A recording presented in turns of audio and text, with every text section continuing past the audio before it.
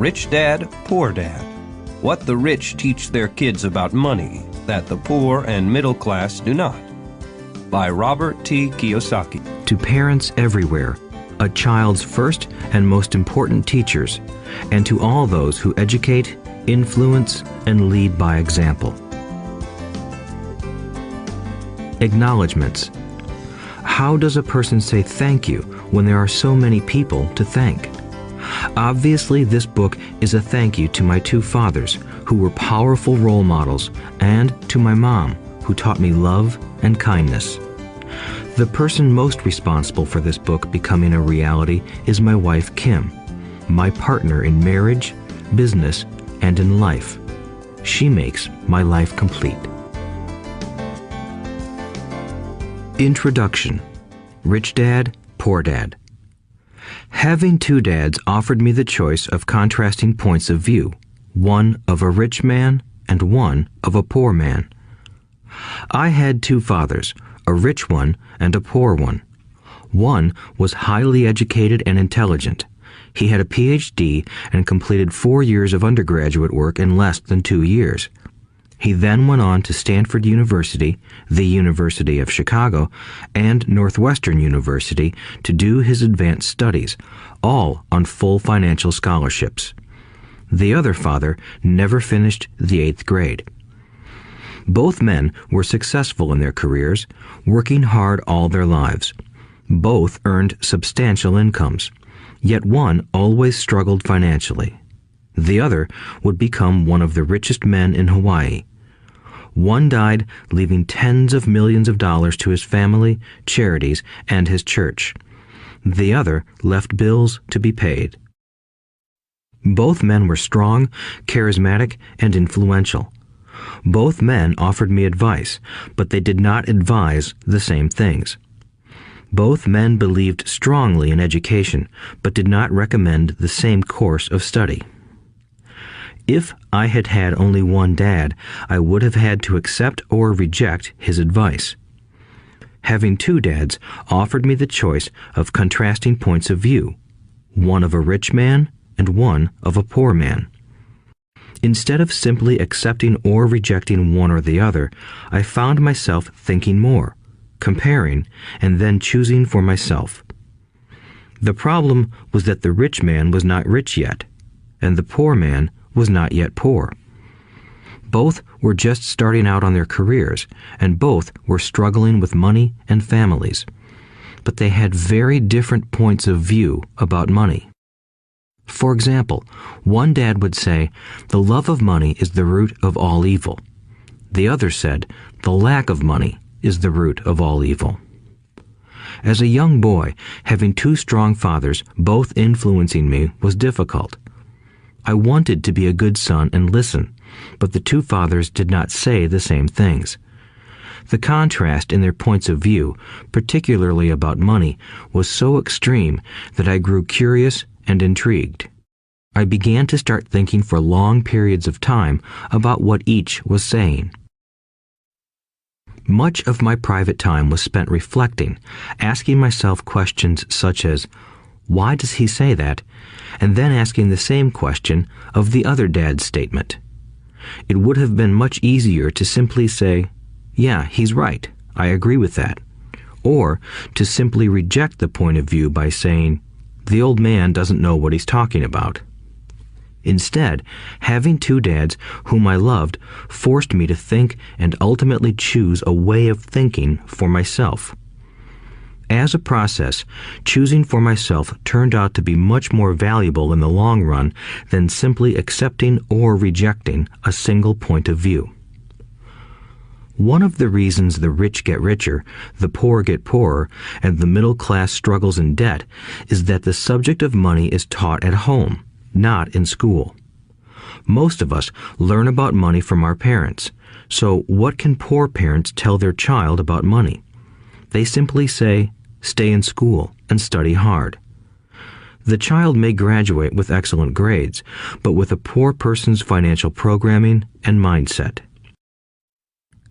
Sadly, money is not taught in schools.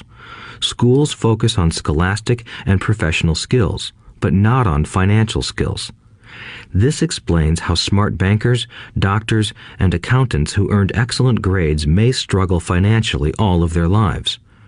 Our staggering national debt is due in large part to highly educated politicians and government officials making financial decisions with little or no training in the subject of money. Today, I often wonder what will soon happen when we have millions of people who need financial and medical assistance. They will be dependent upon their families or the government for financial support. What will happen when Medicare and Social Security run out of money?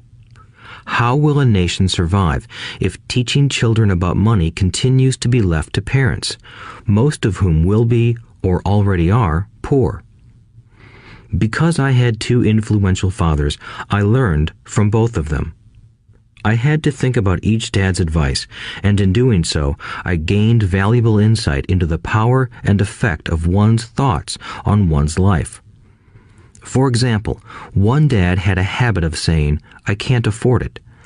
The other dad forbade those words to be used.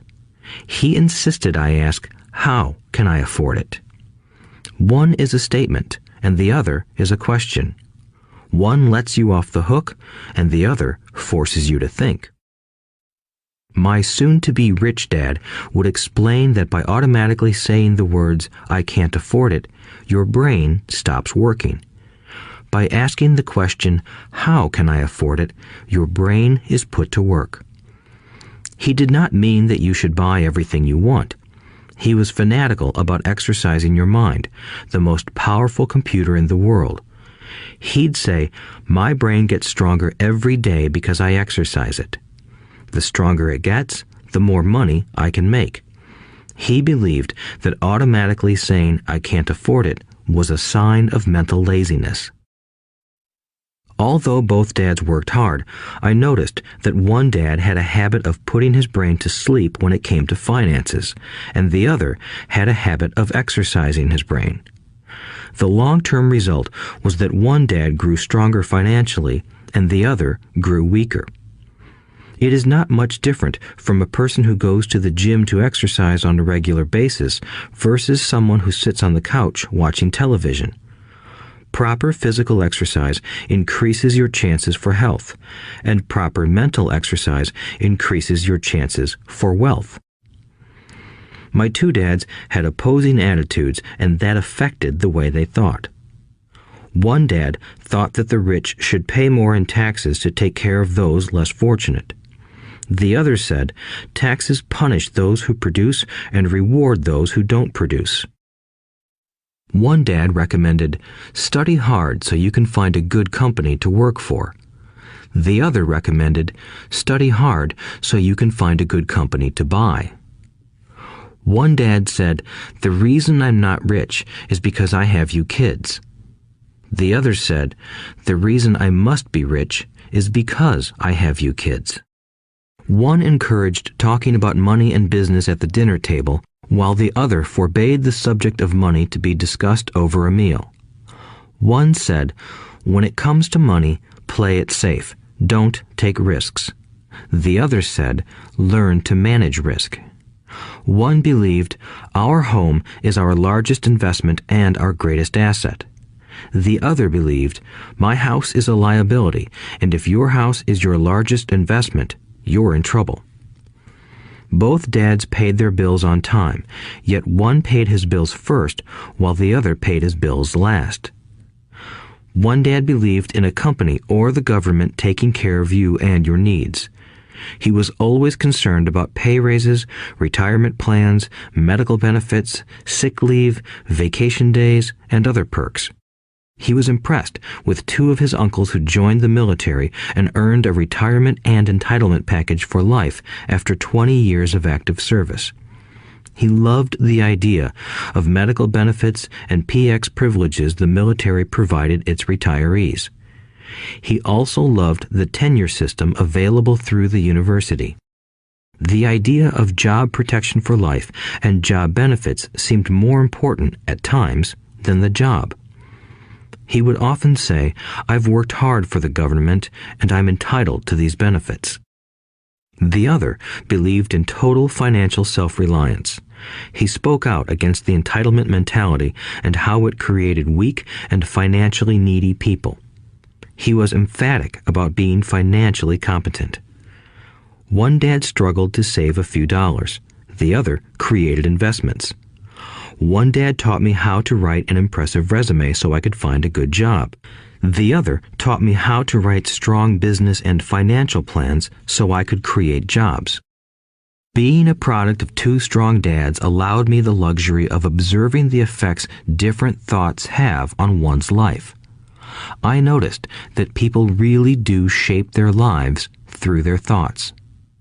For example, my poor dad always said, "I'll never be rich," and that prophecy became reality. My rich dad, on the other hand, always referred to himself as rich. He would say things like, "I'm a rich man and rich people don't do this." Even when he was flat broke after a major financial setback, he continued to refer to himself as a rich man. He would cover himself by saying, "There is a difference between being poor and being broke. Broke is temporary. Poor is eternal." My poor dad would say, "I'm not interested in money," or "money doesn't matter." My rich dad always said, "Money is power." The power of our thoughts may never be measured or appreciated, but it became obvious to me as a young boy that it was important to be aware of my thoughts and how I expressed myself. I noticed that my poor dad was poor, not because of the amount of money he earned, which was significant, but because of his thoughts and actions. As a young boy having two fathers, I became acutely aware of being careful about which thoughts I chose to adopt as my own. Should I listen to my rich dad or to my poor dad? Although both men had tremendous respect for education and learning, they disagreed about what they thought was important to learn. One wanted me to study hard, earn a degree, and get a good job to earn money. He wanted me to study to become a professional, an attorney or an accountant, and to go to business school for my MBA. The other encouraged me to study to be rich, to understand how money works, and to learn how to have it work for me. "I don't work for money" were words he would repeat over and over. "Money works for me." At the age of 9, I decided to listen to and learn from my rich dad about money. In doing so, I chose not to listen to my poor dad, even though he was the one with all the college degrees. A lesson from Robert Frost. Robert Frost is my favorite poet. Although I love many of his poems, my favorite is "The Road Not Taken." I use its lesson almost daily. The road not taken. Two roads diverged in a yellow wood, and sorry I could not travel both. And be one traveler long I stood, and looked down one as far as I could, to where it bent in the undergrowth, then took the other as just as fair, and having perhaps the better claim, because it was grassy and wanted wear. Though as for that the passing there had worn them really about the same, and both that morning equally lay in leaves no step had trodden black. Oh, I kept the first for another day, yet knowing how way leads on to way, I doubted if I should ever come back. I shall be telling this with a sigh, somewhere ages and ages hence. Two roads diverged in a wood, and I took the one less traveled by, and that has made all the difference. And that has made all the difference. Over the years, I have often reflected upon Robert Frost's poem. Choosing not to listen to my highly educated dad's advice and attitude about money was a painful decision, but it was a decision that shaped the rest of my life. Once I made up my mind about whom to listen to, my education about money began. My rich dad taught me over a period of 30 years until I was 39 years old. He stopped once he realized that I knew and fully understood what he had been trying to drum into my often thick skull. Money is one form of power, but what is more powerful is financial education. Money comes and goes, but if you have the education about how money works, you gain power over it and can begin building wealth. The reason positive thinking alone does not work is because most people went to school and never learned how money works, so they spend their lives working for money. Because I was only 9 years old when I started, the lessons my rich dad taught me were simple. And when it was all said and done, there were only 6 main lessons, repeated over 30 years. This audiobook is about those 6 lessons, put as simply as possible, just as simply as my rich dad put forth those lessons to me. The lessons are meant not to be answers, but guideposts that will assist you and your children to grow wealthier no matter what happens in a world of increasing change and uncertainty. Chapter 1. Lesson 1. The rich don't work for money. The poor and the middle class work for money. The rich have money work for them. Dad, can you tell me how to get rich? My dad put down the evening paper. Why do you want to get rich, son? Because today Jimmy's mom drove up in their new Cadillac and they were going to their beach house for the weekend. He took 3 of his friends, but Mike and I weren't invited. They told us we weren't invited because we were poor kids. They did? My dad asked incredulously. Yeah, they did, I replied in a hurt tone. My dad silently shook his head, pushed his glasses up the bridge of his nose, and went back to reading the paper. I stood waiting for an answer. The year was 1956. I was 9 years old. By some twist of fate, I attended the same public school where the rich people sent their kids. We were primarily a sugar plantation town. The managers of the plantation and the other affluent people, such as doctors, business owners, and bankers, sent their children to this elementary school. After grade 6, their children were generally sent off to private schools. Because my family lived on one side of the street, I went to this school. Had I lived on the other side of the street, I would have gone to a different school with kids from families more like mine. After grade 6, these kids and I would go on to the public intermediate and high school. There was no private school for them or for me. My dad finally put down the paper. I could tell he was thinking. Well, son, he began slowly, if you want to be rich, you have to learn to make money. How do I make money? I asked. Well, use your head, son, he said, smiling. Even then, I knew that really meant, that's all I'm going to tell you, or, I don't know the answer, so don't embarrass me. A partnership is formed. The next morning, I told my best friend, Mike, what my dad had said. As best as I could tell, Mike and I were the only poor kids in this school. Mike was also in this school by a twist of fate. Someone had drawn a jog in the line for the school district, and we wound up in school with the rich kids. We weren't really poor, but we felt as if we were because all the other boys had new baseball gloves, new bicycles, new everything. Mom and Dad provided us with the basics, like food and shelter and clothes, but that was about it. My dad used to say, if you want something, work for it. We wanted things, but there was not much work available for 9-year-old boys. So what do we do to make money? Mike asked. I don't know, I said, but do you want to be my partner? He agreed, and so on that Saturday morning, Mike became my first business partner. We spent all morning coming up with ideas on how to make money. Occasionally, we talked about all the cool guys at Jimmy's beach house having fun. It hurt a little, but that hurt was good because it inspired us to keep thinking of a way to make money. Finally, that afternoon, a bolt of lightning struck. It was an idea Mike got from a science book he had read. Excitedly, we shook hands, and the partnership now had a business. For the next several weeks, Mike and I ran around our neighborhood, knocking on doors and asking our neighbors if they would save their toothpaste tubes for us. With puzzled looks, most adults consented with a smile. Some asked us what we were doing, to which we replied, "We can't tell you. It's a business secret." My mom grew distressed as the weeks wore on. We had selected a site next to her washing machine as the place we would stockpile our raw materials. In a brown cardboard box that at one time held ketchup bottles, our little pile of used toothpaste tubes began to grow. Finally, my mom put her foot down. The sight of her neighbor's messy, crumpled used toothpaste tubes had gotten to her. "What are you boys doing?" she asked, "and I don't want to hear again that it's a business secret. Do something with this mess or I'm going to throw it out."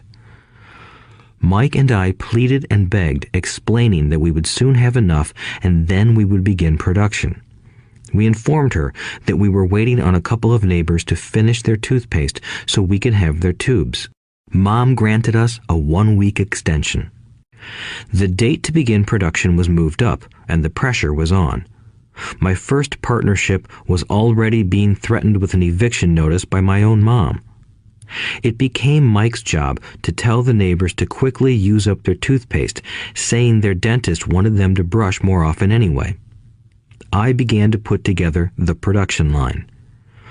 One day, my dad drove up with a friend to see 2 9-year-old boys in the driveway with a production line operating at full speed. There was fine white powder everywhere. On a long table were small milk cartons from school, and our family's hibachi grill was glowing with red-hot coals at maximum heat. Dad walked up cautiously, having to park the car at the base of the driveway since the production line blocked the carport. As he and his friend got closer, they saw a steel pot sitting on top of the coals in which the toothpaste tubes were being melted down. In those days, toothpaste did not come in plastic tubes. The tubes were made of lead, so once the paint was burned off, the tubes were dropped in the small steel pot. They melted until they became liquid, and with my mom's pot holders, we poured the lead through a small hole in the top of the milk cartons. The milk cartons were filled with plaster of Paris. White powder was everywhere. In my haste, I had knocked the bag over, and the entire area looked like it had been hit by a snowstorm. The milk cartons were the outer containers for plaster of Paris molds.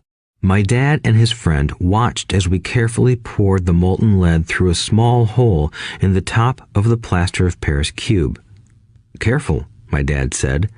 I nodded without looking up. Finally, once the pouring was through, I put the steel pot down and smiled at my dad. "What are you boys doing?" he asked with a cautious smile. "We're doing what you told me to do. We're going to be rich," I said. "Yup," said Mike, grinning and nodding his head. "We're partners." "And what is in those plaster molds?" my dad asked. "Watch," I said. "This should be a good batch."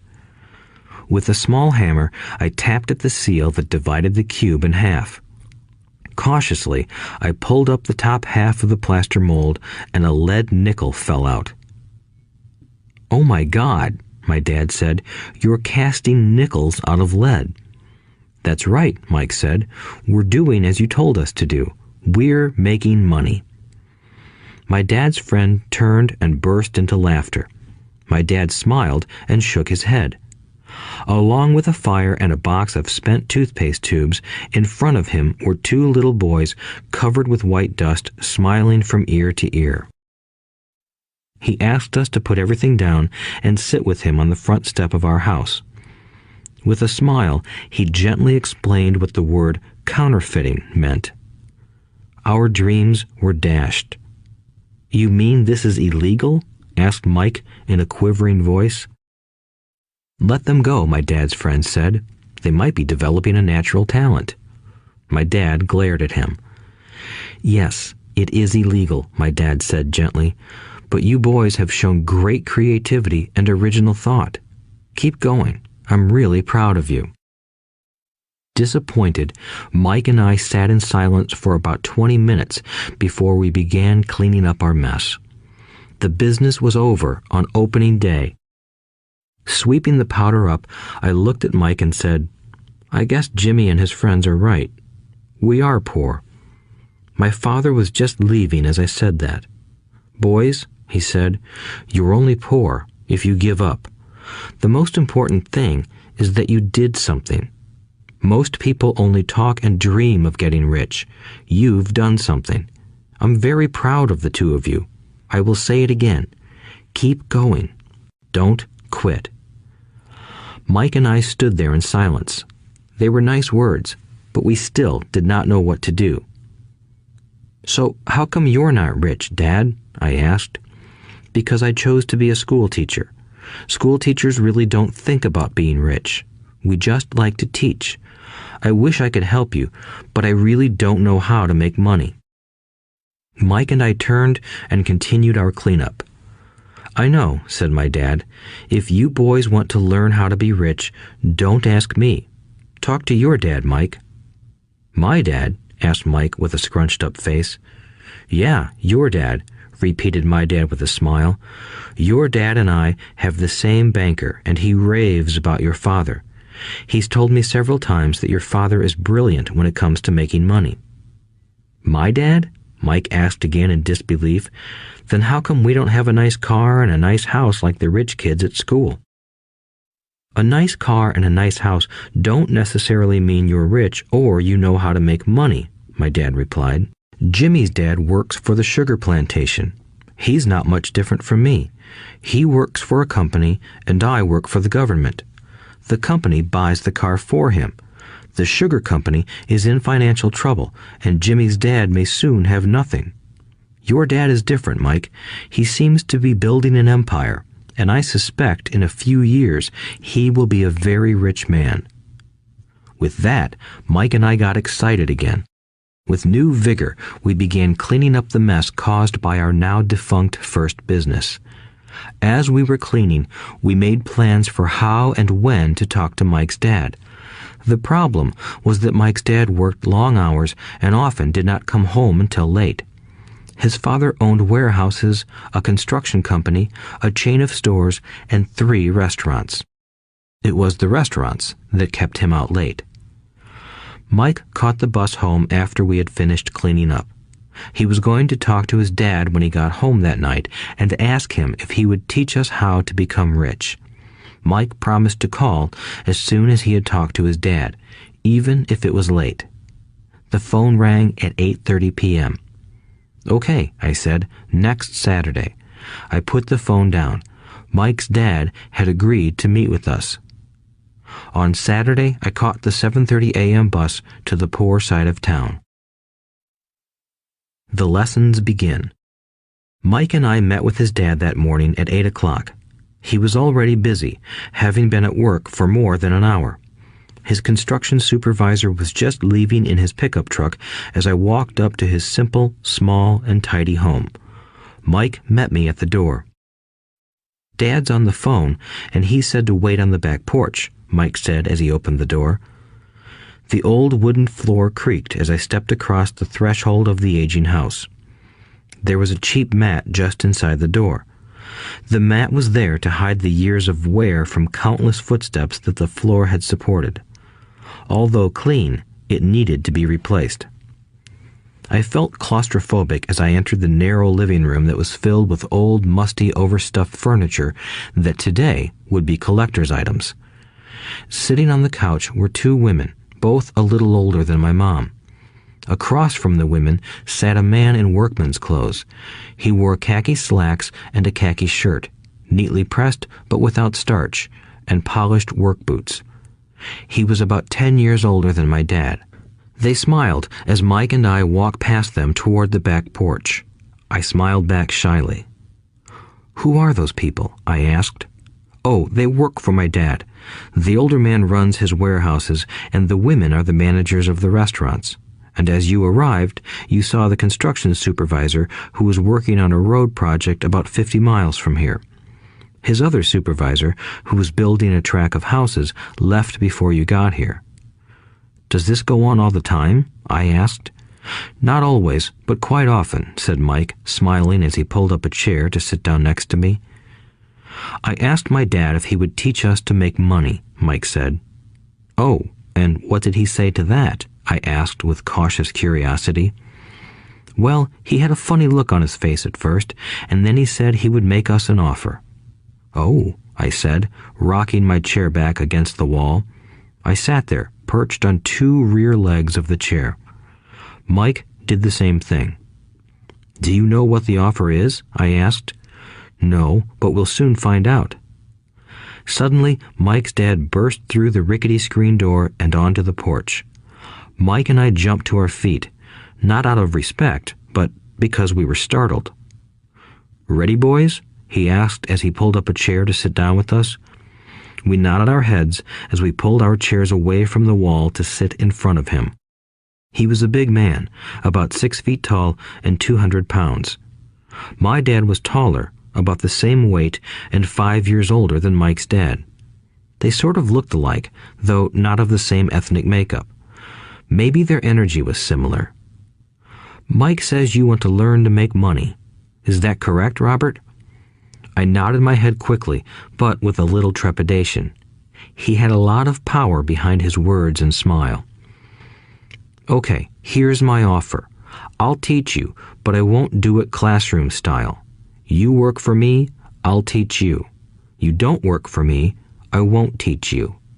I can teach you faster if you work, and I'm wasting my time if you just want to sit and listen like you do in school. That's my offer. Take it or leave it." May I ask a question first?" I asked. "No. Take it or leave it. I've got too much work to do to waste my time. If you can't make up your mind decisively, then you'll never learn to make money anyway. Opportunities come and go. Being able to know when to make quick decisions is an important skill. You have the opportunity that you asked for. School is beginning, or it's over in 10 seconds, Mike's dad said with a teasing smile. "Take it," I said. "Take it," said Mike. "Good," said Mike's dad. "Mrs. Martin will be by in 10 minutes. After I'm through with her, you'll ride with her to my superette and you can begin working. I'll pay you 10 cents an hour and you'll work 3 hours every Saturday." "But I have a softball game today," I said. Mike's dad lowered his voice to a stern tone. "Take it or leave it," he said. "I'll take it," I replied, choosing to work and learn instead of playing. 30 cents later. By 9 a.m. that day, Mike and I were working for Mrs. Martin. She was a kind and patient woman. She always said that Mike and I reminded her of her 2 grown sons. Although kind, she believed in hard work and kept us moving. We spent 3 hours taking canned goods off the shelves, brushing each can with a feather duster to get the dust off, and then restacking them neatly. It was excruciatingly boring work. Mike's dad, whom I called my rich dad, owned 9 of these little superettes, each with a large parking lot. They were the early version of the 7-Eleven convenience stores, little neighborhood grocery stores where people bought items such as milk, bread, butter, and cigarettes. The problem was that this was Hawaii before air conditioning was widely used, and the stores could not close their doors because of the heat. On 2 sides of the store, the doors had to be wide open to the road and parking lot. Every time a car drove by or pulled into the parking lot, dust would swirl and settle in the store. We knew we had a job as long as there was no air conditioning. For 3 weeks, Mike and I reported to Mrs. Martin and worked our 3 hours. By noon, our work was over, and she dropped 3 little dimes in each of our hands. Now, even at the age of 9 in the mid-1950s, 30 cents was not too exciting. Comic books cost 10 cents back then, so I usually spent my money on comic books and went home. By Wednesday of the 4th week, I was ready to quit. I had agreed to work only because I wanted to learn to make money from Mike's dad, and now I was a slave for 10 cents an hour. On top of that, I had not seen Mike's dad since that first Saturday. "I'm quitting," I told Mike at lunchtime. School was boring, and now I did not even have my Saturdays to look forward to. But it was the 30 cents that really got to me. This time, Mike smiled. "What are you laughing at?" I asked with anger and frustration. "Dad said this would happen. He said to meet with him when you were ready to quit." "What?" I said indignantly. "He's been waiting for me to get fed up?" Sort of, Mike said. Dad's kind of different. He doesn't teach like your dad. Your mom and dad lecture a lot. My dad is quiet and a man of few words. You just wait till this Saturday. I'll tell him you're ready. You mean I've been set up? No, not really. But maybe. Dad will explain on Saturday. Waiting in line on Saturday. I was ready to face Mike's dad. Even my real dad was angry with him.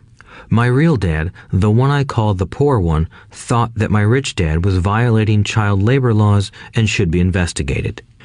My educated poor dad told me to demand what I deserve, at least 25 cents an hour.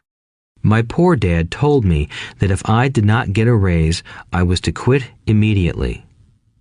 You don't need that damn job anyway, said my poor dad with indignation. At 8 o'clock Saturday morning, I walked through the door of Mike's house when Mike's dad opened it. Take a seat and wait in line, he said as I entered. He turned and disappeared into his little office next to a bedroom. I looked around the room and didn't see Mike anywhere. Feeling awkward, I cautiously sat down next to the same two women who were there 4 weeks earlier. They smiled and slid down the couch to make room for me. 45 minutes went by, and I was steaming. The two women had met with him and left 30 minutes earlier. An older gentleman was in there for 20 minutes and was also gone. The house was empty, and here I sat in a musty, dark living room on a beautiful, sunny Hawaiian day, waiting to talk to a cheapskate who exploited children. I could hear him rustling around the office, talking on the phone, and ignoring me. I was ready to walk out, but for some reason, I stayed. Finally, 15 minutes later, at exactly 9 o'clock, Rich Dad walked out of his office, said nothing, and signaled with his hand for me to enter. I understand you want a raise or you're going to quit, Rich Dad said as he swiveled in his office chair. Well, you're not keeping your end of the bargain, I blurted out, nearly in tears. It was really frightening for me to confront a grown-up. You said that you would teach me if I worked for you. Well, I've worked for you. I've worked hard. I've given up my baseball games to work for you, but you haven't kept your word, and you haven't taught me anything. You are a crook like everyone in town thinks you are. You're greedy. You want all the money and don't take care of your employees. You made me wait and don't show me any respect. I'm only a little boy, but I deserve to be treated better. Rich Dad rocked back in his swivel chair, hands up to his chin, and stared at me. Not bad, he said. In less than a month, you sound like most of my employees. What? I asked. Not understanding what he was saying, I continued with my grievance. I thought you were going to keep your end of the bargain and teach me. Instead, you want to torture me? That's cruel. That's really cruel. I am teaching you, Rich Dad said quietly. What have you taught me? Nothing, I said angrily. You haven't even talked to me once since I agreed to work for peanuts. 10 cents an hour. Ha! I should notify the government about you. We have child labor laws, you know. My dad works for the government, you know. Wow, said Rich Dad. Now you sound just like most of the people who used to work for me. People I've either fired or who have quit. So, what do you have to say? I demanded, feeling pretty brave for a little kid. You lied to me. I've worked for you, and you have not kept your word. You haven't taught me anything. How do you know that I've not taught you anything? Asked Rich Dad calmly. Well, you've never talked to me. I've worked for 3 weeks, and you have not taught me anything, I said with a pout. Does teaching mean talking or a lecture? Rich Dad asked. Well, yes, I replied. That's how they teach you in school, he said, smiling. But that is not how life teaches you, and I would say that life is the best teacher of all. Most of the time, life does not talk to you. It just sort of pushes you around.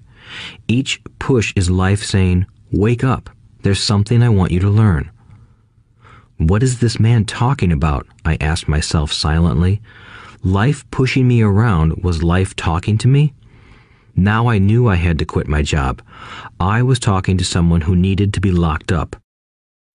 If you learn life's lessons, you will do well. If not, life will just continue to push you around. People do two things. Some just let life push them around. Others get angry and push back. But they push back against their boss, or their job, or their husband or wife. They do not know it's life that's pushing. I had no idea what he was talking about. Life pushes all of us around. Some people give up and others fight. A few learn the lesson and move on. They welcome life pushing them around. To these few people, it means they need and want to learn something. They learn and move on. Most quit, and a few, like you, fight. Rich Dad stood and shut the creaky old wooden window that needed repair. If you learn this lesson, you will grow into a wise, wealthy, and happy young man. If you don't, you will spend your life blaming a job, low pay, or your boss for your problems. You'll live life always hoping for that big break that will solve all your money problems. Rich Dad looked over at me to see if I was still listening. His eyes met mine. We stared at each other, communicating through our eyes. Finally, I looked away once I had absorbed his message. I knew he was right. I was blaming him, and I did ask to learn. I was fighting. Rich Dad continued, "Or, if you are the kind of person who has no guts, you just give up every time life pushes you. If you are that kind of person, you'll live all your life playing it safe, doing the right things, saving yourself for some event that never happens. Then you die a boring old man. You'll have lots of friends who really like you because you were such a nice, hard-working guy. But the truth is that you let life push you into submission. Deep down, you were terrified of taking risks. You really wanted to win, but the fear of losing was greater than the excitement of winning. Deep inside, you and only you will know you didn't go for it. You chose to play it safe." Our eyes met again. "You've been pushing me around?" I asked. "Some people might say that," smiled Rich Dad. "I would say that I just gave you a taste of life." "What taste of life?" I asked, still angry, but now curious and ready to learn. "You boys are the first people that have ever asked me to teach them how to make money.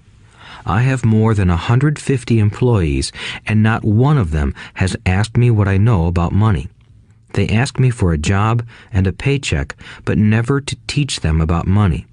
So most will spend the best years of their lives working for money, not really understanding what it is they are working for." I sat there listening intently. "So when Mike told me you wanted to learn how to make money, I decided to design a course that mirrored real life. I could talk until I was blue in the face, but you wouldn't hear a thing. So I decided to let life push you around a bit so you could hear me. That's why I only paid you 10 cents. "So what is the lesson I learned from working for only 10 cents an hour?" I asked. "That you're cheap and exploit your workers?" Rich Dad rocked back and laughed heartily. Finally, he said, "You'd best change your point of view. Stop blaming me and thinking I'm the problem.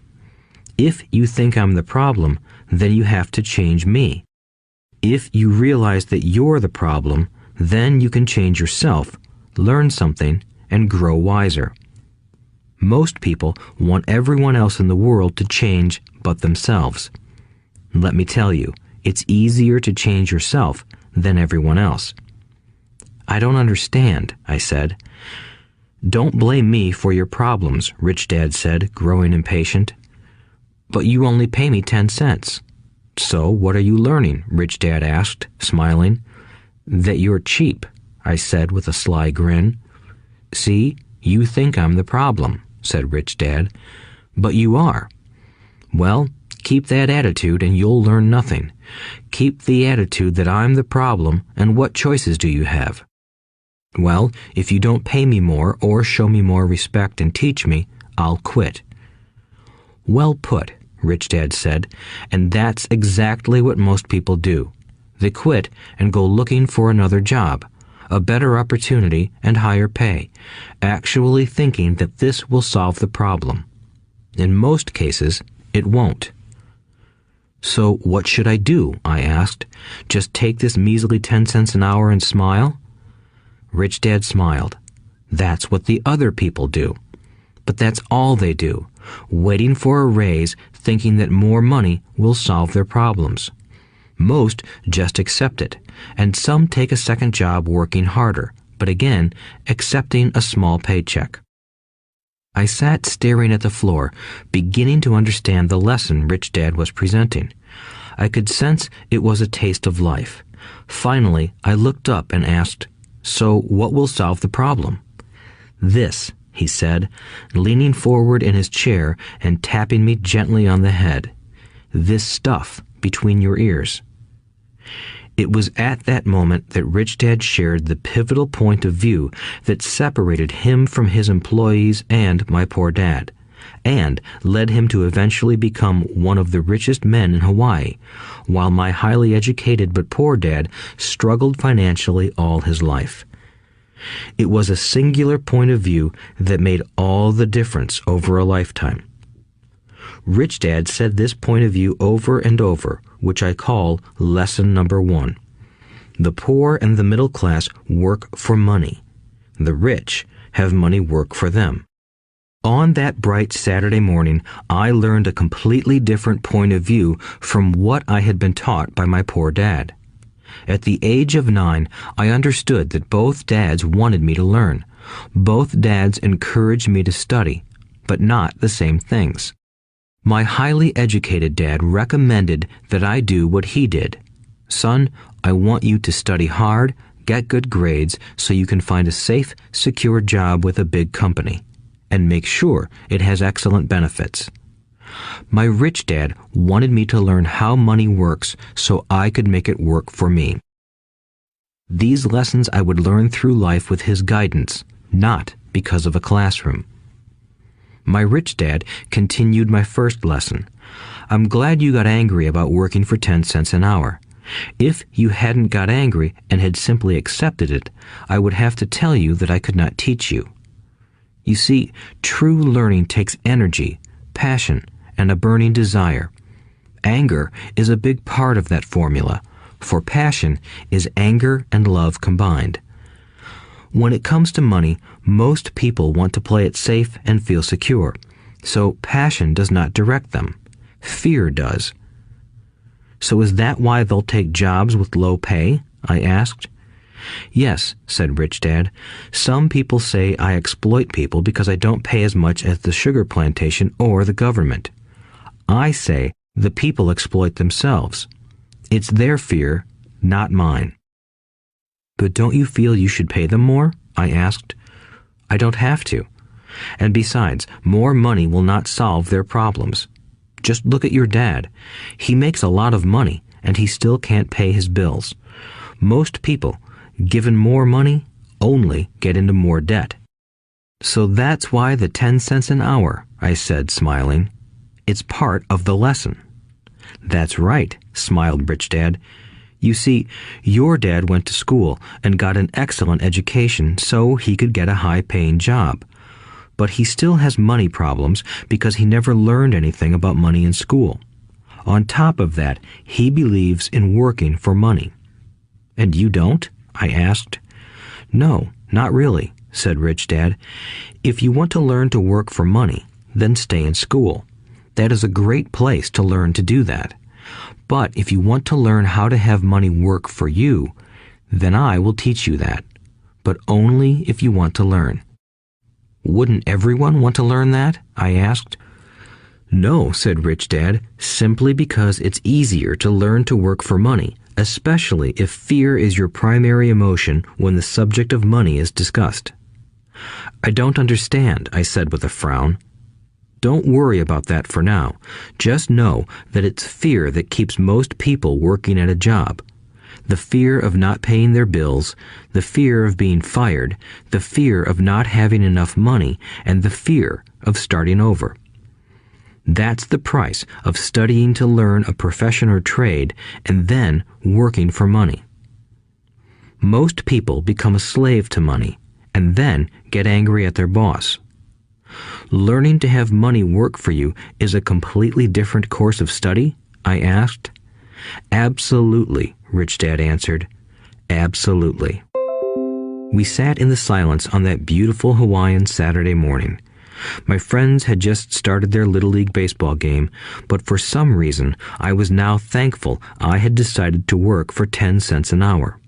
I sensed that I was about to learn something my friends wouldn't learn in school.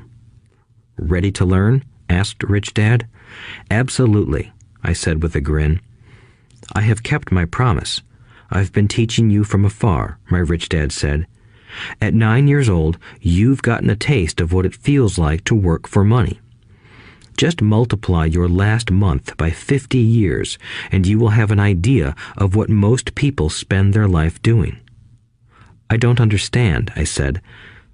How did you feel waiting in line to see me, once to get hired and once to ask for more money? Terrible, I said. If you choose to work for money, that is what life will be like, said Rich Dad. And how did you feel when Mrs. Martin dropped 3 dimes in your hand for 3 hours of work? I felt like it wasn't enough. It seemed like nothing. I was disappointed, I said. And that is how most employees feel when they look at their paychecks, especially after all the tax and other deductions are taken out. At least you got 100%. You mean most workers don't get paid everything? I asked with amazement. Heavens no, said Rich Dad. The government always takes its share first. How do they do that? I asked. Taxes, said Rich Dad. You're taxed when you earn. You're taxed when you spend. You're taxed when you save. You're taxed when you die. Why do people let the government do that to them? The rich don't, said Rich Dad with a smile. The poor and the middle class do. I'll bet you that I earn more than your dad, yet he pays more in taxes. How can that be? I asked. At my age, that made no sense to me. Why would someone let the government do that to them? Rich Dad rocked slowly and silently in his chair, just looking at me. Ready to learn? He asked. I nodded my head slowly. As I said, there is a lot to learn. Learning how to have money work for you is a lifetime study. Most people go to college for 4 years and their education ends. I already know that my study of money will continue over my lifetime, simply because the more I find out I need to know. Most people never study the subject. They go to work, get their paycheck, balance their checkbooks, and that's it. Then they wonder why they have money problems. They think that more money will solve the problem, and don't realize that it's their lack of financial education that is the problem. So my dad has tax problems because he doesn't understand money? I asked, confused. Look, said Rich Dad, taxes are just one small section on learning how to have money work for you. Today, I just wanted to find out if you still have the passion to learn about money. Most people don't. They want to go to school, learn a profession, have fun at their work, and earn lots of money.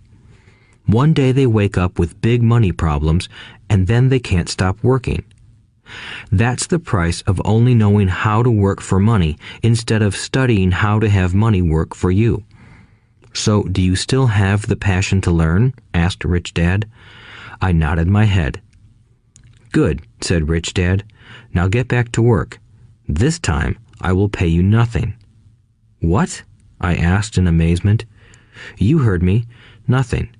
You will work the same 3 hours every Saturday, but this time you will not be paid 10 cents per hour. You said you wanted to learn to not work for money, so I'm not going to pay you anything. I couldn't believe what I was hearing. I've already had this conversation with Mike, and he's already working, dusting and stacking canned goods for free. You'd better hurry and get back there. That's not fair, I shouted. You've got to pay something. You said you wanted to learn. If you don't learn this now, you'll grow up to be like the two women and the older man sitting in my living room, working for money and hoping I don't fire them. Or, like your dad, earning lots of money only to be in debt up to his eyeballs, hoping more money will solve the problem. If that's what you want, I'll go back to our original deal of 10 cents an hour. Or you can do what most adults do. Complain that there is not enough pay, quit, and go looking for another job. But what do I do? I asked. Rich Dad tapped me on the head. Use this, he said. If you use it well, you will soon thank me for giving you an opportunity, and you will grow into a rich man. I stood there, still not believing what a raw deal I was handed. I came to ask for a raise, and somehow I was instead working for nothing. Rich Dad tapped me on the head again and said, "Use this. Now, get out of here and get back to work." Lesson number 1. The rich don't work for money. I didn't tell my poor dad I wasn't being paid. He wouldn't have understood, and I didn't want to try to explain something I didn't understand myself. For 3 more weeks, Mike and I worked 3 hours every Saturday for nothing. The work didn't bother me, and the routine got easier. But it was the missed baseball games and not being able to afford to buy a few comic books that got to me. Rich Dad stopped by at noon on the 3rd week. We heard his truck pull up in the parking lot and sputter when the engine was turned off. He entered the store and greeted Mrs. Martin with a hug. After finding out how things were going in the store, he reached into the ice cream freezer, pulled out 2 bars, paid for them, and signaled to Mike and me. "Let's go for a walk, boys." We crossed the street, dodging a few cars, and walked across a large grassy field where a few adults were playing softball. Sitting down at a lone picnic table, he handed Mike and me the treats. "How's it going, boys?" "Okay," Mike said. I nodded in agreement. "Learn anything yet?" Rich Dad asked. Mike and I looked at each other, shrugged our shoulders, and shook our heads in unison. Avoiding one of life's biggest traps. Well, you boys had better start thinking. You're staring at one of life's biggest lessons. If you learn it, you'll enjoy a life of great freedom and security. If you don't, you'll wind up like Mrs. Martin and most of the people playing softball in this park. They work very hard for little money, clinging to the illusion of job security and looking forward to a 3-week vacation each year and maybe a skimpy pension after 45 years of service. If that excites you, I'll give you a raise to 25 cents an hour. But these are good, hard-working people. Are you making fun of them? I demanded. A smile came over Rich Dad's face. Mrs. Martin is like a mother to me. I would never be that cruel. I may sound unkind because I'm doing my best to point something out to the 2 of you. I want to expand your point of view so you can see something most people never have the benefit of seeing because their vision is too narrow. Most people never see the trap they are in. Mike and I sat there, uncertain of his message. He sounded cruel, yet we could sense he was trying to drive home a point. With a smile, Rich Dad said, "Doesn't that 25 cents an hour sound good? Doesn't it make your heart beat a little faster?" I shook my head no, but it really did. 25 cents an hour would be big bucks to me. "Okay, I'll pay you $1 an hour," Rich Dad said, with a sly grin. Now my heart started to race. My brain was screaming, "Take it, take it." I could not believe what I was hearing. Still, I said nothing. "Okay, $2 an hour." My little brain and heart nearly exploded. After all, it was 1956, and being paid $2 an hour would have made me the richest kid in the world. I couldn't imagine earning that kind of money. I wanted to say yes. I wanted the deal. I could picture a new bicycle, new baseball glove, and the adoration of my friends when I flashed some cash. On top of that, Jimmy and his rich friends could never call me poor again. But somehow, my mouth stayed shut. The ice cream had melted and was running down my hand. Rich Dad was looking at two boys staring back at him, eyes wide open and brains empty. He was testing us, and he knew there was a part of our emotions that wanted to take the deal. He understood that every person has a weak and needy part of their soul that can be bought, and he knew that every individual also had a part of their soul that was resilient and could never be bought. It was only a question of which one was stronger. Okay, $5 an hour. Suddenly, I was silent. Something had changed. The offer was too big and ridiculous. Not many grown-ups in 1956 made more than that, but quickly my temptation disappeared and calm set in. Slowly, I turned to my left to look at Mike. He looked back at me. The part of my soul that was weak and needy was silenced. The part of me that had no price took over. I knew Mike had gotten to that point too. "Good," said Rich Dad softly. "Most people have a price, and they have a price because of human emotions named fear and greed. First, the fear of being without money motivates us to work hard, and then, once we get that paycheck, greed or desire starts us thinking about all the wonderful things money can buy. The pattern is then set." "What pattern?" I asked. "The pattern of get up, go to work, pay bills, get up, go to work, pay bills." People's lives are forever controlled by two emotions, fear and greed. Offer them more money, and they continue the cycle by increasing their spending. This is what I call the rat race. "There is another way?" Mike asked. "Yes," said Rich Dad slowly, "but only a few people find it." "And what is that way?" Mike asked. "That's what I hope you boys will learn as you work and study with me. That is why I took away all forms of pay." "Any hints?" Mike asked. "We're kind of tired of working hard, especially for nothing." "Well, the first step is telling the truth," said Rich Dad.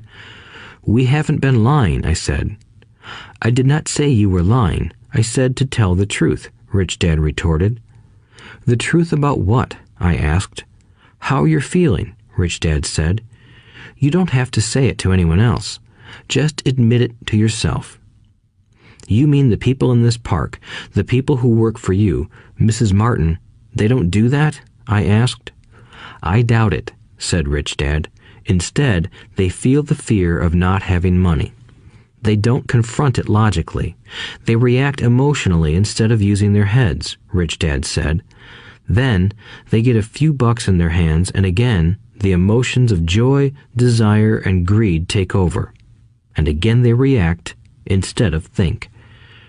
"So their emotions control their brain," Mike said. "That's correct," said Rich Dad. "Instead of admitting the truth about how they feel, they react to their feelings and fail to think. They feel the fear, so they go to work, hoping that money will soothe the fear, but it doesn't. It continues to haunt them, and they return to work, hoping again that money will calm their fears, and again it doesn't.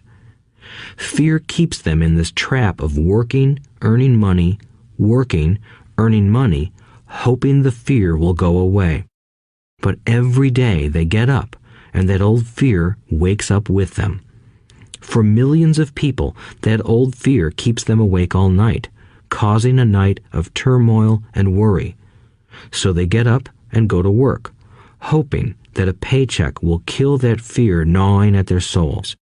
Money is running their lives, and they refuse to tell the truth about that. Money is in control of their emotions and their souls." Rich Dad sat quietly, letting his words sink in. Mike and I had heard what he said, but didn't understand fully what he was talking about. I just knew that I often wondered why grown-ups hurried off to work. It did not seem like much fun, and they never looked that happy, but something kept them going. Realizing we had absorbed as much as possible of what he was talking about, Rich Dad said, "I want you boys to avoid that trap. That is really what I want to teach you. Not just to be rich, because being rich does not solve the problem." "It doesn't?" I asked, surprised. No, it doesn't. Let me explain the other emotion, desire. Some call it greed, but I prefer desire. It's perfectly normal to desire something better, prettier, more fun, or exciting. So people also work for money because of desire. They desire money for the joy they think it can buy. But the joy that money brings is often short-lived, and they soon need more money for more joy, more pleasure, more comfort, and more security. So they keep working, thinking money will soothe their souls that are troubled by fear and desire. But money can't do that.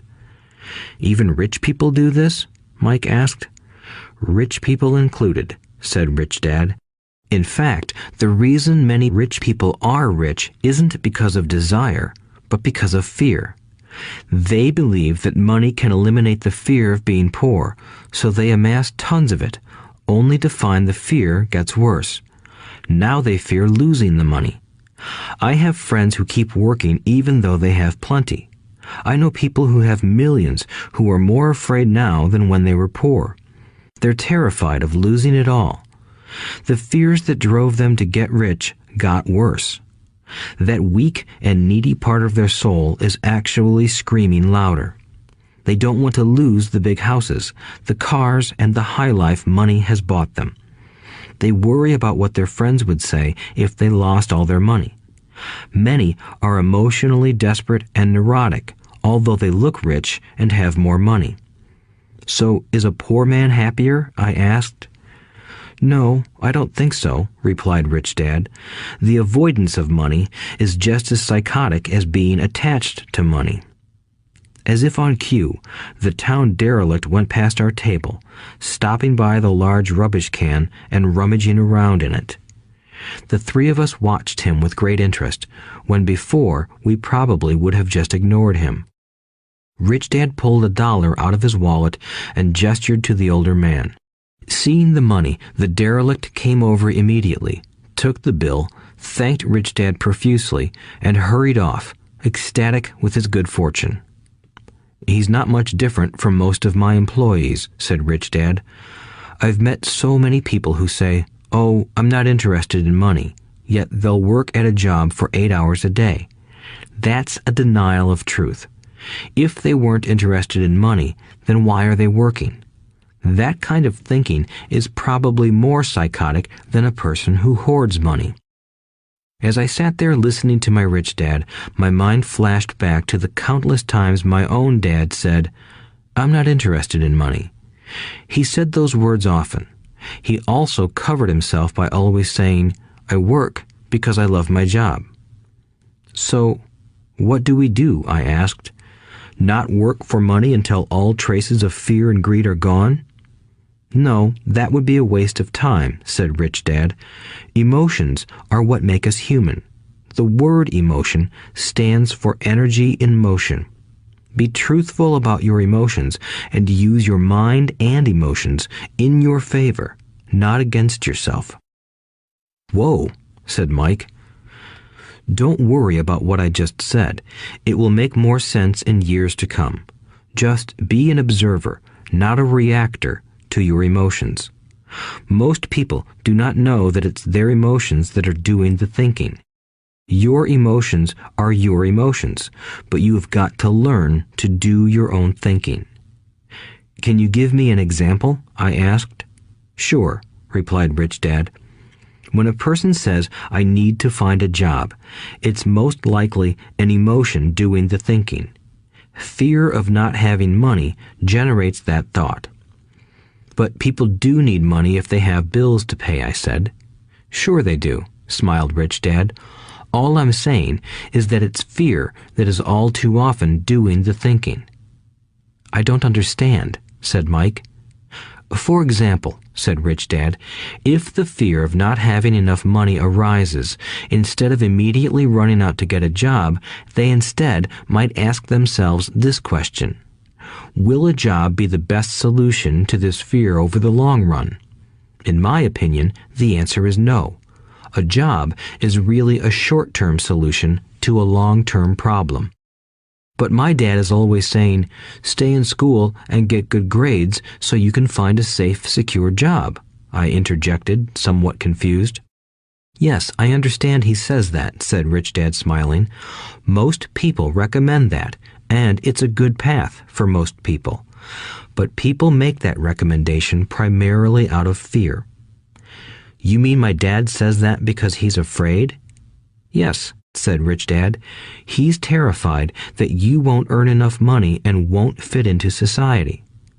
Don't get me wrong. He loves you and wants the best for you. I, too, believe an education and a job are important, but it won't handle the fear. You see, that same fear that makes him get up in the morning to earn a few bucks is the fear that is causing him to be so fanatical about your going to school. So what do you recommend? I asked. I want to teach you to master the power of money instead of being afraid of it. They don't teach that in school, and if you don't learn it, you become a slave to money. It was finally making sense. He wanted us to widen our views and to see what the Mrs. Martins of this world couldn't see. He used examples that sounded cruel at the time, but I've never forgotten them. My vision widened that day, and I began to see the trap that lay ahead for most people. You see, we're all employees ultimately. We just work at different levels, said Rich Dad. I just want you boys to have a chance to avoid the trap caused by those two emotions, fear and desire. Use them in your favor, not against you. That's what I want to teach you. I'm not interested in just teaching you to make a pile of money. That won't handle the fear or desire. If you don't first handle fear and desire, and you get rich, you'll only be a highly paid slave. So how do we avoid the trap? I asked. The main cause of poverty or financial struggle is fear and ignorance, not the economy or the government or the rich. It's self-inflicted fear and ignorance that keep people trapped. So you boys go to school and get your college degrees, and I'll teach you how to stay out of the trap. The pieces of the puzzle were appearing. My highly educated dad had a great education and a great career, but school never told him how to handle money or his fear of it. It became clear that I could learn different and important things from two fathers. So you've been talking about the fear of not having money.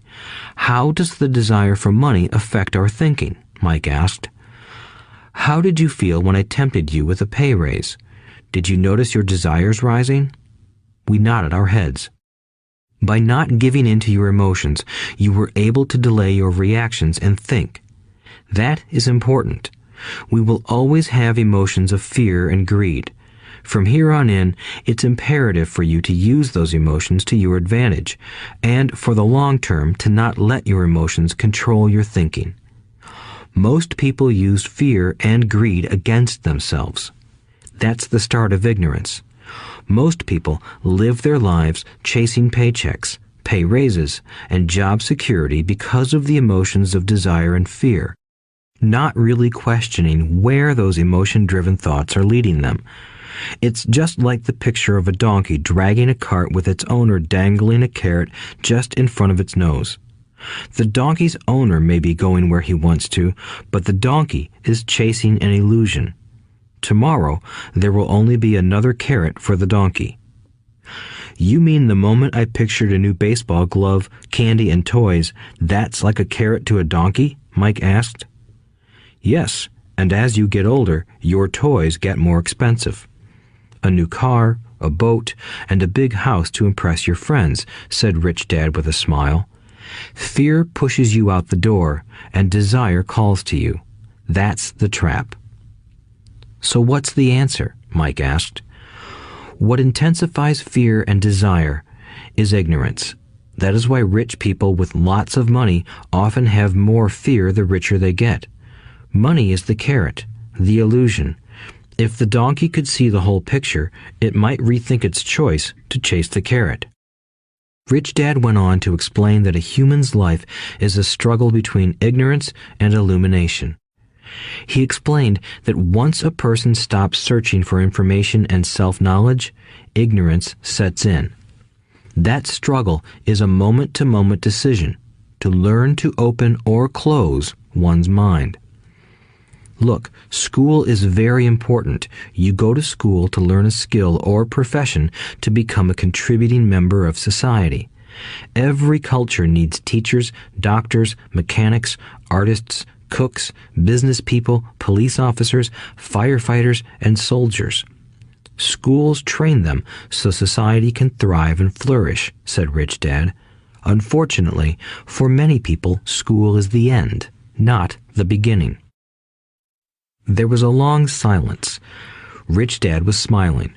I didn't comprehend everything he said that day, but as with most great teachers, his words continued to teach for years. I've been a little cruel today, said Rich Dad, but I want you to always remember this talk. I want you to always think of Mrs. Martin, and I want you always to remember that donkey. Never forget that fear and desire can lead you into life's biggest trap if you are not aware of them controlling your thinking. To spend your life living in fear, never exploring your dreams, is cruel. To work hard for money, thinking that it will buy you things that will make you happy, is also cruel. To wake up in the middle of the night terrified about paying bills is a horrible way to live. To live a life dictated by the size of a paycheck is not really living a life. Thinking that a job makes you secure is lying to yourself. That's cruel, and that's the trap I want you to avoid. I've seen how money runs people's lives. Don't let that happen to you. Please, don't let money run your life. A softball rolled under our table. Rich Dad picked it up and threw it back. So what does ignorance have to do with greed and fear? I asked. Because it is ignorance about money that causes so much greed and fear, said Rich Dad. Let me give you some examples. A doctor, wanting more money to better provide for his family, raises his fees. By raising his fees, it makes healthcare more expensive for everyone. It hurts the poor people the most, so they have worse health than those with money. Because the doctors raise their fees, the attorneys raise their fees. Because the attorneys' fees have gone up, school teachers want a raise, which raises our taxes, and on and on and on. Soon, there will be such a horrifying gap between the rich and the poor that chaos will break out and another great civilization will collapse. History proves that great civilizations collapse when the gap between the haves and have-nots is too great.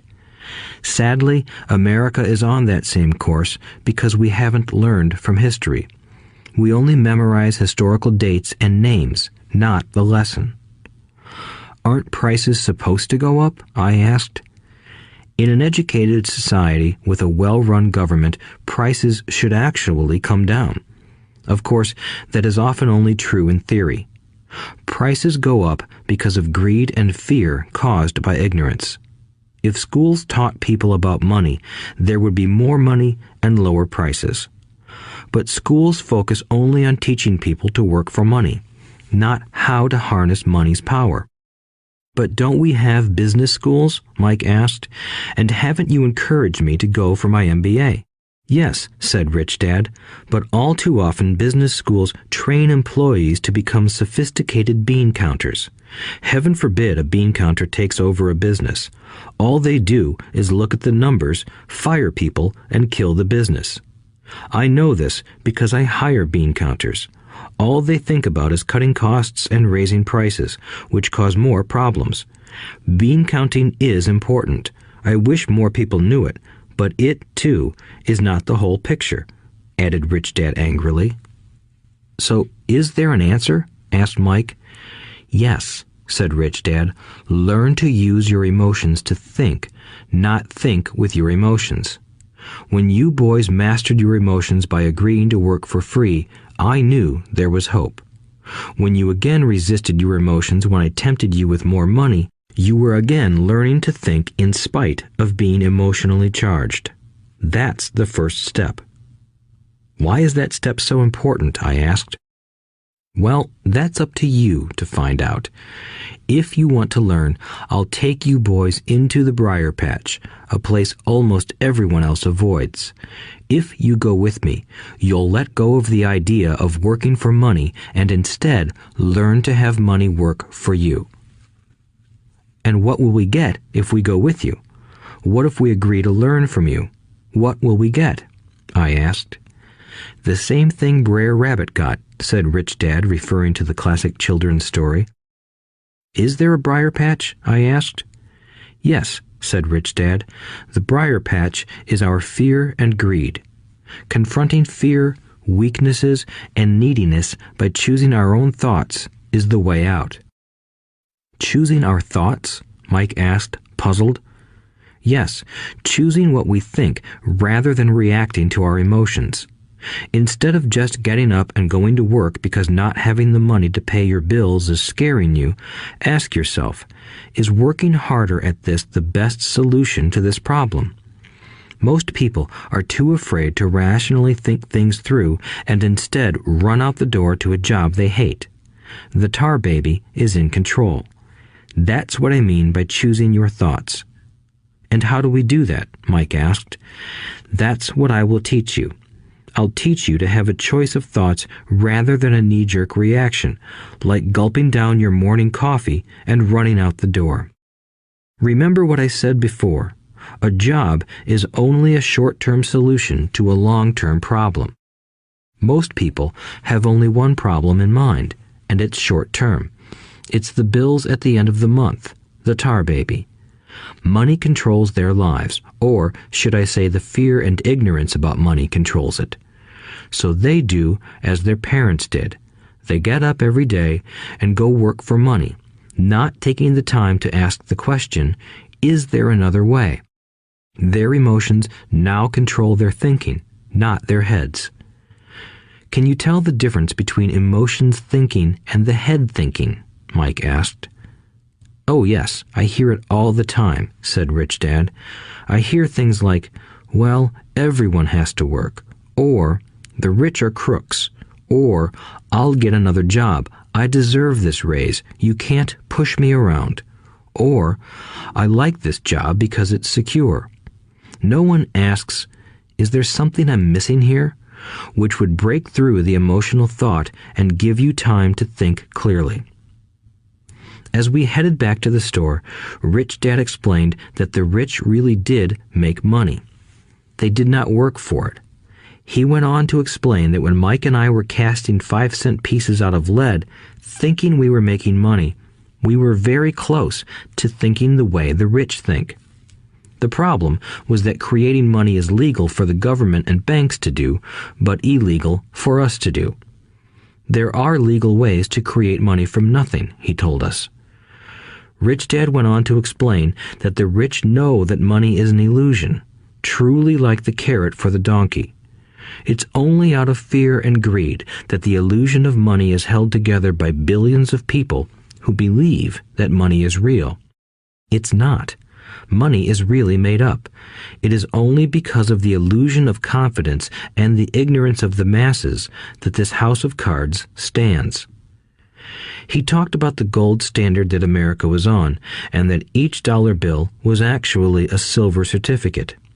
What concerned him was the rumor that we would someday go off the gold standard and our dollars would no longer be backed by something tangible. If that happens, boys, all hell will break loose. The poor, the middle class, and the ignorant will have their lives ruined simply because they will continue to believe that money is real and that the company they work for, or the government, will look after them. We really did not understand what he was saying that day, but over the years, it made more and more sense. Seeing what others miss. As he climbed into his pickup truck outside his convenience store, Rich Dad said, "Keep working, boys, but the sooner you forget about needing a paycheck, the easier your adult life will be. Keep using your brain, work for free, and soon your mind will show you ways of making money far beyond what I could ever pay you. You will see things that other people never see. Most people never see these opportunities because they're looking for money and security, so that's all they get. The moment you see one opportunity, you'll see them for the rest of your life. The moment you do that, I'll teach you something else. Learn this, and you'll avoid one of life's biggest traps. Mike and I picked up our things from the store and waved goodbye to Mrs. Martin. We went back to the park, to the same picnic bench, and spent several more hours thinking and talking. We spent the next week at school thinking and talking too. For 2 more weeks, we kept thinking, talking, and working for free. At the end of the second Saturday, I was again saying goodbye to Mrs. Martin and looking at the comic book stand with a longing gaze. The hard thing about not even getting 30 cents every Saturday was that I didn't have any money to buy comic books. Suddenly, as Mrs. Martin said goodbye to Mike and me, I saw her do something I'd never seen her do before. Mrs. Martin was cutting the front page of the comic book in half. She kept the top half of the comic book cover and threw the rest of the book into a large cardboard box. When I asked her what she did with the comic books, she said, "I throw them away. I give the top half of the cover back to the comic book distributor for credit when he brings in the new comics. He's coming in an hour." Mike and I waited for an hour. Soon the distributor arrived, and I asked him if we could have the comic books. To my delight, he said, "You can have them if you work for this store and do not resell them." Remember our old business partnership? Well, Mike and I revived it. Using a spare room in Mike's basement, we began piling hundreds of comic books in that room. Soon, our comic book library was open to the public. We hired Mike's younger sister, who loved to study, to be head librarian. She charged each child 10 cents admission to the library, which was open from 2:30 p.m. to 4:30 p.m. every day after school. The customers, the children of the neighborhood, could read as many comics as they wanted in 2 hours. It was a bargain for them since a comic cost 10 cents each, and they could read 5 or 6 in 2 hours. Mike's sister would check the kids as they left to make sure they weren't borrowing any comic books. She also kept the books, logging in how many kids showed up each day, who they were, and any comments they might have. Mike and I averaged $9.50 per week over a 3-month period. We paid his sister $1 a week and allowed her to read the comics for free, which she rarely did since she was always studying. Mike and I kept our agreement by working in the store every Saturday and collecting all the comic books from the different stores. We kept our agreement to the distributor by not selling any comic books. We burned them once they got too tattered. We tried opening a branch office, but we could never quite find someone as trustworthy and dedicated as Mike's sister. At an early age, we found out how hard it was to find good staff. 3 months after the library first opened, a fight broke out in the room. Some bullies from another neighborhood pushed their way in, and Mike's dad suggested we shut down the business. So our comic book business shut down, and we stopped working on Saturdays at the convenience store. But Rich Dad was excited because he had new things he wanted to teach us. He was happy because we had learned our first lessons so well. We learned to make money work for us. By not getting paid for our work at the store, we were forced to use our imaginations to identify an opportunity to make money. By starting our own business, the comic book library, we were in control of our own finances, not dependent on an employer. The best part was that our business generated money for us even when we weren't physically there. Our money worked for us. Instead of paying us money, Rich Dad had given us so much more. Chapter 2. Lesson 2. Why teach financial literacy? It's not how much money you make, it's how much money you keep. In 1990, Mike took over his father's empire and is, in fact, doing a better job than his dad did. We see each other once or twice a year on the golf course. He and his wife are wealthier than you can imagine. Rich Dad's empire is in great hands, and Mike is now grooming his son to take his place, as his dad had groomed us. In 1994, I retired at the age of 47, and my wife Kim was 37. Retirement does not mean not working. For us, it means that, barring unforeseen cataclysmic changes, we can work or not work, and our wealth grows automatically, staying ahead of inflation.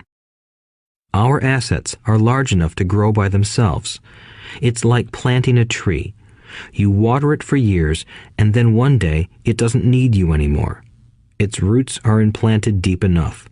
Then the tree provides shade for your enjoyment. Mike chose to run the empire, and I chose to retire. Whenever I speak to groups of people, they often ask what I would recommend that they do. How do I get started? Is there a book you would recommend?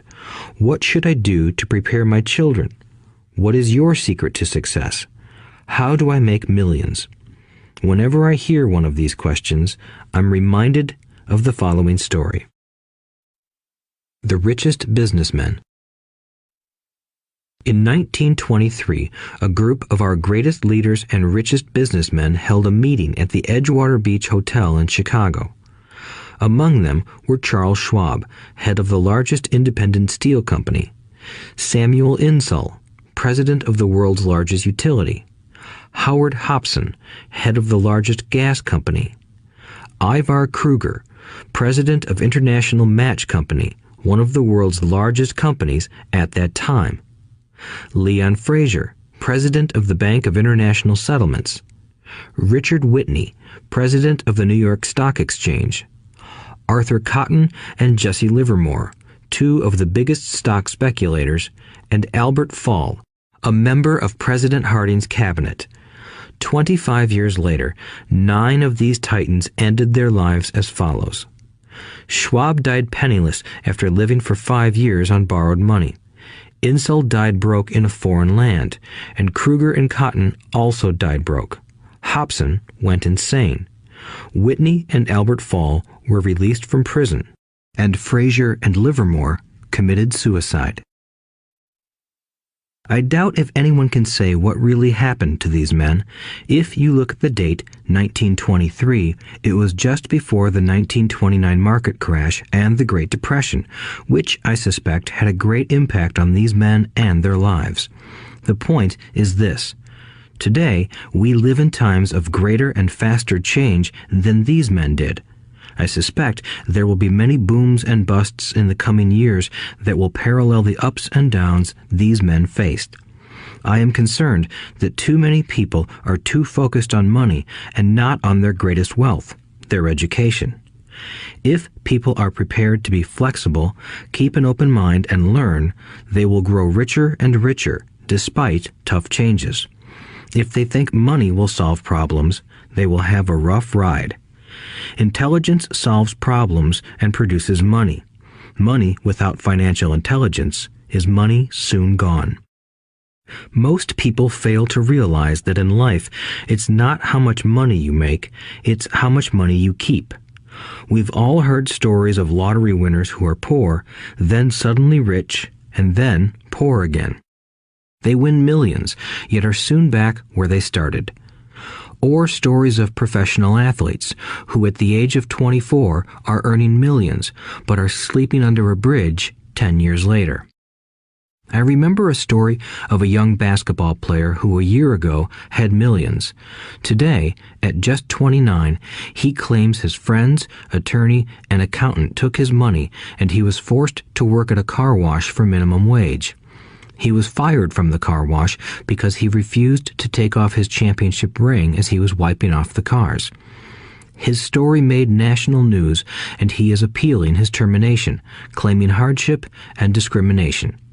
He claims that the ring is all he has left, and if it was stripped away, he'll crumble. I know so many people who became instant millionaires, and while I am glad some people have become richer and richer, I caution them that in the long run, it's not how much money you make, it's how much you keep and how many generations you keep it. So when people ask, "Where do I get started?" or "Tell me how to get rich quick," they often are greatly disappointed with my answer. I simply say to them what my rich dad said to me when I was a little kid. If you want to be rich, you need to be financially literate. That idea was drummed into my head every time we were together. As I said, my educated dad stressed the importance of reading books, while my rich dad stressed the need to master financial literacy. If you are going to build the Empire State Building, the first thing you need to do is dig a deep hole and pour a strong foundation. If you are going to build a home in the suburbs, all you need to do is pour a 6-inch slab of concrete. Most people, in their drive to get rich, are trying to build an Empire State Building on a 6-inch slab. Our school system, created in the agrarian age, still believes in homes with no foundation. Dirt floors are still the rage, so kids graduate from school with virtually no financial foundation. One day, sleepless and deep in debt in suburbia, living the American dream, they decide that the answer to their financial problems is to find a way to get rich quick. Construction on the skyscraper begins. It goes up quickly, and soon, instead of the Empire State Building, we have the Leaning Tower of suburbia. The sleepless nights return. As for Mike and me in our adult years, both of our choices were possible because we were taught to pour a strong financial foundation when we were just kids. Accounting is possibly the most confusing, boring subject in the world, but if you want to be rich long term, it could be the most important subject. For Rich Dad, the question was how to take a boring and confusing subject and teach it to kids. The answer he found was to make it simple by teaching it in pictures. My rich dad poured a strong financial foundation for Mike and me. Since we were just kids, he created a simple way to teach us. For years, he only drew pictures and used few words. Mike and I understood the simple drawings, the jargon, the movement of money, and then in later years, Rich Dad began adding numbers. Today, Mike has gone on to master much more complex and sophisticated accounting analysis because he had to in order to run his empire. I am not as sophisticated because my empire is smaller, yet we come from the same simple foundation. Over the following pages, we will discuss those same simple line drawings Mike's dad created for us. Though basic, those drawings helped guide two little boys in building great sums of wealth on a solid and deep foundation. Rule number 1. You must know the difference between an asset and a liability, and buy assets. If you want to be rich, this is all you need to know. It is rule number 1. It is the only rule. This may sound absurdly simple, but most people have no idea how profound this rule is. Most people struggle financially because they do not know the difference between an asset and a liability. Rich people acquire assets. The poor and middle class acquire liabilities that they think are assets, said Rich Dad. When Rich Dad explained this to Mike and me, we thought he was kidding. Here we were, nearly teenagers, and waiting for the secret to getting rich. And this was his answer. It was so simple that we stopped for a long time to think about it. "What is an asset?" asked Mike. "Don't worry right now," said Rich Dad. "Just let the idea sink in. If you can comprehend the simplicity, your life will have a plan and be financially easy. It is simple. That is why the idea is missed." "You mean all we need to know is what an asset is, acquire them, and we'll be rich?" I asked. Rich Dad nodded his head. "It's that simple." "If it's that simple, how come everyone is not rich?" I asked. Rich Dad smiled. "Because people do not know the difference between an asset and a liability." I remember asking, how could adults be so misguided? If it is that simple, if it is that important, why would everyone not want to find out? It took Rich Dad only a few minutes to explain what assets and liabilities were. As an adult, I have difficulty explaining it to other adults. The simplicity of the idea escapes them because they have been educated differently. They were taught by other educated professionals, such as bankers, accountants, real estate agents, financial planners, and so forth. The difficulty comes in asking adults to unlearn or become children again. An intelligent adult often feels it is demeaning to pay attention to simplistic definitions. Rich Dad believed in the KISS principle. Keep it simple, stupid, or keep it super simple. So he kept it simple for us, and that made our financial foundation strong. So what causes the confusion? How could something so simple be so screwed up? Why would someone buy an asset that was really a liability? The answer is found in basic education. We focus on the word literacy and not financial literacy. What defines something to be an asset or a liability are not words. In fact, if you really want to be confused, look up the words asset and liability in the dictionary. I know the definition may sound good to a trained accountant, but for the average person, it makes no sense. But we adults are often too proud to admit that something does not make sense. To us young boys, Rich Dad said, "What defines an asset are not words, but numbers. And if you can't read the numbers, you can't tell an asset from a hole in the ground." In accounting, Rich Dad would say, it's not the numbers, but what the numbers are telling you. It's just like words. It's not the words, but the story the words are telling you. If you want to be rich, you've got to read and understand numbers. If I heard that once, I heard it 1,000 times from my rich dad. And I also heard the rich acquire assets and the poor and middle class acquire liabilities. Here is how to tell the difference between an asset and a liability. Most accountants and financial professionals do not agree with the definitions, but these simple drawings were the start of strong financial foundations for two young boys. An asset is something that puts money in my pocket.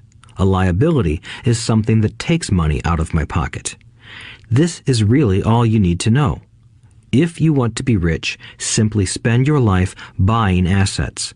If you want to be poor or middle class, spend your life buying liabilities. Illiteracy, both in words and numbers, is the foundation of financial struggle. If people are having difficulties financially, there is something that they don't understand, either in words or numbers. The rich are rich because they are more literate in different areas than people who struggle financially. So if you want to be rich and maintain your wealth, it's important to be financially literate in words as well as numbers. Numbers alone mean little, just as words out of context mean little. It's the story that counts. In financial reporting, reading numbers is looking for the plot, the story of where the cash is flowing. In 80% of most families, the financial story paints a picture of hard work to get ahead. However, this effort is for naught because they spend their lives buying liabilities instead of assets. Everyone has living expenses, the need for food, shelter, and clothing. It is the cash flow that tells the story of how a person handles their money. The reason I started with the story of the richest men in America is to illustrate the flaw in believing that money will solve all problems. That is why I cringe whenever I hear people ask me how to get rich quicker or where they should start. I often hear, "I'm in debt, so I need to make more money." But more money will often not solve the problem. In fact, it may compound the problem. Money often makes obvious our tragic human flaws, putting a spotlight on what we don't know. That is why, all too often, a person who comes into a sudden windfall of cash, let's say an inheritance, a pay raise, or lottery winnings, soon returns to the same financial mess, if not worse than the mess they were in before. Money only accentuates the cash flow pattern running in your head. If your pattern is to spend everything you get, most likely an increase in cash will just result in an increase in spending. Thus the saying, "A fool and his money is one big party." I have said many times that we go to school to gain scholastic and professional skills, both of which are important. We learn to make money with our professional skills. In the 1960s, when I was in high school, if someone did well academically, people assumed this bright student would go on to be a medical doctor because it was the profession with the promise of the greatest financial reward. Today, doctors face financial challenges I wouldn't wish on my worst enemy. Insurance companies taking control of the business, managed healthcare, government intervention, and malpractice suits. Today, kids want to be famous athletes, movie stars, rock stars, beauty queens, or CEOs because that is where the fame, money, and prestige are. That is the reason it is so hard to motivate kids in school today. They know that professional success is no longer solely linked to academic success, as it once was. Because students leave school without financial skills, millions of educated people pursue their profession successfully, but later find themselves struggling financially. They work harder, but don't get ahead. What is missing from their education is not how to make money, but how to manage money. It's called financial aptitude, what you do with the money once you make it, how to keep people from taking it from you, how to keep it longer, and how to make that money work hard for you. Most people don't understand why they struggle financially because they don't understand cash flow. A person can be highly educated, professionally successful, and financially illiterate. These people often work harder than they need to because they learned how to work hard, but not how to have their money work hard for them. The story of how the quest for a financial dream turns into a financial nightmare. The classic story of hardworking people has set a pattern. Recently married, the happy, highly educated young couple moves into one of their cramped, rented apartments. Immediately, they realize that they are saving money because two can live as cheaply as one. The problem is the apartment is cramped. They decide to save money to buy their dream home so they can have kids. They now have two incomes and they begin to focus on their careers. Their incomes begin to increase. As their incomes go up, their expenses go up as well. The number one expense for most people is taxes. Many people think it's income tax, but for most Americans, their highest tax is Social Security. As an employee, it appears as if the Social Security tax combined with the Medicare tax rate is roughly 7.5%, but it's really 15% since the employer must match the Social Security amount. In essence, it is money the employer can't pay you.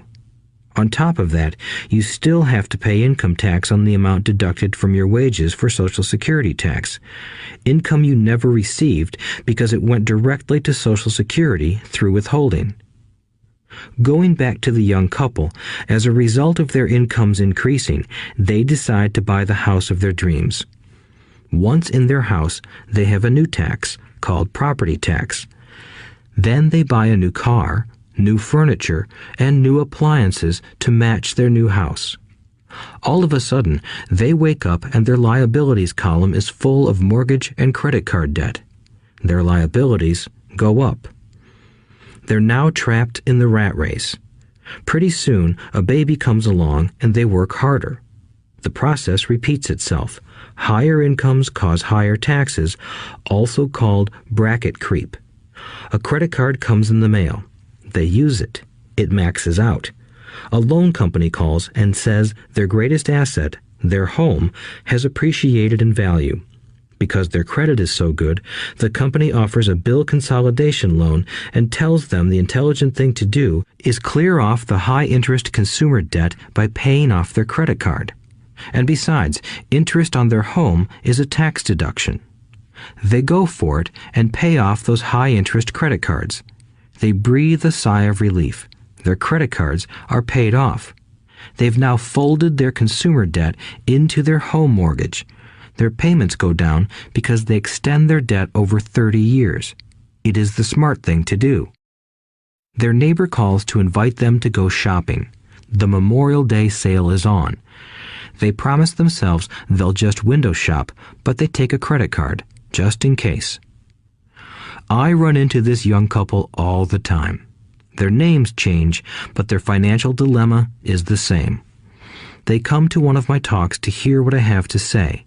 They ask me, "Can you tell us how to make more money?"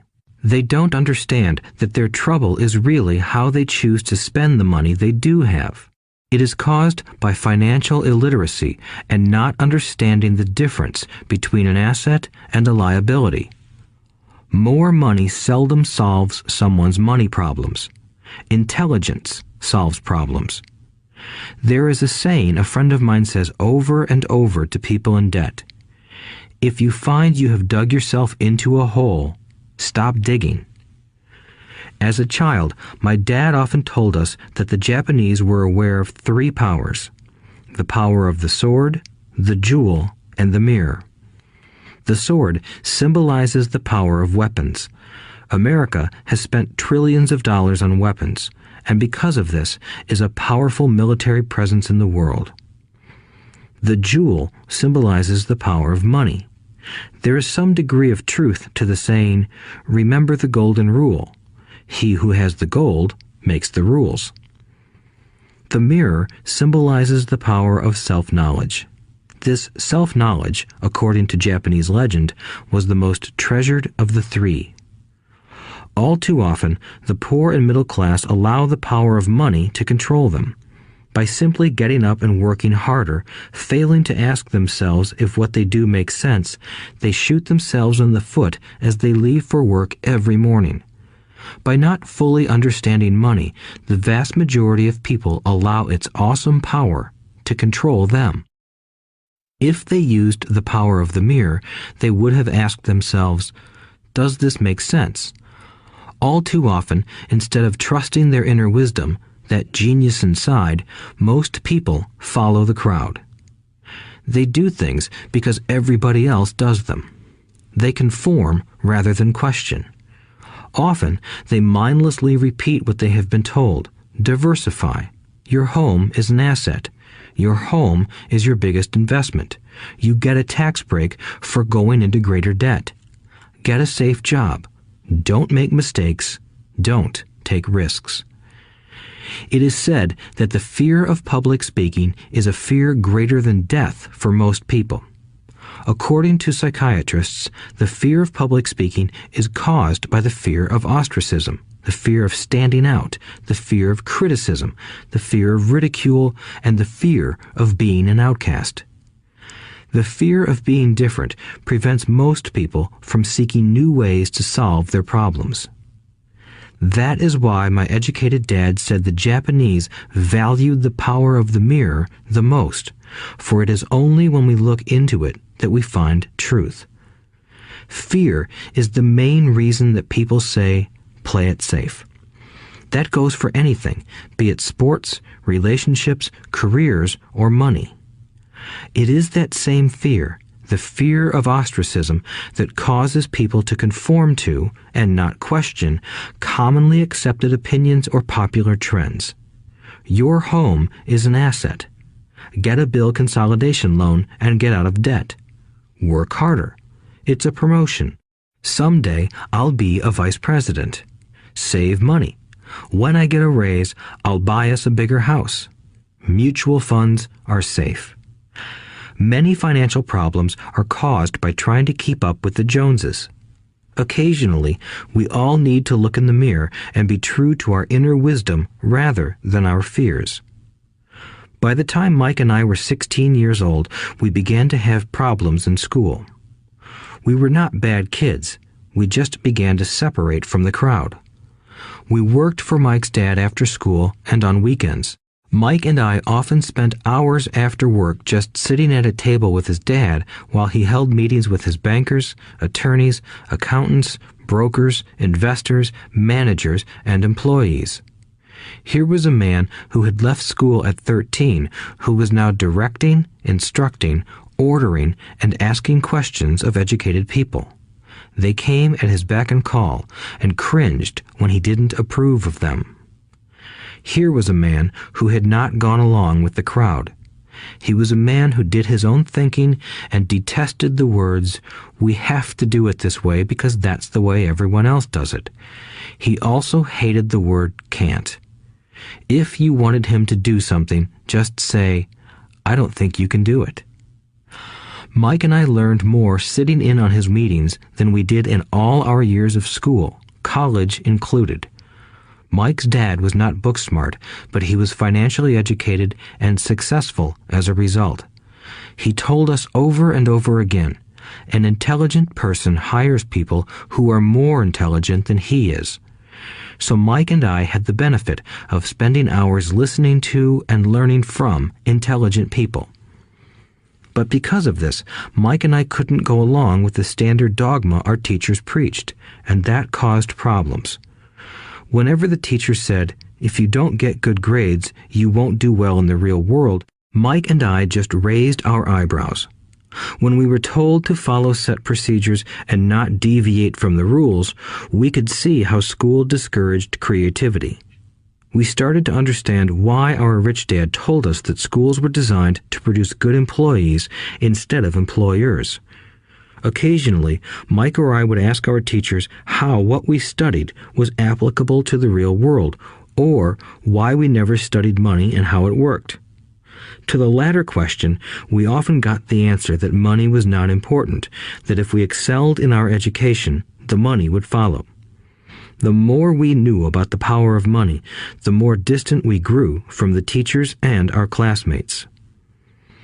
My highly educated dad never pressured me about my grades, but we did begin to argue about money. By the time I was 16, I probably had a far better foundation with money than both my parents. I could keep books, I listened to tax accountants, corporate attorneys, bankers, real estate brokers, investors, and so forth. By contrast, my dad talked to other teachers. One day, my dad told me that our home was his greatest investment. A not-too-pleasant argument took place when I showed him why I thought a house was not a good investment. I showed him the ancillary expenses that went along with owning the home. A bigger home meant bigger expenses, and the cash flow kept going out through the expense column. Today, people still challenge me on the idea of a house not being an asset. I know that for many people, it is their dream as well as their largest investment. And owning your own home is better than nothing.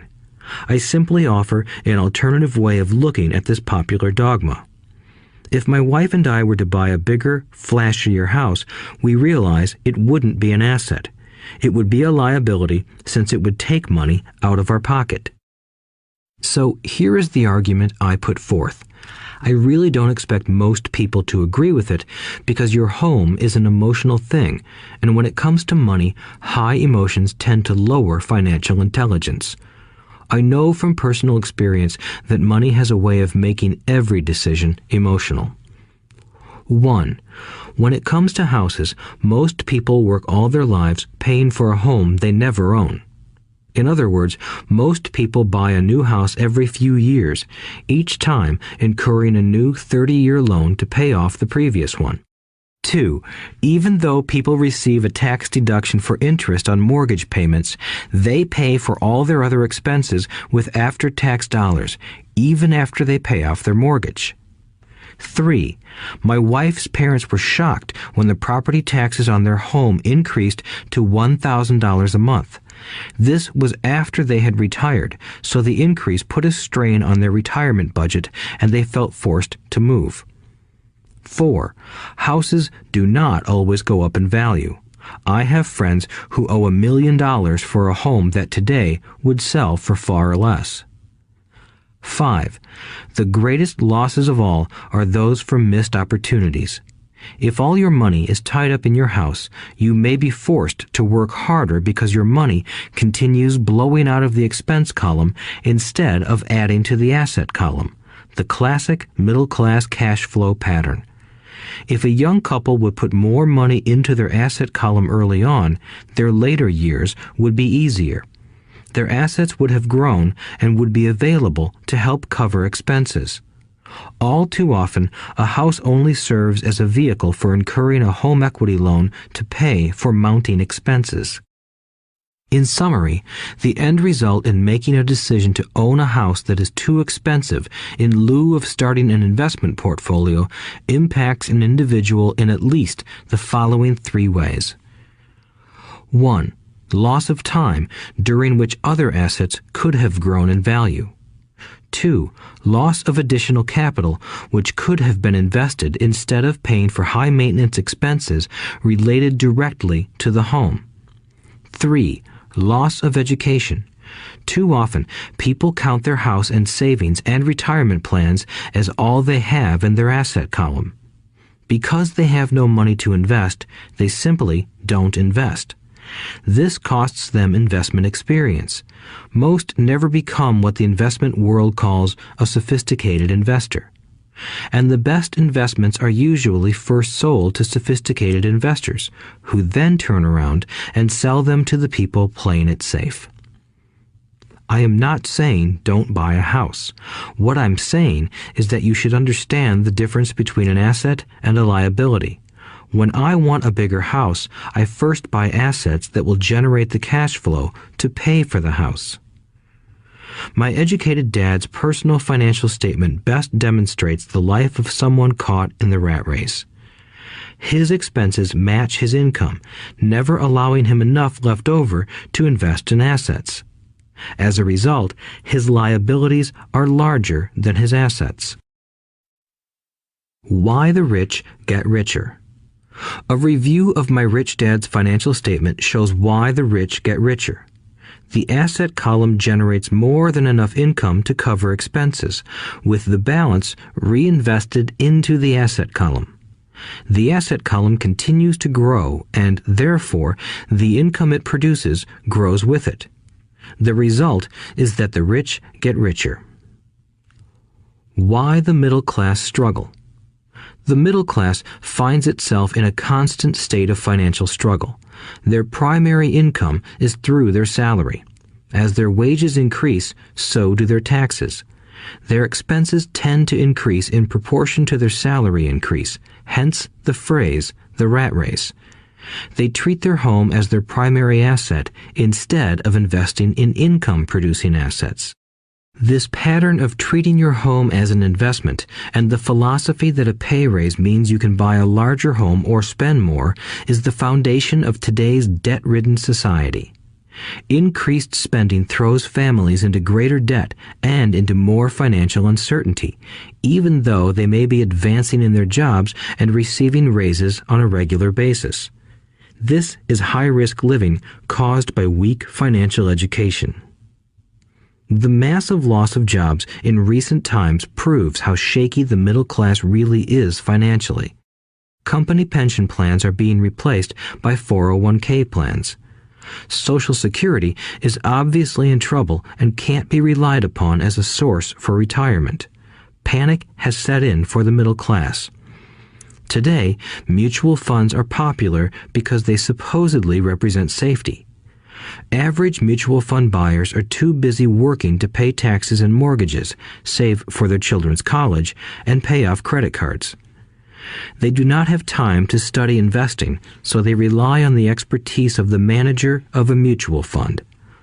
Also, because the mutual fund includes many different types of investments, they feel their money is safer because it is diversified.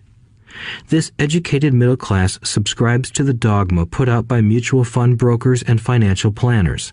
Play it safe, avoid risk. The real tragedy is that the lack of early financial education is what creates the risk faced by average middle class people. The reason they have to play it safe is because their financial positions are tenuous at best. Their balance sheets are not balanced. Instead, they are loaded with liabilities and have no real assets that generate income. Typically, their only source of income is their paycheck. Their livelihood becomes entirely dependent on their employer. So when genuine deals of a lifetime come along, these people can't take advantage of them because they are working so hard, are taxed to the max, and are loaded with debt. As I said at the start of this section, the most important rule is to know the difference between an asset and a liability. Once you understand the difference, concentrate your efforts on buying income-generating assets. That's the best way to get started on a path to becoming rich. Keep doing that and your asset column will grow. Keep liabilities and expenses down so more money is available to continue pouring into the asset column. Soon, the asset base will be so deep that you can afford to look at more speculative investments. Investments that may have returns of 100% to infinity. $5,000 investments that are soon turned into $1 million or more. Investments that the middle class calls too risky. The investment is not risky for the financially literate. As an employee who is also a homeowner, your working efforts are generally as follows. 1. You work for the company. Employees make their business owner or the shareholders rich, not themselves. Your efforts and success will help provide for the owner's success and retirement. 2. You work for the government. The government takes its share from your paycheck before you even see it. By working harder, you simply increase the amount of taxes taken by the government. Most people work from January to May just for the government. 3. You work for the bank. After taxes, your next largest expense is usually your mortgage and credit card debt. The problem with simply working harder is that each of these 3 levels takes a greater share of your increased efforts. You need to learn how to have your increased efforts benefit you and your family directly. Once you have decided to concentrate on minding your own business, focusing your efforts on acquiring assets instead of a bigger paycheck, how do you set your goals? Most people must keep their job and rely on their wages to fund their acquisition of assets. As their assets grow, how do they measure the extent of their success? When does someone know that they are rich, that they have wealth? As well as having my own definitions for assets and liabilities, I also have my own definition for wealth. Actually, I borrowed it from a man named R. Buckminster Fuller. Some call him a quack, and others call him a genius. Years ago, he got architects buzzing because he applied for a patent for something he called a geodesic dome. But in the application, Fuller also said something about wealth. It was pretty confusing at first, but after reading it, it began to make some sense. Wealth is a person's ability to survive so many number of days forward, or, if I stopped working today, how long could I survive? Unlike net worth, the difference between your assets and liabilities, which is often filled with a person's expensive junk and opinions of what things are worth, this definition creates the possibility for developing a truly accurate measurement. I could now measure and know where I was in terms of my goal to become financially independent.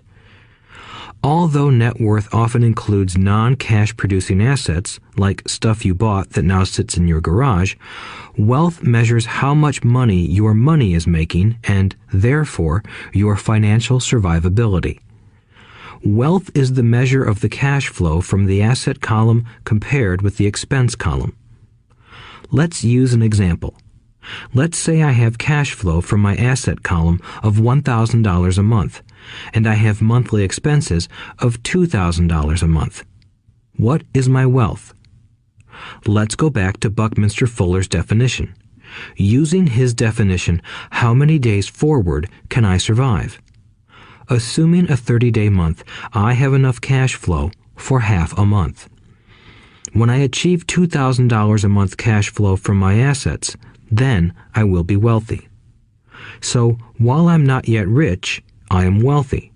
I now have income generated from assets each month that fully cover my monthly expenses. If I want to increase my expenses, I first must increase my cash flow to maintain this level of wealth. Also note that it is at this point that I'm no longer dependent on my wages. I have focused on and been successful in building an asset column that has made me financially independent. If I quit my job today, I would be able to cover my monthly expenses with the cash flow from my assets. My next goal would be to have the excess cash flow from my assets reinvested into the asset column. The more money that goes into my asset column, the more my asset column grows. The more my assets grow, the more my cash flow grows. And as long as I keep my expenses less than the cash flow from these assets, I grow richer with more and more income from sources other than my physical labor. As this reinvestment process continues, I am well on my way to becoming rich. Just remember this simple observation. The rich buy assets. The poor only have expenses. The middle class buy liabilities they think are assets. So how do I start minding my own business? What is the answer? Listen to the founder of McDonald's in the next chapter. Chapter 3. Lesson 3. Mind your own business. The rich focus on their asset columns while everyone else focuses on their income statements. In 1974, Ray Kroc, the founder of McDonald's, was asked to speak to the MBA class at the University of Texas at Austin. A friend of mine was a student in that MBA class. After a powerful and inspiring talk, the class adjourned and the students asked Ray if he would join them at their favorite hangout to have a few beers. Ray graciously accepted. "What business am I in?" Ray asked once the group had all their beers in hand. Everyone laughed, my friend said. Most of the MBA students thought Ray was just fooling around. No one answered, so Ray asked again. "What business do you think I'm in?" The students laughed again, and finally one brave soul yelled out, "Ray, who in the world doesn't know that you're in the hamburger business?" Ray chuckled. "That's what I thought you would say." He paused and then quickly added, "Ladies and gentlemen, I'm not in the hamburger business. My business is real estate." As my friend tells the story, Ray spent a good amount of time explaining his viewpoint. In his business plan, Ray knew that the primary business focus was to sell hamburger franchises, but what he never lost sight of was the location of each franchise.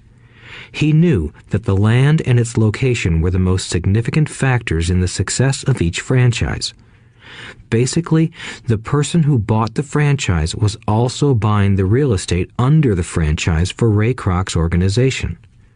Today, McDonald's is the largest single owner of real estate in the world, owning even more than the Catholic Church.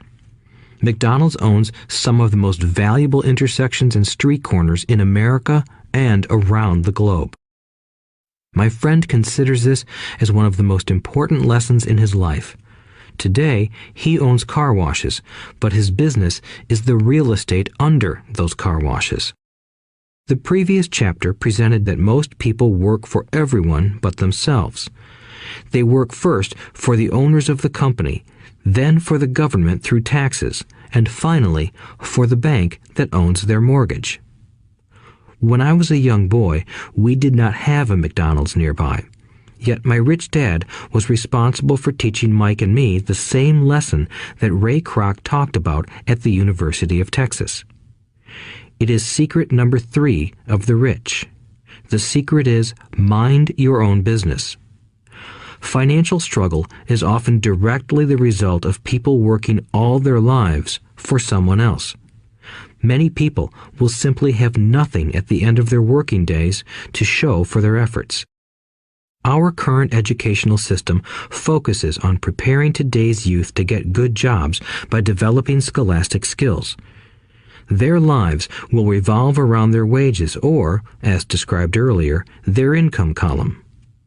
Many will study further to become engineers, scientists, cooks, police officers, artists, writers, and so on. These professional skills allow them to enter the workforce and work for money. But there is a big difference between your profession and your business. Often I ask people, "What is your business?" And they will say, "Oh, I'm a banker."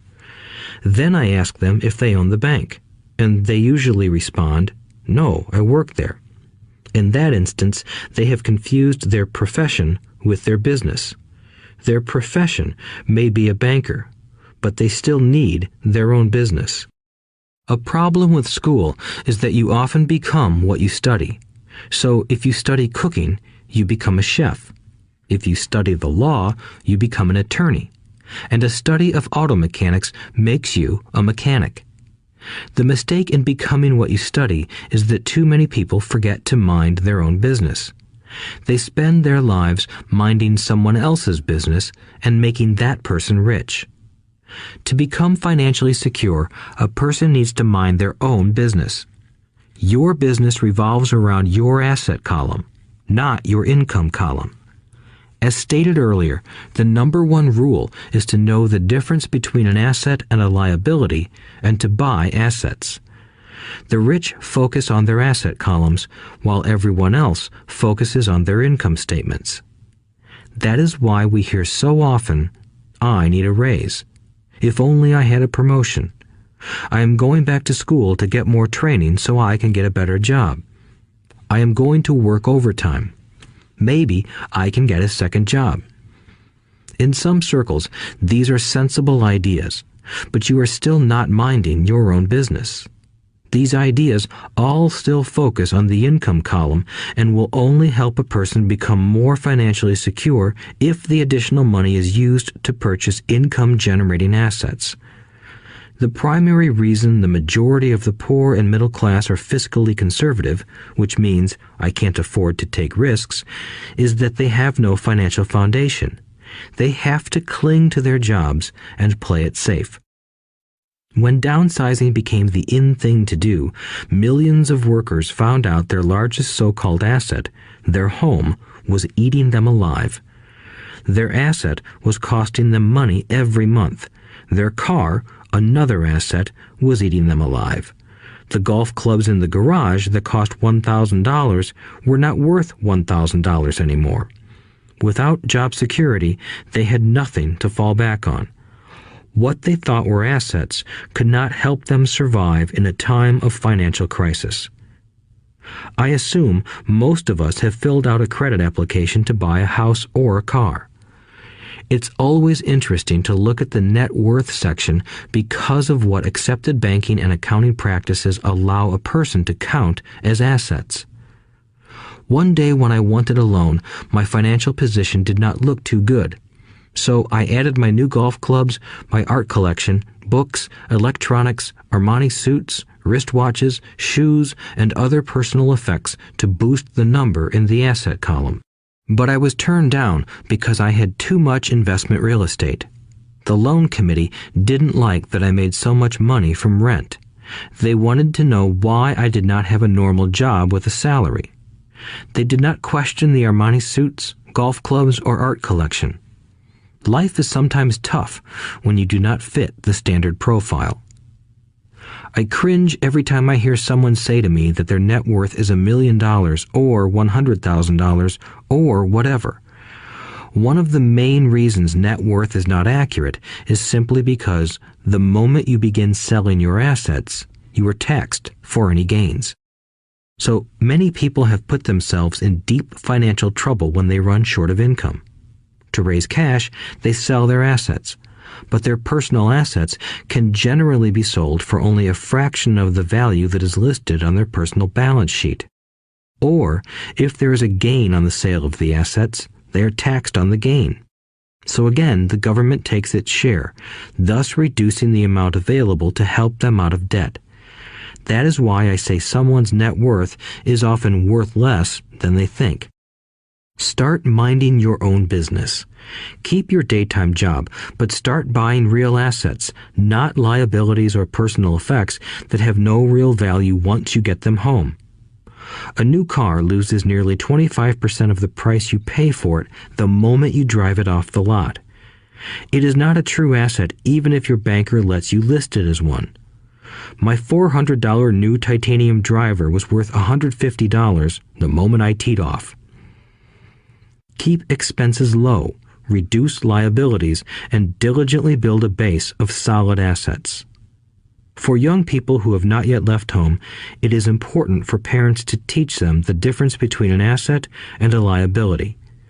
Get them to start building a solid asset column before they leave home, get married, buy a house, have kids, and get stuck in a risky financial position, clinging to a job and buying everything on credit.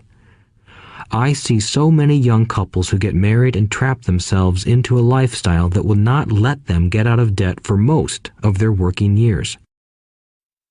For many people, just as the last child leaves home, the parents realize they have not adequately prepared for retirement and they begin to scramble to put some money away.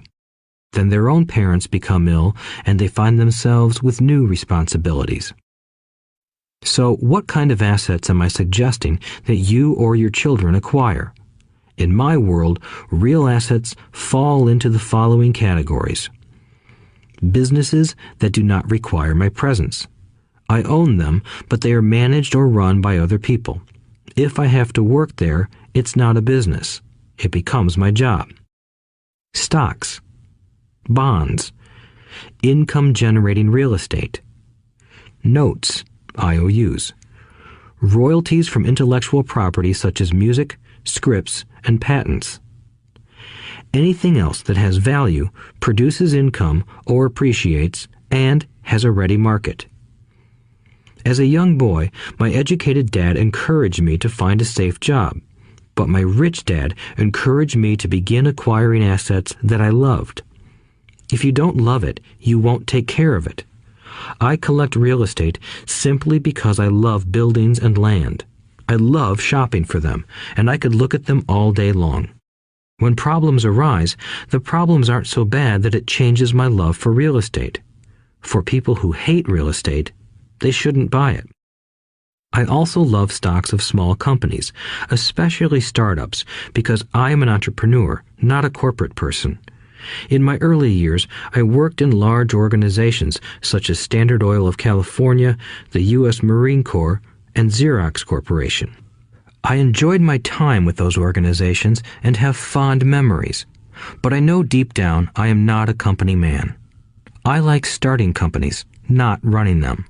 So my stock buys are usually of small companies. Sometimes I even start the company and take it public. Fortunes are made in new stock issues, and I love the game. Many people are afraid of small cap companies and call them risky, and they are. But that risk is diminished if you love what the investment is, understand it, and know the game. With small companies, my investment strategy is to be out of the stock in a year. On the other hand, my real estate strategy is to start small and keep trading up for bigger properties, and, therefore, delay paying taxes on the gain. This allows the value to increase dramatically. I generally hold real estate less than 7 years. For years, even while I was with the Marine Corps and Xerox, I did what my rich dad recommended. I kept my day job, but I still minded my own business. I was active in my asset column trading real estate and small stocks. Rich Dad always stressed the importance of financial literacy. The better I was at understanding the accounting and cash management, the better I would be at analyzing investments and eventually starting and building my own company. I don't encourage anyone to start a company unless they really want to. Knowing what I know about running a company, I wouldn't wish that task on anyone. There are times when people can't find employment and starting a company seems like the best solution. But the odds are against success. 9 out of 10 companies fail in 5 years. Of those that survive the first 5 years, 9 out of every 10 of those eventually fail as well.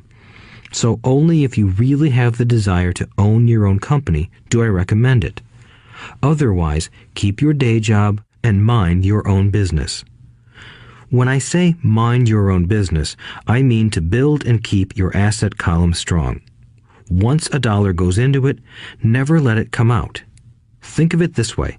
Once a dollar goes into your asset column, it becomes your employee.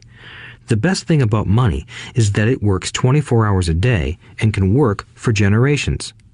Keep your day job, be a great hard-working employee, but keep building that asset column. As your cash flow grows, you can indulge in some luxuries. An important distinction is that rich people buy luxuries last, while the poor and middle class tend to buy luxuries first. The poor and the middle class often buy luxury items like big houses, diamonds, furs, jewelry, or boats because they want to look rich. They look rich, but in reality they just get deeper in debt on credit. The old money people, the long-term rich, build their asset column first. Then the income generated from the asset column buys their luxuries. The poor and middle class buy luxuries with their own sweat, blood, and children's inheritance. A true luxury is a reward for investing in and developing a real asset. For example, when my wife Kim and I had extra money coming from our apartment houses, she went out and bought her Mercedes. It didn't take any extra work or risk on her part because the apartment house bought the car. She did, however, have to wait 4 years while the real estate investment portfolio grew and began generating enough extra cash flow to pay for the car. But the luxury, the Mercedes, was a true reward because she proved she knew how to grow her asset column. That car now means a lot more to her than simply another pretty car. It means she used her financial intelligence to afford it. Instead, most people impulsively go out and buy a new car or some other luxury on credit. They may feel bored and just want a new toy. Buying a luxury on credit often causes a person to eventually resent that luxury because the debt becomes a financial burden. After you've taken the time and invested in and built your own business, you are now ready to learn the biggest secret of the rich, the secret that puts the rich way ahead of the pack. Chapter 4. Lesson 4. The History of Taxes and the Power of Corporations. My rich dad just played the game smart, and he did it through corporations, the biggest secret of the rich. I remember in school being told the story of Robin Hood and his merry men. My teacher thought it was a wonderful story of a romantic hero who robbed from the rich and gave to the poor. My rich dad did not see Robin Hood as a hero. He called Robin Hood a crook. Robin Hood may be long gone, but his followers live on. I often still hear people say, "Why don't the rich pay for it?" Or, "The rich should pay more in taxes and give it to the poor." It is this Robin Hood fantasy, or taking from the rich to give to the poor, that has caused the most pain for the poor and the middle class. The reason the middle class is so heavily taxed is because of the Robin Hood ideal. The reality is that the rich are not taxed. It's the middle class who pays for the poor, especially the educated, upper-income middle class. Again, to understand fully how things happen, we need to look at the history of taxes. Although my highly educated dad was an expert on the history of education, my rich dad fashioned himself an expert on the history of taxes. Rich Dad explained to Mike and me that originally in England and America, there were no taxes. Occasionally, there were temporary taxes levied in order to pay for wars. The king or the president would put the word out and ask everyone to chip in. Taxes were levied in Britain for the fight against Napoleon from 1799 to 1816, and in America to pay for the Civil War from 1861 to 1865. In 1874, England made income tax a permanent levy on its citizens. In 1913, an income tax became permanent in the United States with the adoption of the 16th Amendment to the U.S. Constitution. At one time, Americans were anti-tax. It had been the tax on tea that led to the famous Tea Party in Boston Harbor, an incident that helped ignite the Revolutionary War. It took approximately 50 years in both England and the United States to sell the idea of a regular income tax. What these historical dates fail to reveal is that both of these taxes were initially levied against only the rich. It was this point that Rich Dad wanted Mike and me to understand. He explained that the idea of taxes was made popular and accepted by the majority by telling the poor and the middle class that taxes were created only to punish the rich. This is how the masses voted for the law, and it became constitutionally legal. Although it was intended to punish the rich, in reality it wound up punishing the very people who voted for it, the poor and middle class.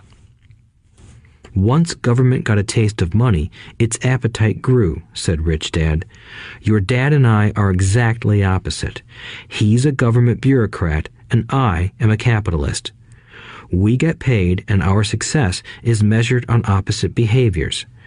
He gets paid to spend money and hire people. The more he spends and the more people he hires, the larger his organization becomes.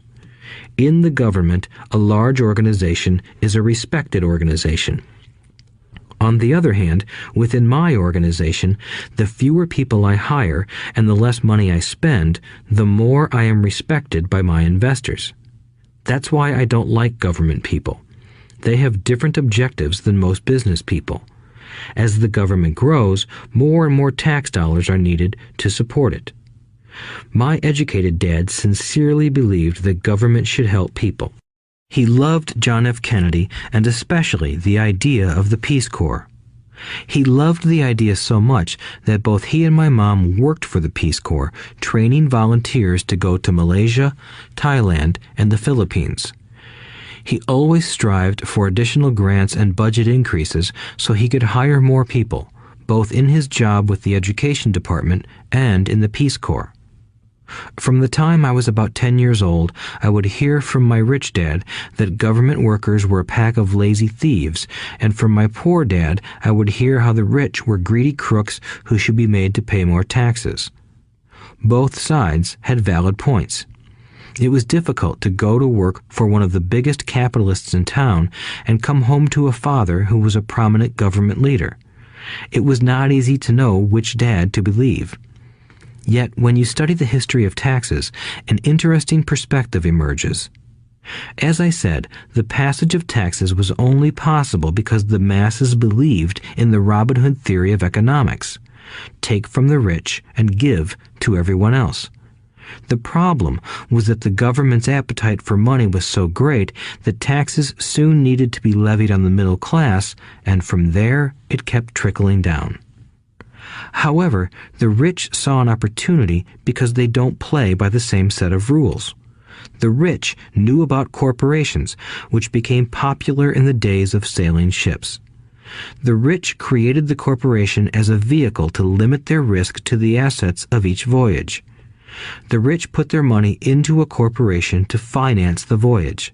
The corporation would then hire a crew to sail to the New World to look for treasure. If the ship was lost, the crew lost their lives, but the loss to the rich would be limited only to the money they invested for that particular voyage. It is the knowledge of the legal corporate structure that really gives the rich a vast advantage over the poor and middle class.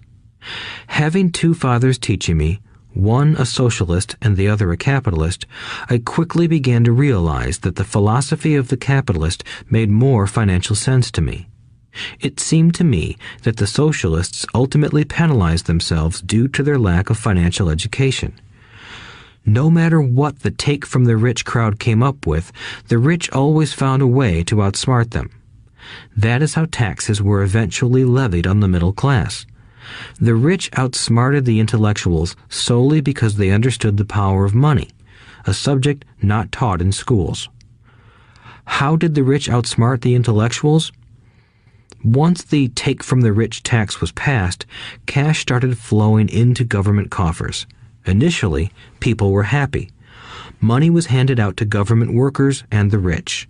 It went to government workers in the form of jobs and pensions, and it went to the rich via their factories receiving government contracts. The government received a large pool of money, but the problem was the fiscal management of that money. The government ideal is to avoid having excess money. If you fail to spend your allotted funds, you risk losing it in the next budget. You would certainly not be recognized for being efficient. Business people, on the other hand, are rewarded for having excess money and are applauded for their efficiency.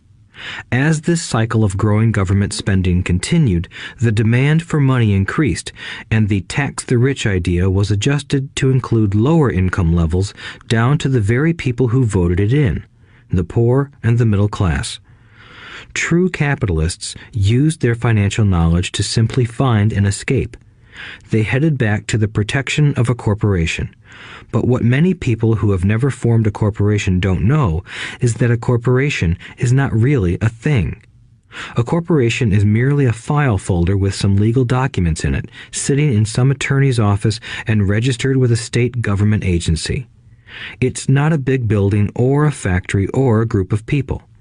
A corporation is merely a legal document that creates a legal body without a soul. Using it, the wealth of the rich was once again protected. It was popular because the income tax rate of a corporation is less than the individual income tax rates. In addition, certain expenses could be paid by a corporation with pre-tax dollars. This war between the haves and have-nots has raged for hundreds of years. The battle is waged whenever and wherever laws are made, and it will go on forever. The problem is that the people who lose are the uninformed, the ones who get up every day and diligently go to work and pay taxes. If they only understood the way the rich play the game, they could play it too. Then they would be on their way to their own financial independence. This is why I cringe every time I hear a parent advise their children to go to school so they can find a safe, secure job. An employee with a safe, secure job without financial aptitude has no escape. Average Americans today work 5 to 6 months for the government just to cover their taxes. In my opinion, that is simply too long. The harder you work, the more you pay the government. That is why I believe that the idea of take from the rich backfired on the very people who voted it in. Every time people try to punish the rich don't simply comply. They react. They have the money, power, and intent to change things. They don't just sit there and voluntarily pay more taxes. Instead, they search for ways to minimize their tax burden. They hire smart attorneys and accountants and persuade politicians to change laws or create legal loopholes. They use their resources to effect change. The tax code of the United States also allows other ways to reduce taxes. Most of these vehicles are available to anyone, but it is the rich who find them because they are minding their own business. For example, 1031 is jargon for Section 1031 of the Internal Revenue Code, which allows a seller to delay paying taxes on a piece of real estate that is sold for a capital gain through an exchange for a more expensive piece of real estate. Real estate is one investment vehicle that has a great tax advantage. As long as you keep trading up in value, you will not be taxed on the gains until you liquidate. People who don't take advantage of these legal tax savings are missing a great opportunity to build their asset columns. The poor and middle class don't have the same resources. They sit there and let the government's needles enter their arm and allow the blood donation to begin. Today, I am constantly shocked at the number of people who pay more taxes or take fewer deductions simply because they are afraid of the government.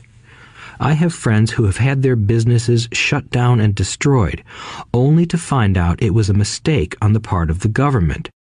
I realize all that, but the price of working from January to May is a high price to pay for that intimidation. My poor dad never fought back. My rich dad didn't either. He just played the game smarter, and he did it through corporations, the biggest secret of the rich. You may remember the first lesson I learned from my rich dad. I was a little boy of 9 who had to sit and wait for him to choose to talk to me. I sat in his office waiting for him to get to me. He was ignoring me on purpose. He wanted me to recognize his power and to desire to have that power for myself one day. During all the years I studied and learned from him, he always reminded me that knowledge is power. And with money comes great power that requires the right knowledge to keep it and make it multiply. Without that knowledge, the world pushes you around. Rich Dad constantly reminded Mike and me that the biggest bully was not the boss or the supervisor, but the tax man. The tax man will always take more if you let him. The first lesson of having money work for you, as opposed to you working for money, is all about power. If you work for money, you give the power to your employer. If money works for you, you keep the power and control it. Once we had this knowledge of the power of money working for us, he wanted us to be financially smart and not let anyone or anything push us around. If you're ignorant, it's easy to be bullied. If you know what you're talking about, you have a fighting chance. That is why he paid so much for smart tax accountants and attorneys. It was less expensive to pay them than to pay the government. His best lesson to me was, be smart and you won't be pushed around as much. He knew the law because he was a law-abiding citizen and because it was expensive to not know the law. If you know you're right, you're not afraid of fighting back, even if you are taking on Robin Hood and his band of merry men. My highly educated dad always encouraged me to land a good job with a strong corporation. He spoke of the virtues of working your way up the corporate ladder. He didn't understand that, by relying solely on a paycheck from a corporate employer, I would be a docile cow ready for milking. When I told my rich dad of my father's advice, he only chuckled. "Why not own the ladder?" was all he said. As a young boy, I did not understand what Rich Dad meant by owning my own corporation. It was an idea that seemed impossible and intimidating. Although I was excited by the idea, my inexperience wouldn't let me envision the possibility that grown-ups would someday work for a company I would own. The point is that, if not for my rich dad, I would have probably followed my educated dad's advice. It was merely the occasional reminder of my rich dad that kept the idea of owning my own corporation alive and kept me on a different path. By the time I was 15 or 16, I knew I wasn't going to continue down the path my educated dad recommended. I didn't know how I was going to do it, but I was determined not to head in the direction most of my classmates were heading. That decision changed my life. It was not until my mid-20s that my rich dad's advice began to make more sense to me. I was just out of the Marine Corps and working for Xerox. I was making a lot of money, but every time I looked at my paycheck, I was disappointed. The deductions were so large, and the more I worked, the greater they became. As I became more successful, my bosses talked about promotions and raises. It was flattering, but I could hear my rich dad asking in my ear, "Who are you working for? Who are you making rich?" In 1974, while still an employee for Xerox, I formed my first corporation and began minding my own business. There were already a few assets in my asset column, but now I was determined to focus on making it bigger. Those paychecks, with all the deductions, made all the years of my rich dad's advice make total sense. I could see the future if I followed my educated dad's advice. Many employers feel that advising their workers to mind their own business is bad for business. But for me, focusing on my own business and developing assets made me a better employee because I now had a purpose. I came in early and worked diligently, amassing as much money as possible so I could invest in real estate. Hawaii was just set to boom, and there were fortunes to be made. The more I realized that we were in the beginning stages of a boom, the more Xerox machines I sold. The more I sold, the more money I made, and, of course, the more deductions came out of my paycheck. It was inspiring. I wanted out of the employee trap so badly that I worked even harder so I could invest more. By 1978, I was consistently one of the top 5 salespeople at the company. I badly wanted out of the rat race. In less than 3 years, I was making more in my real estate holding corporation than I was making at Xerox, and the money I was making in my asset column in my own corporation was money working for me, not me pounding on doors selling copiers. My rich dad's advice made much more sense. Soon, the cash flow from my properties were so strong that my company bought me my first Porsche. My fellow Xerox salespeople thought I was spending my commissions. I wasn't. I was investing my commissions in assets. My money was working hard to make more money. Each dollar in my asset column was a great employee, working hard to make more employees and buy the boss a new Porsche with before-tax dollars. I began to work harder for Xerox. The plan was working, and my Porsche was the proof. By using the lessons I learned from my rich dad, I was able to get out of the proverbial rat race at an early age. It was made possible because of the strong financial knowledge I had acquired through Rich Dad's lessons. Without this financial knowledge, which I call financial intelligence or financial IQ, my road to financial independence would have been much more difficult. I now teach others in the hope that I may share my knowledge with them. I remind people that financial IQ is made up of knowledge from 4 broad areas of expertise. 1. Accounting. Accounting is financial literacy or the ability to read numbers. This is a vital skill if you want to build an empire. The more money you are responsible for, the more accuracy is required, or the house comes tumbling down. This is the left brain side, or the details. Financial literacy is the ability to read and understand financial statements, which allows you to identify the strengths and weaknesses of any business. 2. Investing.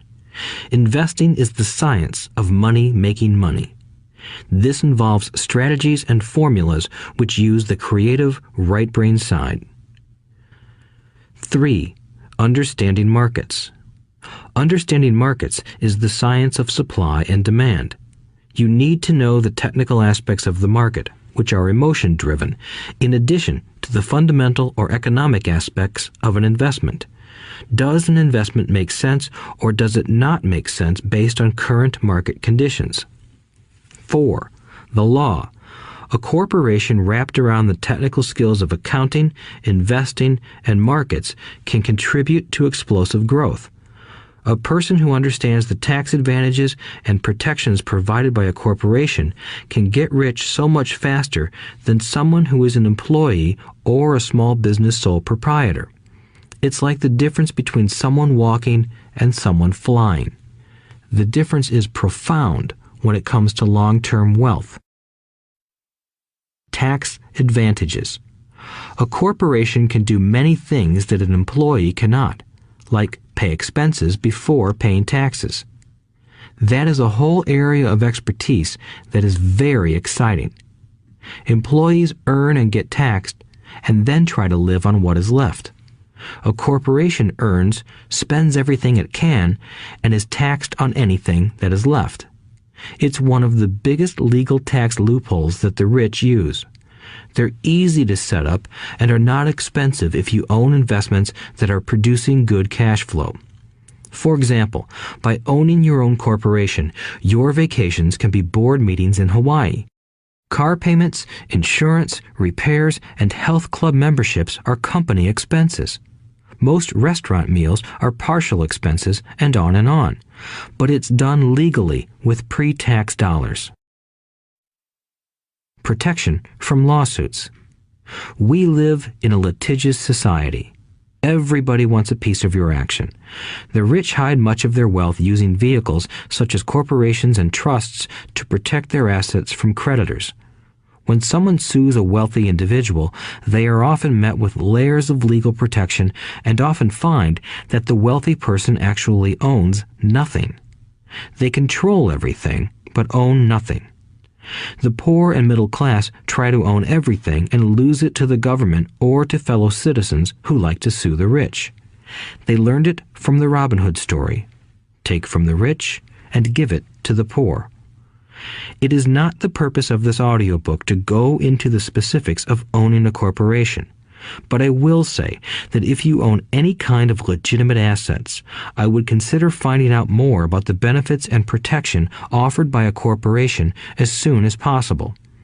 There are many books written on the subject that will detail the benefits and even walk you through the steps necessary to set up a corporation. Garrett Sutton's books on corporations provide wonderful insight into the power of personal corporations. Financial IQ is actually the synergy of many skills and talents. I would say it is the combination of the 4 technical skills listed above that make up basic financial intelligence. If you aspire to great wealth, it is the combination of these skills that will greatly amplify your financial intelligence. In summary, business owners with corporations 1. Earn, 2. Spend, 3. Pay taxes. Employees who work for corporations 1. Earn, 2. Pay taxes, 3. Spend. As part of your overall financial strategy, I recommend that you learn about the protection that legal entities can provide for businesses and assets. Chapter 5. Lesson 5. The rich invent money. Often in the real world, it's not the smart who get ahead, but the bold. Last night, I took a break from writing and watched a TV program on the history of a young man named Alexander Graham Bell. Bell had just patented his telephone and was having growing pains because the demand for his new invention was so strong. Needing a bigger company, he then went to the giant at that time, Western Union, and asked them if they would buy his patent and his tiny company. He wanted $100,000 for the whole package. The president of Western Union scoffed at him and turned him down, saying the price was ridiculous. The rest is history. A multi-billion-dollar industry emerged, and AT&T was born. The evening news came on right after the story of Alexander Graham Bell. On the news was a story of another downsizing at a local company. The workers were angry and complained that the company ownership was unfair. A terminated manager of about 45 years of age had his wife and 2 babies at the plant and was begging the guards to let him talk to the owners to ask if they would reconsider his termination. He had just bought a house and was afraid of losing it. The camera focused in on his pleading for all the world to see. Needless to say, it held my attention. I have been teaching professionally since 1984. It has been a great experience and a rewarding one. It is also a disturbing profession, for I have taught thousands of individuals, and I see one thing in common in all of us, myself included. We all have tremendous potential, and we all are blessed with gifts. Yet the one thing that holds all of us back is some degree of self-doubt. It is not so much the lack of technical information that holds us back, but more the lack of self-confidence. Some are more affected than others. Once we leave school, most of us know that it is not so much a matter of college degrees or good grades that count. In the real world, outside of academics, something more than just grades is required. I have heard it called many things: guts, chutzpah, balls, audacity, bravado, cunning, daring, tenacity, and brilliance. This factor, whatever it is labeled, ultimately decides one's future much more than school grades do. Inside each of us is one of these brave, brilliant, and daring characters. There is also the flip side of that character, people who could get down on their knees and beg if necessary. After a year in Vietnam as a Marine Corps pilot, I got to know both of those characters inside of me intimately.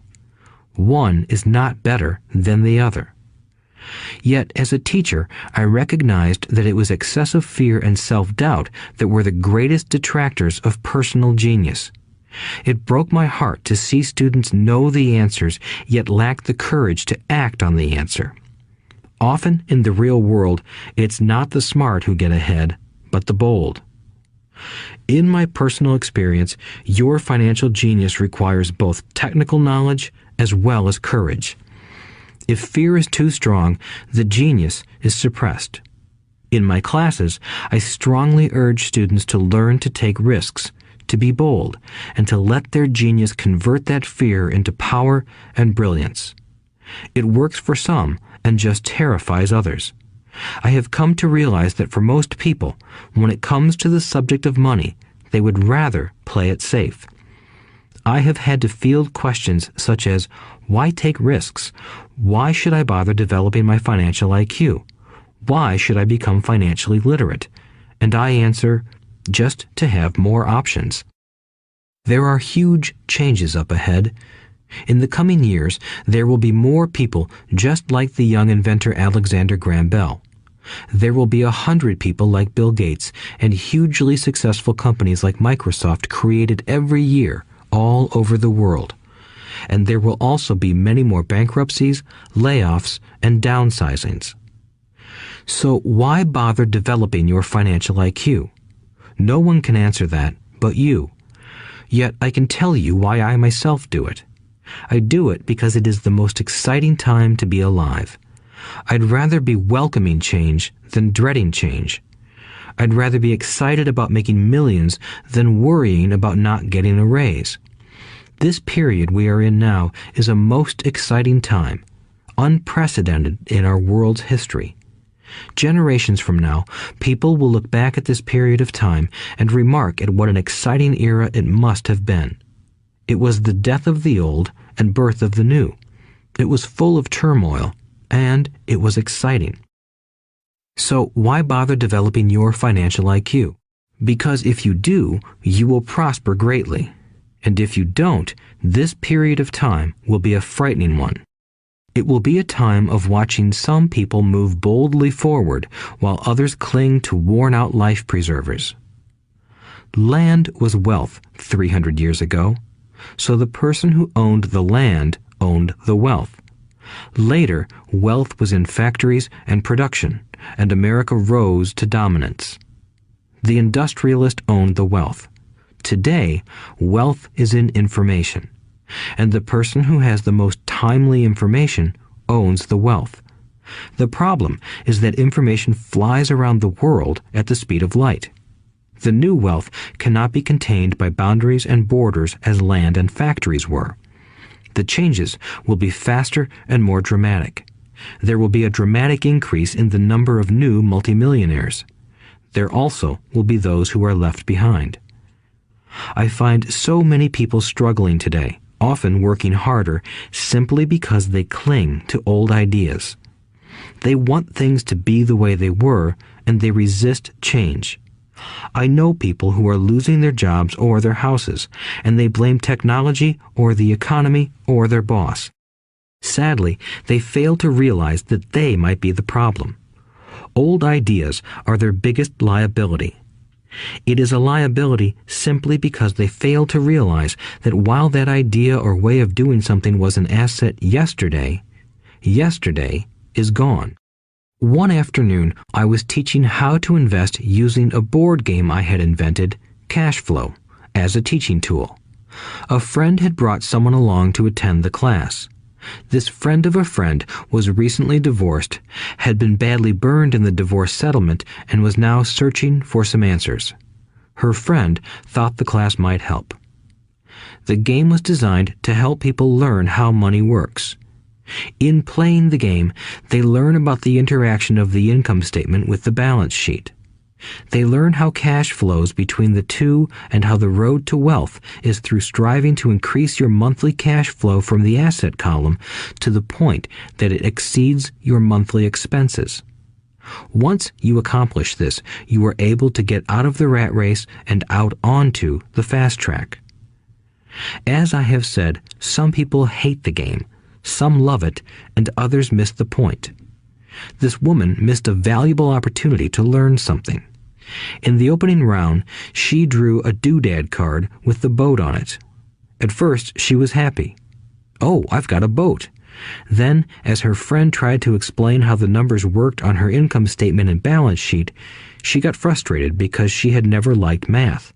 The rest of her table waited while her friend continued explaining the relationship between the income statement, balance sheet, and monthly cash flow. Suddenly, when she realized how the numbers worked, it dawned on her that her boat was eating her alive. Later on in the game, she was also downsized and had a child. It was a horrible game for her. After the class, her friend came by and told me that she was upset. She had come to the class to learn about investing and did not like the idea that it took so long to play a silly game. Her friend attempted to tell her to look within herself to see if the game reflected her in any way. With that suggestion, the woman demanded her money back. She said that the very idea that a game could be a reflection of her was ridiculous. Her money was promptly refunded, and she left. Since 1984, I have made millions simply by doing what the school system does not do. In school, most teachers lecture. I hated lectures as a student. I was soon bored, and my mind would drift. In 1984, I began teaching via games and simulations, and I still rely on these tools today. I always encourage adult students to look at games as reflecting back to them what they know and what they need to learn. Most importantly, games reflect behavior. They are instant feedback systems. Instead of the teacher lecturing you, the game is giving you a personalized lecture, one that is custom-made just for you. The friend of the woman who left later called to give me an update. She said her friend was fine and had calmed down. In her cooling-off period, she could see some slight relationship between the game and her life. Although she and her husband did not own a boat, they did own everything else imaginable. She was angry after their divorce, both because he had run off with a younger woman and because, after 20 years of marriage, they had accumulated little in the way of assets. There was virtually nothing for them to split. Their 20 years of married life had been incredible fun, but all they had accumulated was a ton of doodads. She realized that her anger at doing the numbers, the income statement and balance sheet, came from her embarrassment about not understanding them. She believed that finances were the man's job. She maintained the house and did the entertaining, and he handled the finances. She was now quite certain that in the last 5 years of their marriage, he had hidden money from her. She was angry at herself for not being more aware of where the money was going, as well as for not knowing about the other woman. Just like a board game, the world is always providing us with instant feedback. We could learn a lot if we tuned in more. One day, not long ago, I complained to my wife that the cleaners must have shrunk my pants. My wife gently smiled and poked me in the stomach to inform me that the pants had not shrunk. Something else had expanded. Me. The cash flow game was designed to give every player personal feedback. Its purpose is to give you options. If you draw the boat card and it puts you into debt, the question is, now what can you do? How many different financial options can you come up with? That is the purpose of the game, to teach players to think and create new and various financial options. Thousands of people throughout the world have played this game. The players who get out of the rat race the quickest are the people who understand numbers and have creative financial minds. They recognize different financial options. Rich people are often creative and take calculated risks. People who take the longest are people who are not familiar with numbers and often do not understand the power of investing. Some people playing cash flow gain lots of money in the game, but they don't know what to do with it. Even though they have money, everyone else seems to be getting ahead of them. And that is true in real life. There are a lot of people who have a lot of money and do not get ahead financially. Limiting your options is the same as hanging on to old ideas.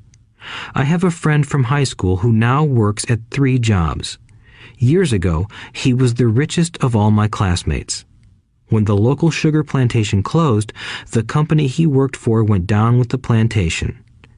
In his mind, he had but one option, and that was the old option: work hard. The problem was that he couldn't find an equivalent job that recognized his seniority from the old company. As a result, he is overqualified for the jobs he currently has. so his salary is lower. He now works 3 jobs to earn enough to survive.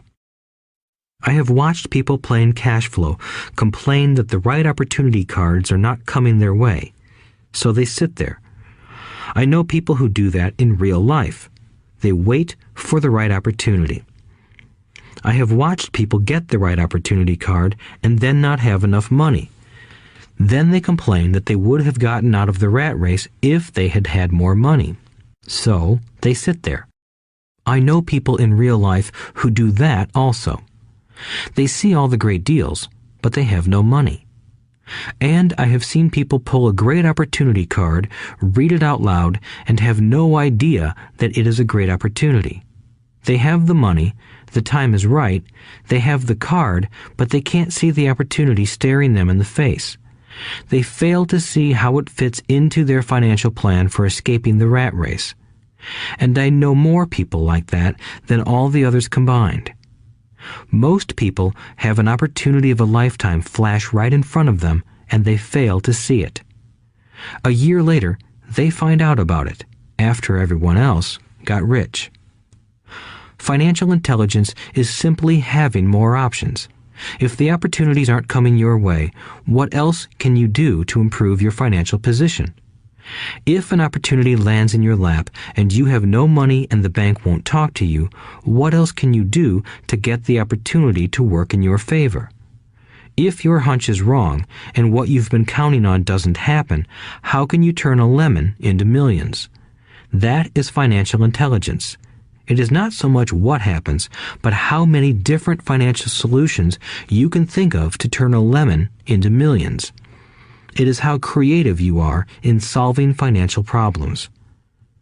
Most people only know one solution: work hard, save, and borrow. So why would you want to increase your financial intelligence? Because you want to be the kind of person who creates your own luck. You take whatever happens and make it better. Few people realize that luck is created, just as money is. And if you want to be luckier and create money instead of working hard, then your financial intelligence is important. If you are the kind of person who is waiting for the right thing to happen, you might wait for a long time. It's like waiting for all the traffic lights to be green for 5 miles before you'll start your trip. As young boys, Mike and I were constantly told by my rich dad that money is not real. Rich Dad occasionally reminded us of how close we came to the secret of money on that first day we got together and began making money out of plaster of Paris. The poor and middle class work for money, he would say. The rich make money. The more real you think money is, the harder you will work for it. If you can grasp the idea that money is not real, you will grow richer faster. What is it? Was a question Mike and I often came back with. What is money if it is not real? What we agree it is, was all Rich Dad would say. The single most powerful asset we all have is our mind. If it is trained well, it can create enormous wealth seemingly instantaneously. An untrained mind can also create extreme poverty that can crush a family for generations. In the information age, money is increasing exponentially. A few individuals are getting ridiculously rich from nothing, just ideas and agreements. If you ask many people who trade stocks or other investments for a living, they see it done all the time. Often, millions can be made instantaneously from nothing. And by nothing, I mean no money was exchanged.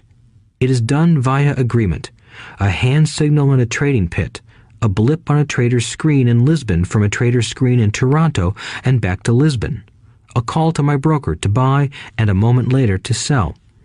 Money did not change hands. Agreements did.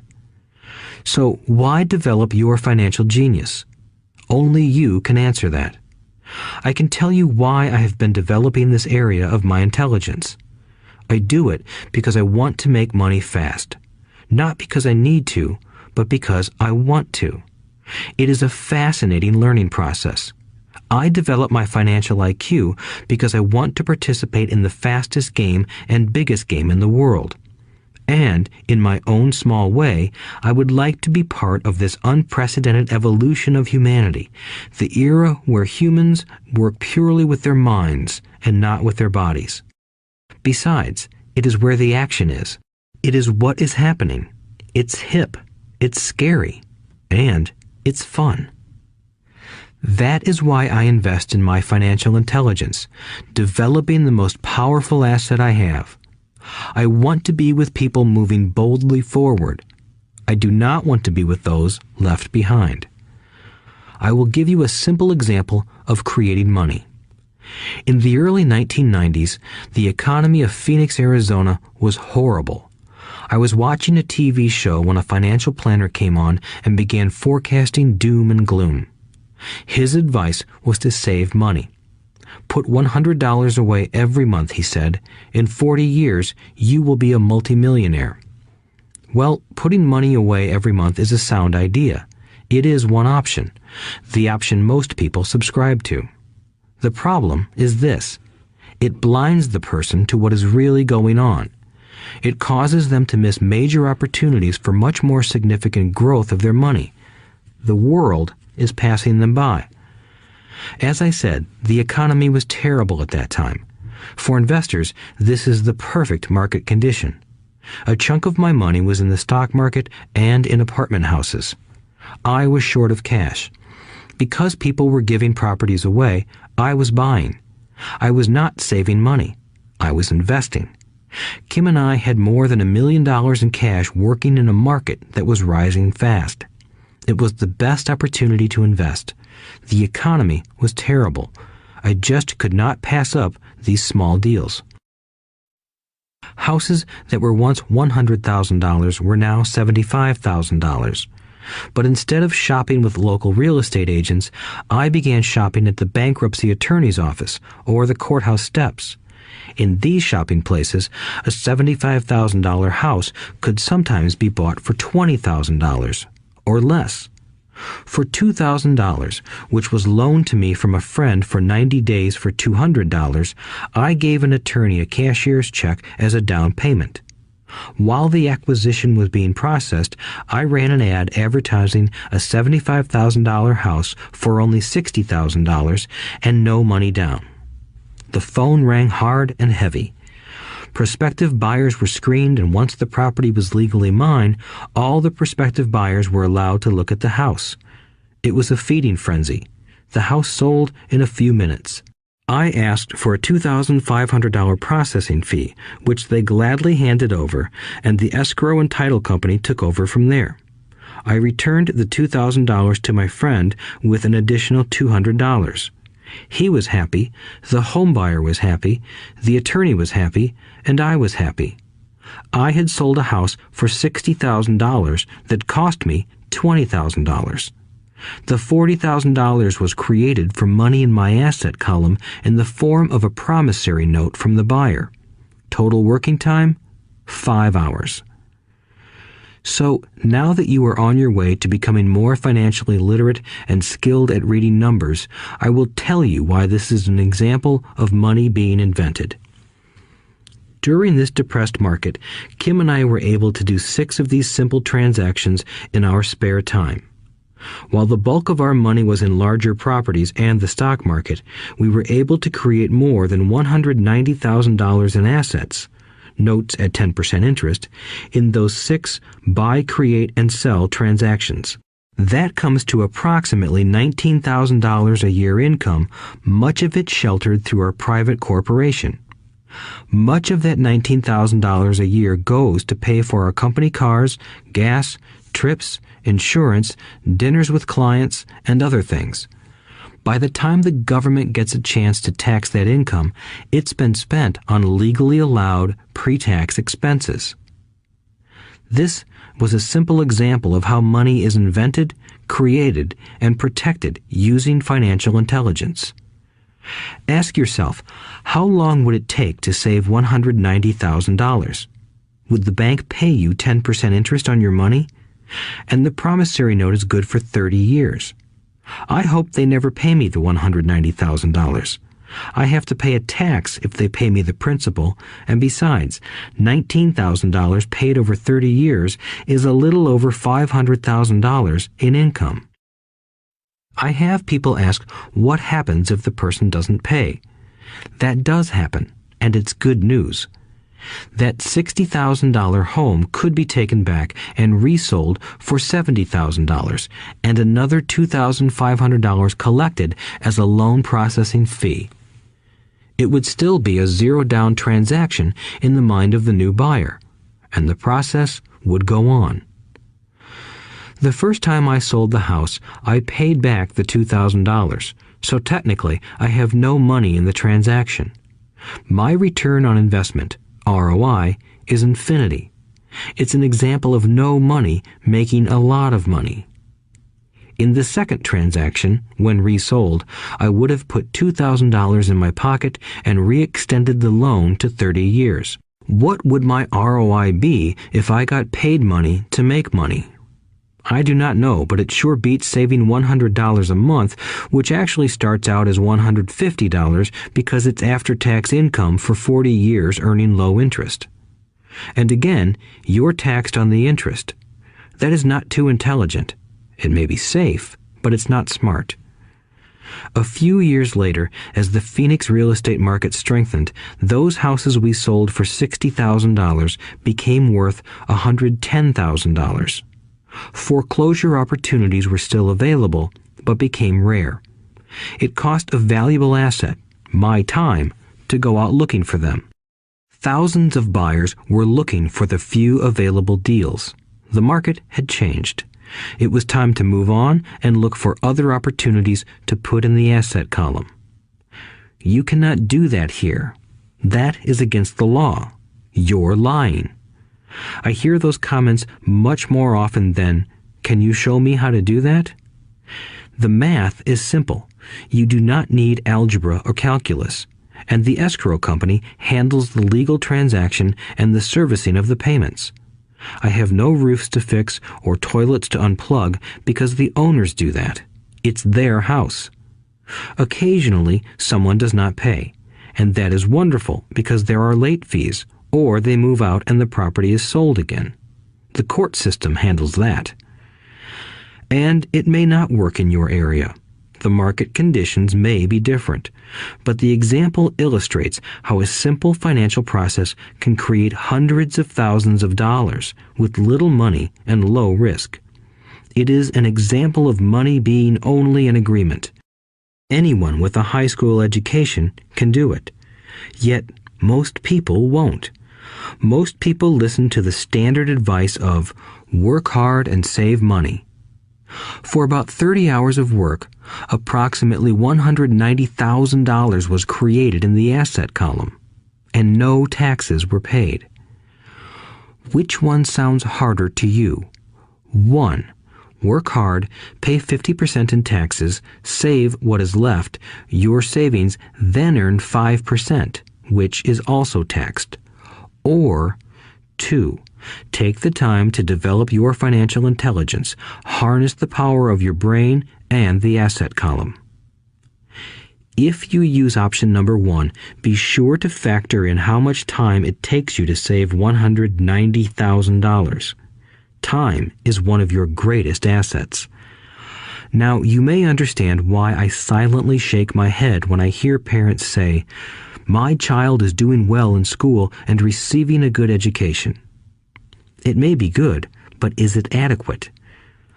I know the above investment strategy is a small one. It is used to illustrate how small can grow into big. Again, my success reflects the importance of a strong financial foundation, which starts with a strong financial education. I have said it before, but it's worth repeating. Financial intelligence is made up of these 4 main technical skills. 1. Accounting. Accounting is financial literacy, or the ability to read numbers. This is a vital skill if you want to build businesses or investments. 2. Investing. Investing is the science of money making money. 3. Understanding markets. Understanding markets is the science of supply and demand. Alexander Graham Bell gave the market what it wanted. So did Bill Gates. A $75,000 house offered for $60,000 that cost $20,000 was also the result of seizing an opportunity created by the market. Somebody was buying, and someone was selling. 4. The law. The law is the awareness of accounting, corporate, state, and federal regulations. I recommend playing by the rules. It is this basic foundation, or the combination of these skills, that is needed to be successful in the pursuit of wealth, whether it be through the buying of small homes, apartment buildings, companies, stocks, bonds, precious metals, baseball cards, or the like. A few years later, the real estate market rebounded and everyone else was getting in. The stock market was booming and everyone was getting in. The U.S. economy was getting back on its feet. I began selling and was now traveling to Peru, Norway, Malaysia, and the Philippines. The investment landscape had changed. We were no longer buying real estate. Now I just watch the values climb inside the asset column and will probably begin selling. I suspect that some of those 6 little house deals will sell and the $40,000 note will be converted to cash. I need to call my accountant to be prepared for cash and seek ways to shelter it. The point I would like to make is that investments come and go. The market goes up and comes down. Economies improve and crash. The world is always handing you opportunities of a lifetime, every day of your life, but all too often we fail to see them. But they are there. And the more the world changes and the more technology changes, the more opportunities there will be to allow you and your family to be financially secure for generations to come. So why bother developing your financial intelligence? Again, only you can answer that. I know why I continue to learn and develop. I do it because I know there are changes coming. I'd rather welcome change than cling to the past. I know there will be market booms and market crashes. I want to continually develop my financial intelligence because at each market change, some people will be on their knees begging for their jobs. Others, meanwhile, will take the lemons that life hands them, and we are all handed lemons occasionally, and turn them into millions. That's financial intelligence. I am often asked about the lemons I have turned into millions. I hesitate using many more examples of personal investments because I am afraid it comes across as bragging or tooting my own horn. That is not my intention.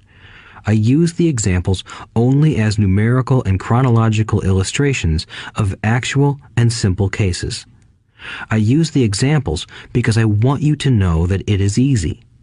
And the more familiar you become with the 4 pillars of financial intelligence, the easier it becomes. Personally, I use 2 main vehicles to achieve financial growth: real estate and small cap stocks. I use real estate as my foundation. Day in and day out, my properties provide cash flow and occasional spurts of growth and value. The small cap stocks are used for fast growth. I do not recommend anything that I do. The examples are just that, examples. If the opportunity is too complex and I do not understand the investment, I don't do it. Simple math and common sense are all you need to do well financially. There are 5 reasons for using examples.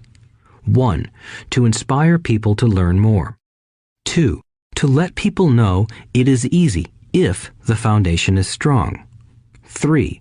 To show that anyone can achieve great wealth. 4. To show that there are millions of ways to achieve your goals. 5. To show that it's not rocket science.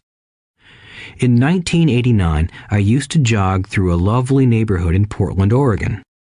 It was a suburb that had little gingerbread houses. They were small and cute. I almost expected to see Little Red Riding Hood skipping down the sidewalk on her way to Granny's.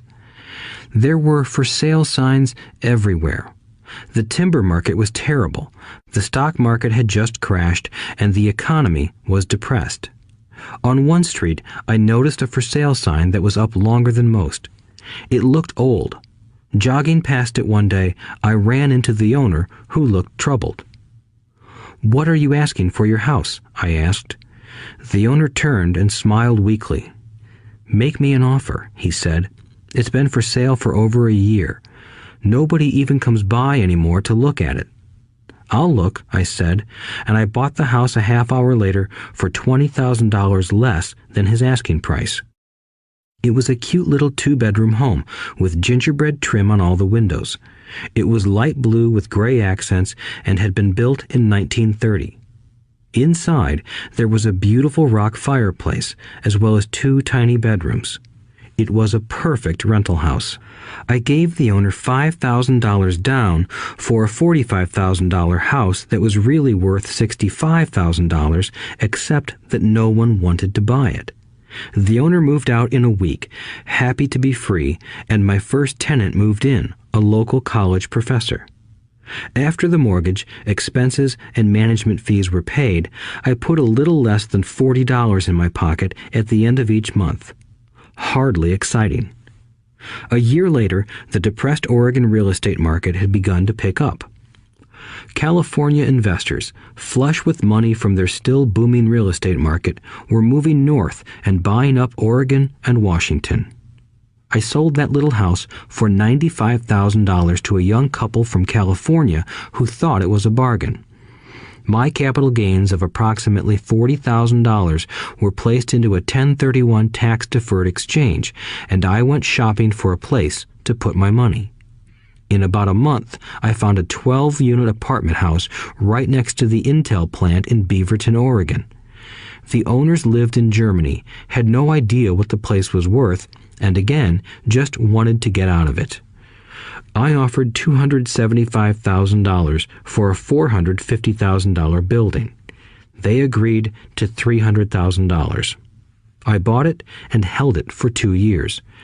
Utilizing the same 1031 exchange process, we sold the building for $495,000 and bought a 30-unit apartment building in Phoenix, Arizona.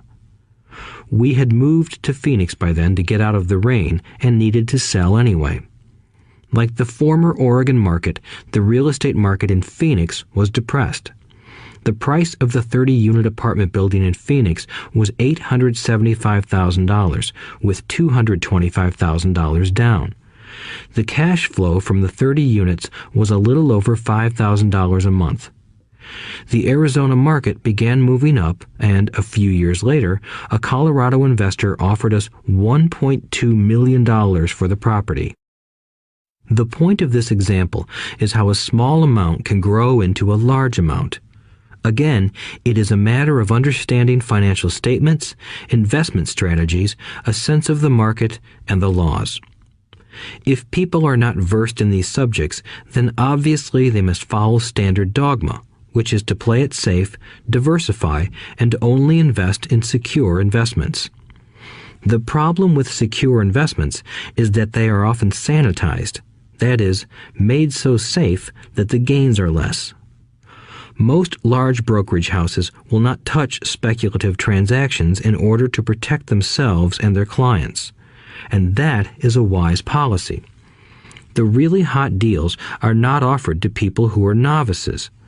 Often, the best deals that make the rich even richer are reserved for those who understand the game.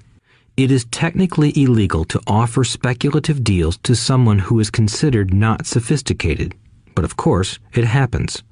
The more sophisticated I get, the more opportunities come my way. Another case for developing your financial intelligence over a lifetime is simply that more opportunities are presented to you. And the greater your financial intelligence, the easier it is to tell whether a deal is good. It's your intelligence that can spot a bad deal or make a bad deal good. The more I learn, and there is a lot to learn, the more money I make simply because I gain experience and wisdom as the years go on. I have friends who are playing it safe, working hard at their profession and failing to gain financial wisdom, which does take time to develop. My overall philosophy is to plant seeds inside my asset column. That is my formula. I start small and plant seeds. Some grow, some don't. Inside our real estate corporation, we have property worth several $million. It is our own right, or real estate investment trust. The point I'm making is that most of those millions started out as little $5,000 to $10,000 investments. All of those down payments were fortunate to catch a fast-rising market and increase tax-free. We traded in and out several times over a number of years.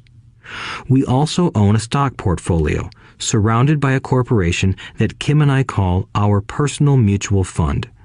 We have friends who deal specifically with investors like us who have extra money each month to invest. We buy high-risk, speculative private companies that are just about to go public on a stock exchange in the United States or Canada. An example of how fast gains can be made are 100,000 shares purchased for 25 cents each before the company goes public. 6 months later, the company is listed, and the 100,000 shares now are worth $2 each. If the company is well managed, the price keeps going up, and the stock may go to $20 or more per share. There are years when our $25,000 has gone to $1 million in less than a year. It is not gambling if you know what you're doing. It is gambling if you're just throwing money into a deal and praying. The idea in anything is to use your technical knowledge, wisdom, and love of the game to cut the odds down, to lower the risk. Of course, there is always risk. It is financial intelligence that improves the odds. Thus, what is risky for one person is less risky to someone else. That is the primary reason I constantly encourage people to invest more in their financial education than in stocks, real estate, or other markets. The smarter you are, the better chance you have of beating the odds. The stock plays I personally invested in were extremely high risk for most people and absolutely not recommended. I have been playing that game since 1979 and have paid more than my share in dues. But if you will review why investments such as these are high risk for most people, you may be able to set your life up differently, so that the ability to take $25,000 and turn it into $1 million in a year is low risk for you. As stated earlier, nothing I have written is a recommendation. It is only used as an example of what is simple and possible. What I do is small potatoes in the grand scheme of things. Yet, for the average individual, a passive income of more than $100,000 a year is nice and not hard to achieve. Depending on the market and how smart you are, it could be done in 5 to 10 years. If you keep your living expenses modest, $100,000 coming in as additional income is pleasant, regardless of whether you work. You can work if you like, or take time off if you choose, and use the government tax system in your favor rather than against you. My personal basis is real estate. I love real estate because it's stable and slow-moving. I keep the base solid. The cash flow is fairly steady and, if properly managed, has a good chance of increasing in value. The beauty of a solid base of real estate is that it allows me to take greater risks, as I do with speculative stocks. If I make great profits in the stock market, I pay my capital gains tax on the gain and then reinvest what's left in real estate, again further securing my asset foundation. A last word on real estate.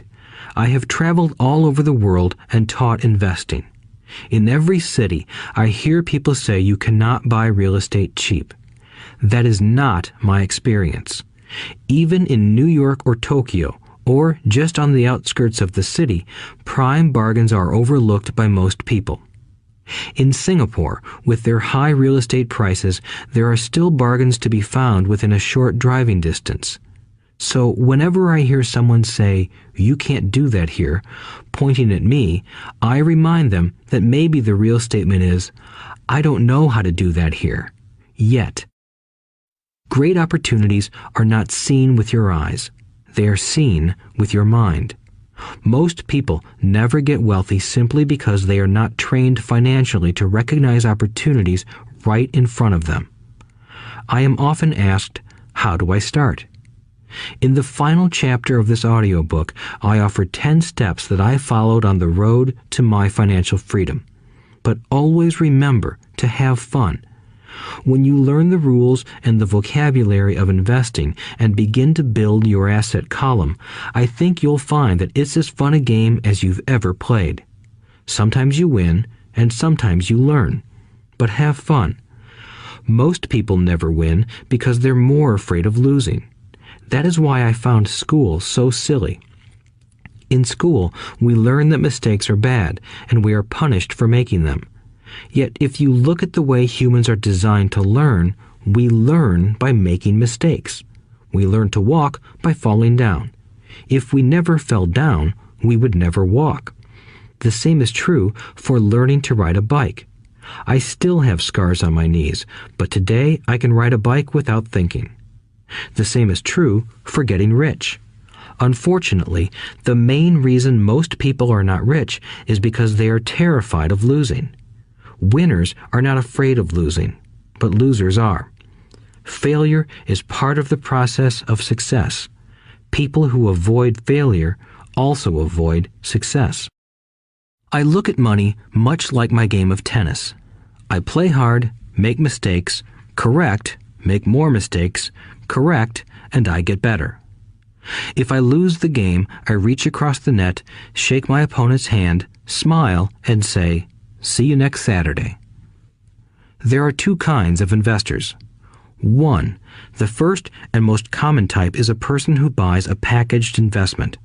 They call a retail outlet, such as a real estate company, a stockbroker, or a financial planner, and they buy something. It could be a mutual fund, a right, a stock, or bond. It is a clean and simple way of investing. An analogy would be a shopper who goes to a computer store and buys a computer right off the shelf. 2. The second type is an investor who creates investments. This investor usually assembles a deal in the same way a person who buys components builds a computer. I do not know the first thing about putting components of a computer together, but I do know how to put pieces of opportunities together, or know people who know how. It is this second type of investor who is the more professional investor. Sometimes it may take years for all the pieces to come together. And sometimes they never do. It is this second type of investor that my rich dad encouraged me to be. It is important to learn how to put the pieces together, because that is where the huge wins reside, and sometimes some huge losses if the tide goes against you. If you want to be the second type of investor, you need to develop 3 main skills. These skills are in addition to those required to become financially intelligent. 1. Find an opportunity that everyone else missed. You see with your mind what others miss with their eyes. For example, a friend bought this run-down old house. It was spooky to look at. Everyone wondered why he bought it. What he saw that we did not was that the house came with 4 extra empty lots.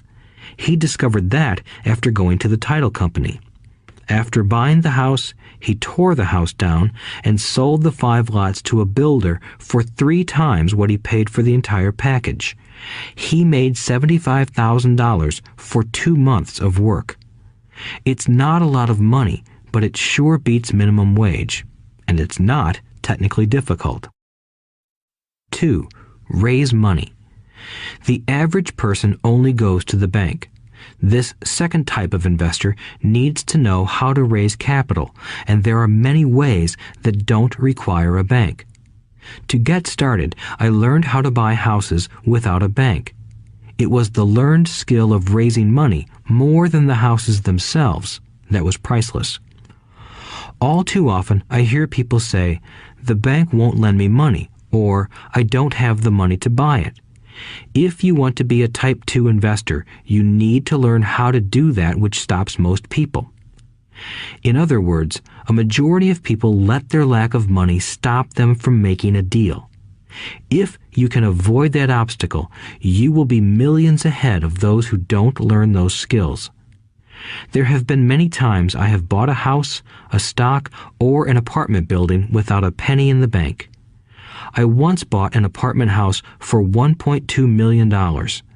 I did what is called tying it up with a written contract between seller and buyer. I then raised the $100,000 deposit, which bought me 90 days to raise the rest of the money. Why did I do it? Simply because I knew it was worth $2 million. I never raised the money. Instead, the person who put up the $100,000 gave me $50,000 for finding the deal, took over my position, and I walked away. Total working time? 3 days. Again, it's what you know more than what you buy. Investing is not buying. It's more a case of knowing. 3. Organize smart people. Intelligent people are those who work with or hire a person who is more intelligent than they are. When you need advice, make sure you choose your advisor wisely. There is a lot to learn, but the rewards can be astronomical. If you do not want to learn those skills, then being a Type 1 investor is highly recommended. It is what you know that is your greatest wealth.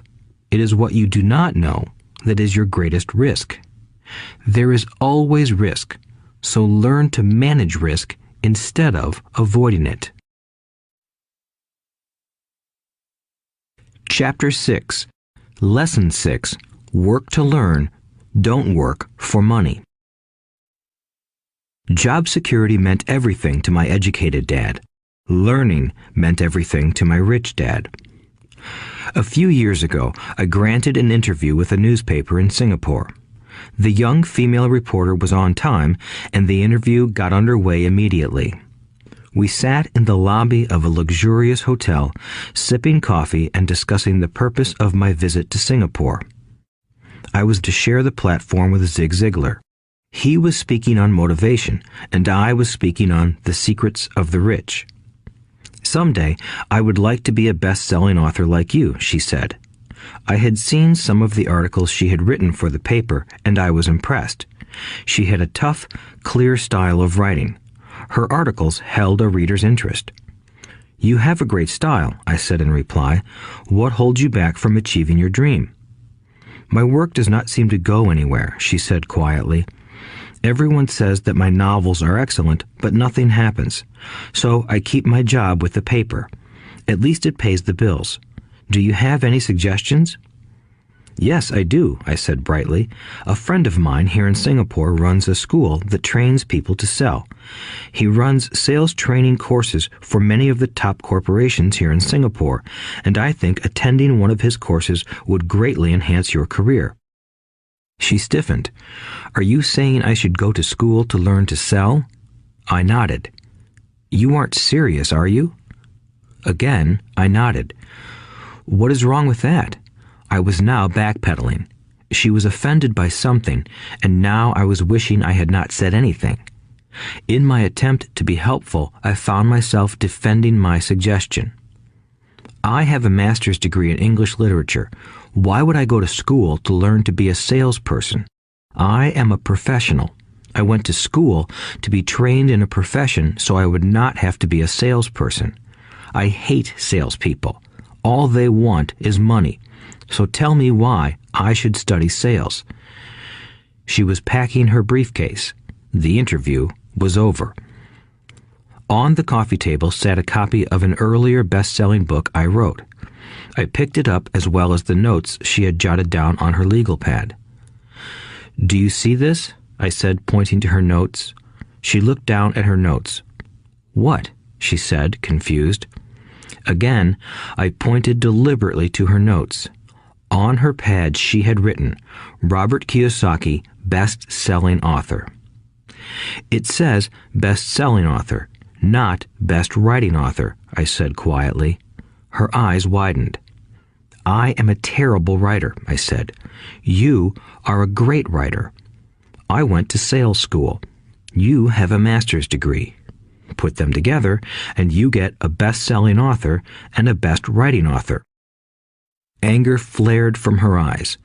I'll never stoop so low as to learn how to sell. People like you have no business writing. I'm a professionally trained writer, and you are a salesman. It is not fair, she fumed. She put the rest of her notes away and hurried out through the large glass doors into the humid Singapore morning. At least she gave me a fair and favorable write-up the next morning. The world is filled with smart, talented, educated, and gifted people.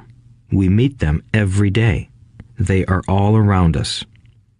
A few days ago, my car was not running well. I pulled into a garage, and the young mechanic had it fixed in just a few minutes. He knew what was wrong by simply listening to the engine. I was amazed. I am constantly shocked at how little talented people earn. I have met brilliant, highly educated people who earn less than $20,000 a year. A business consultant who specializes in the medical trade was telling me how many doctors, dentists, and chiropractors struggle financially. All this time, I thought that when they graduated, the dollars would pour in. It was this business consultant who gave me the phrase, "They are one skill away from great wealth." What this phrase means is that most people need only to learn and master one more skill, and their income would jump exponentially. I have mentioned before that financial intelligence is a synergy of accounting, investing, marketing, and law. Combine those 4 technical skills, and making money with money is easier than most people would believe. When it comes to money, the only skill most people know is to work hard. The classic example of a synergy of skills was that young writer for the newspaper. If she diligently learned the skills of sales and marketing, her income would jump dramatically. If I were her, I would take some courses in advertising copywriting as well as sales. Then, instead of working at the newspaper, I would seek a job at an advertising agency.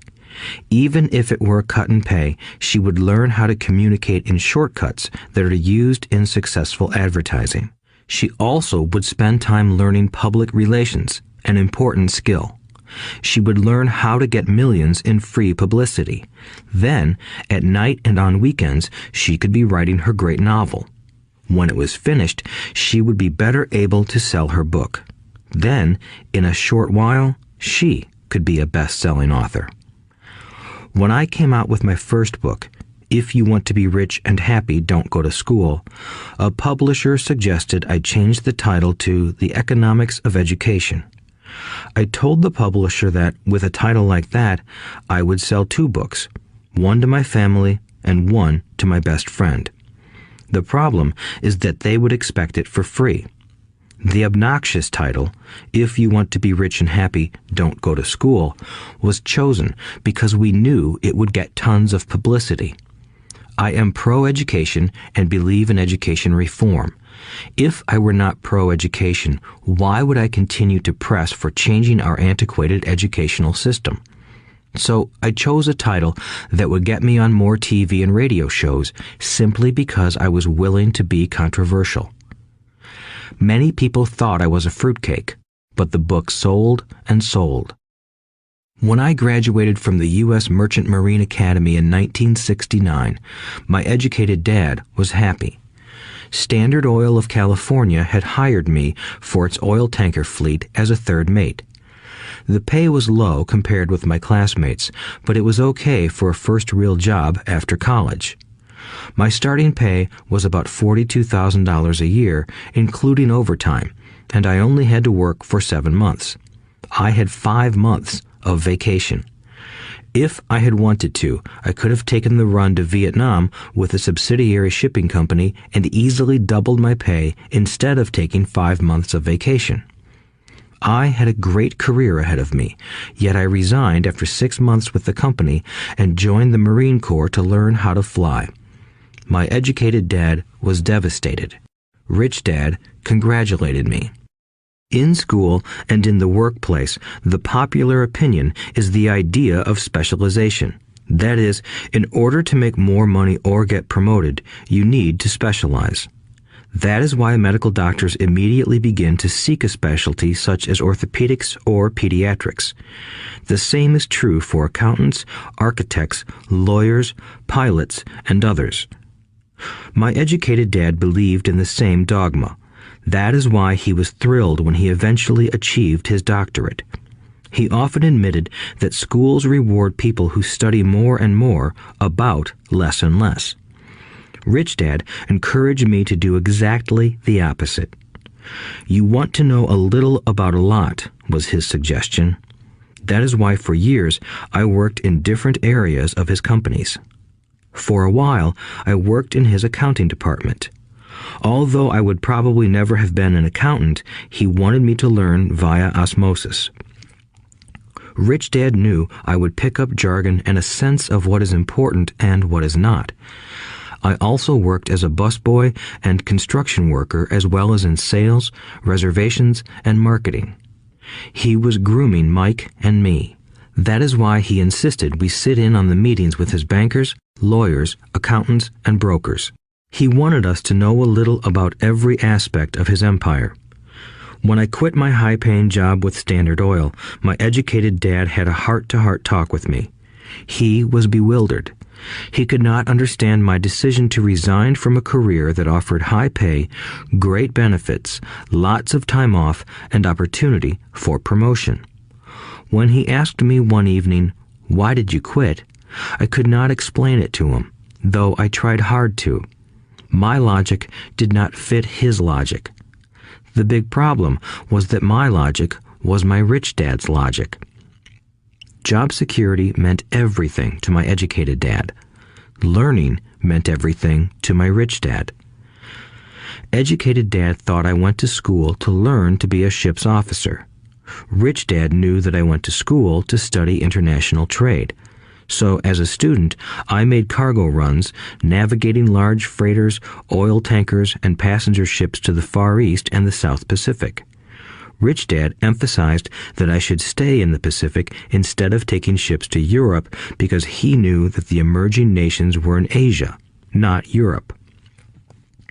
While most of my classmates, including Mike, were partying at their fraternity houses, I was studying trade, people, business styles, and cultures in Japan, Taiwan, Thailand, Singapore, Hong Kong, Vietnam, Korea, Tahiti, Samoa, and the Philippines. I was partying also, but it was not in any frat house. I grew up rapidly. Educated Dad just could not understand why I decided to quit and join the Marine Corps. I told him I wanted to learn to fly, but really I wanted to learn to lead troops. Rich Dad explained to me that the hardest part of running a company is managing people. He had spent 3 years in the Army. My educated dad was draft exempt.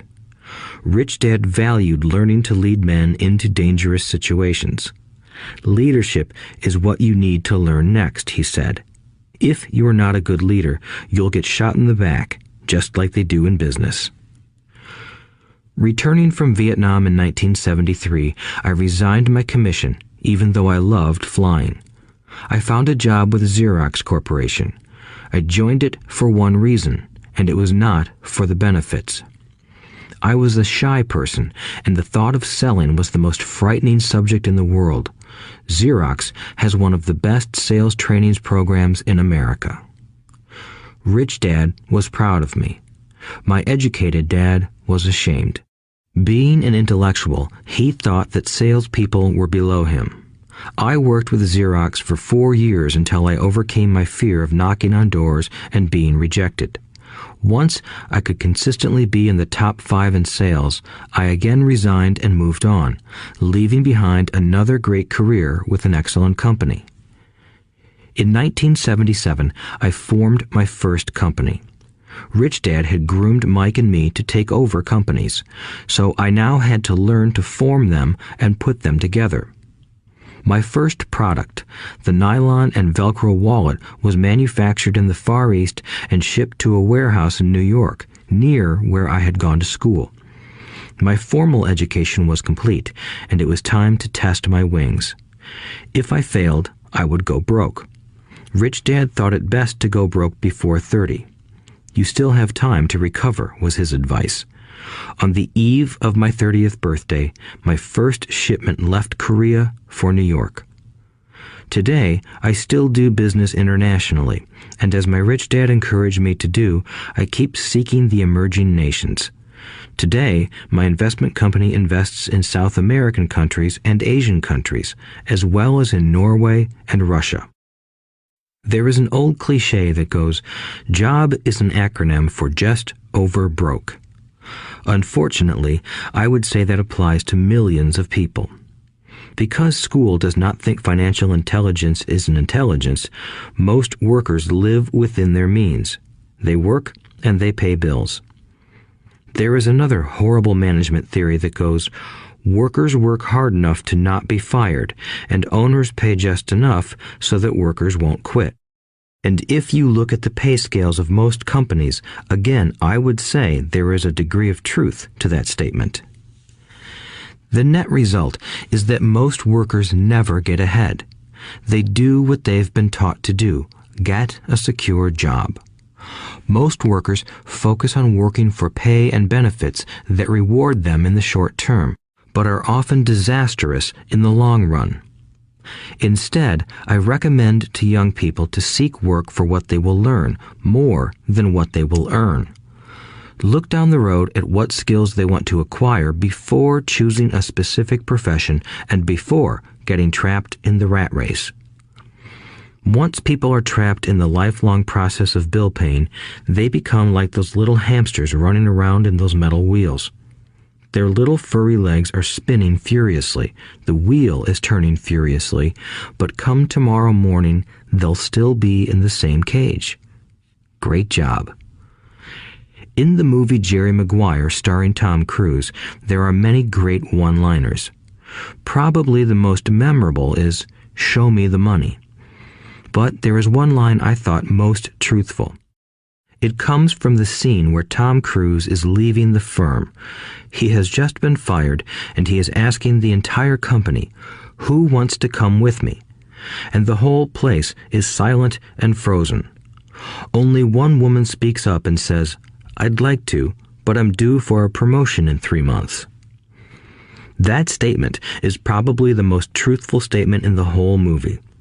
It is the type of statement that people use to keep themselves busy, working away to pay bills.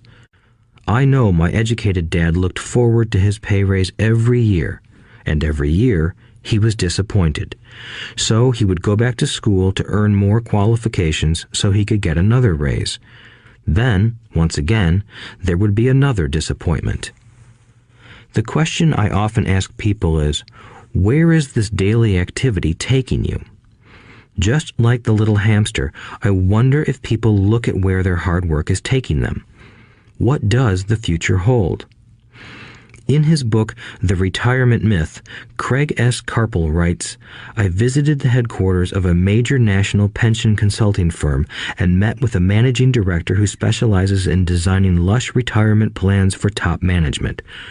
When I asked her what people who don't have corner offices will be able to expect in the way of pension income, she said with a confident smile, 'The silver bullet.'"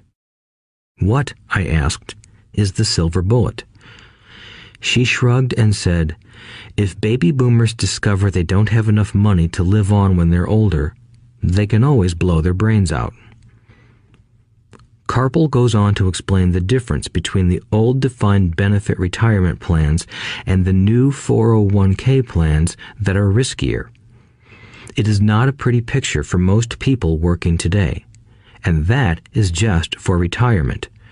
Add medical fees and long-term nursing home care, and the picture is frightening. Already, many hospitals in countries with socialized medicine need to make tough decisions such as who will live and who will die. They make those decisions purely on how much money they have and how old the patients are. If the patient is old, they often will give the medical care to someone younger. The older, poor patient gets put to the back of the line. Just as the rich can afford better education, the rich will be able to keep themselves alive, while those who have little wealth will die. So I wonder, are workers looking into the future or just until their next paycheck, never questioning where they are headed? When I speak to adults who want to earn more money, I always recommend the same thing. I suggest taking a long view of their life. Instead of simply working for the money and security, which I admit are important, I suggest they take a second job that will teach them a second skill. Often I recommend joining a network marketing company, also called multi-level marketing, if they want to learn sales skills. Some of these companies have excellent training programs that help people get over their fear of failure and rejection, which are the main reasons people are unsuccessful. Education is more valuable than money in the long run. When I offer this suggestion, I often hear in response, "Oh, that is too much hassle," or "I only want to do what I am interested in." If they say it's too much of a hassle, I ask, so you would rather work all your life giving 50% of what you earn to the government? If they tell me, I only do what I am interested in, I say, I'm not interested in going to the gym, but I go because I want to feel better and live longer. Unfortunately, there is some truth to the old statement, you can't teach an old dog new tricks. Unless a person is used to changing, it's hard to change. But for those of you who might be on the fence when it comes to the idea of working to learn something new, I offer this word of encouragement. Life is much like going to the gym. The most painful part is deciding to go. Once you get past that, it's easy. There have been many days I have dreaded going to the gym, but once I am there and in motion, it is a pleasure. After the workout is over, I am always glad I talked myself into going. If you are unwilling to work to learn something new and instead insist on becoming highly specialized within your field, make sure the company you work for is unionized. Labor unions are designed to protect specialists. My educated dad, after falling from grace with the governor, became the head of the teachers' union in Hawaii. He told me that it was the hardest job he ever held. My rich dad, on the other hand, spent his life doing his best to keep his companies from becoming unionized. He was successful. Although the unions came close, Rich Dad was always able to fight them off. Personally, I take no sides because I can see the need for and the benefits of both sides. If you do as school recommends, become highly specialized, then seek union protection. For example, had I continued with my flying career, I would have sought a company that had a strong pilots union. Why? Because my life would be dedicated to learning a skill that was valuable in only one industry. If I were pushed out of that industry, my life's skills would not be as valuable to another industry. A displaced senior pilot with 100,000 hours of heavy airline transport time, earning $150,000 a year, would have a hard time finding an equivalent high-paying job teaching in school. Skills do not necessarily transfer from industry to industry. Skills the pilots are paid for in the airline industry are not as important in, say, the school system. The same is true even for doctors today. With all the changes in medicine, many medical specialists are needing to conform to medical organizations such as HMOs. School teachers definitely need to be union members. Today in America, the teachers' union is the largest and the richest labor union of all. The NEA, the National Education Association, has tremendous political clout. Teachers need the protection of their union because their skills are also of limited value to an industry outside of education. So the rule of thumb is highly specialized, then unionize. It's the smart thing to do. When I ask the classes I teach, how many of you can cook a better hamburger than McDonald's, almost all the students raise their hands. I then ask, so if most of you can cook a better hamburger, how come McDonald's makes more money than you? The answer is obvious. McDonald's is excellent at business systems. The reason so many talented people are poor is because they focus on building a better hamburger and know little to nothing about business systems. A friend of mine in Hawaii is a great artist. He makes a sizable amount of money. One day, his mother's attorney called to tell him that she had left him $35,000. That is what was left of her estate after the attorney and the government took their shares. Immediately, he saw an opportunity to increase his business by using some of this money to advertise. 2 months later, his first 4-color full-page ad appeared in an expensive magazine that targeted the very rich. The ad ran for 3 months. He received no replies from the ad, and all of his inheritance is now gone. He now wants to sue the magazine for misrepresentation. This is a common case of someone who can build a beautiful hamburger but knows little about business. When I asked him what he learned, his only reply was, "Advertising salespeople are crooks." I then asked him if he would be willing to take a course in sales and a course in direct marketing. His reply, "I don't have the time, and I don't want to waste my money." The world is filled with talented poor people. All too often, they're poor or struggle financially or earn less than they are capable of, not because of what they know, but because of what they do not know. They focus on perfecting their skills at building a better hamburger rather than the skills of selling and delivering the hamburger. Maybe McDonald's does not make the best hamburger, but they are the best at selling and delivering a basic average burger. Poor Dad wanted me to specialize. That was his view on how to be paid more.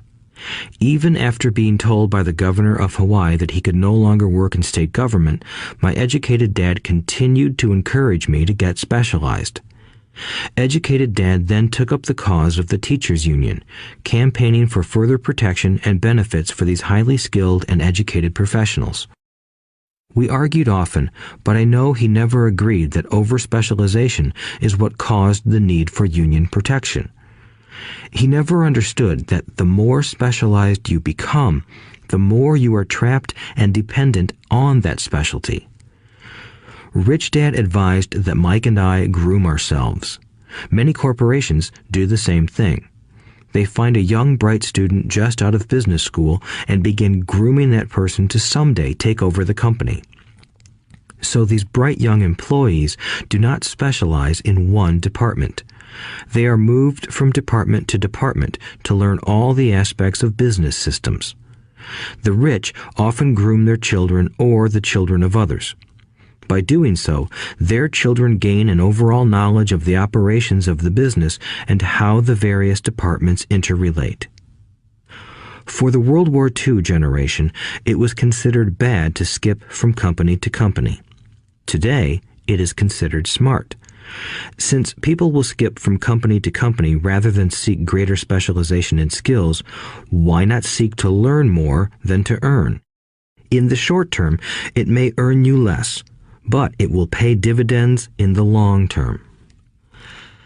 The main management skills needed for success are 1. Management of cash flow, 2. Management of systems, 3. Management of people. The most important specialized skills are sales and marketing. The ability to sell, to communicate to another human being, be it a customer, employee, boss, spouse, or child, is the base skill of personal success. Communication skills such as writing, speaking, and negotiating are crucial to a life of success. These are skills I work on constantly, attending courses or buying educational resources to expand my knowledge. As I have mentioned, my educated dad worked harder and harder the more competent he became. He also became more trapped the more specialized he got. Although his salary went up, his choices diminished. Soon after he was locked out of government work, he found out how vulnerable he really was professionally. It is like professional athletes who suddenly are injured or are too old to play. Their once high-paying position is gone, and they have limited skills to fall back on. I think that is why my educated dad sided so much with the unions after that. He realized how much a union would have benefited him. Rich Dad encouraged Mike and me to know a little about a lot. He encouraged us to work with people smarter than we were and to bring smart people together to work as a team. Today, it would be called a synergy of professional specialties. Today, I meet ex-school teachers earning hundreds of thousands of dollars a year. They earn that much because they have specialized skills in their field as well as other skills. They can teach as well as sell and market. I know of no other skills to be more important than selling and marketing. The skills of selling and marketing are difficult for most people, primarily due to their fear of rejection. The better you are at communicating, negotiating, and handling your fear of rejection, the easier life is. Just as I advise that newspaper writer who wanted to become a best-selling author, I advise anyone else today.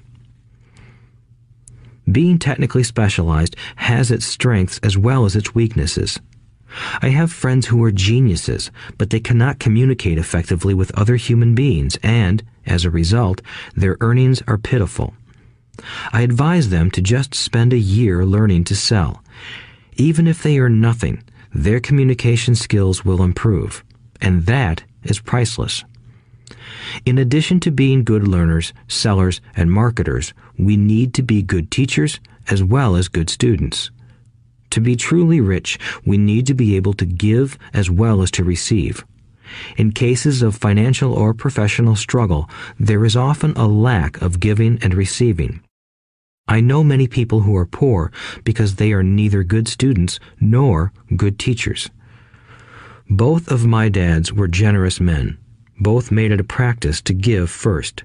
Teaching was one of their ways of giving. The more they gave, the more they received. One glaring difference was in the giving of money. My rich dad gave lots of money away. He gave to his church, to charities, and to his foundation. He knew that to receive money, you had to give money. Giving money is the secret to most great wealthy families. That is why there are organizations like the Rockefeller Foundation and the Ford Foundation.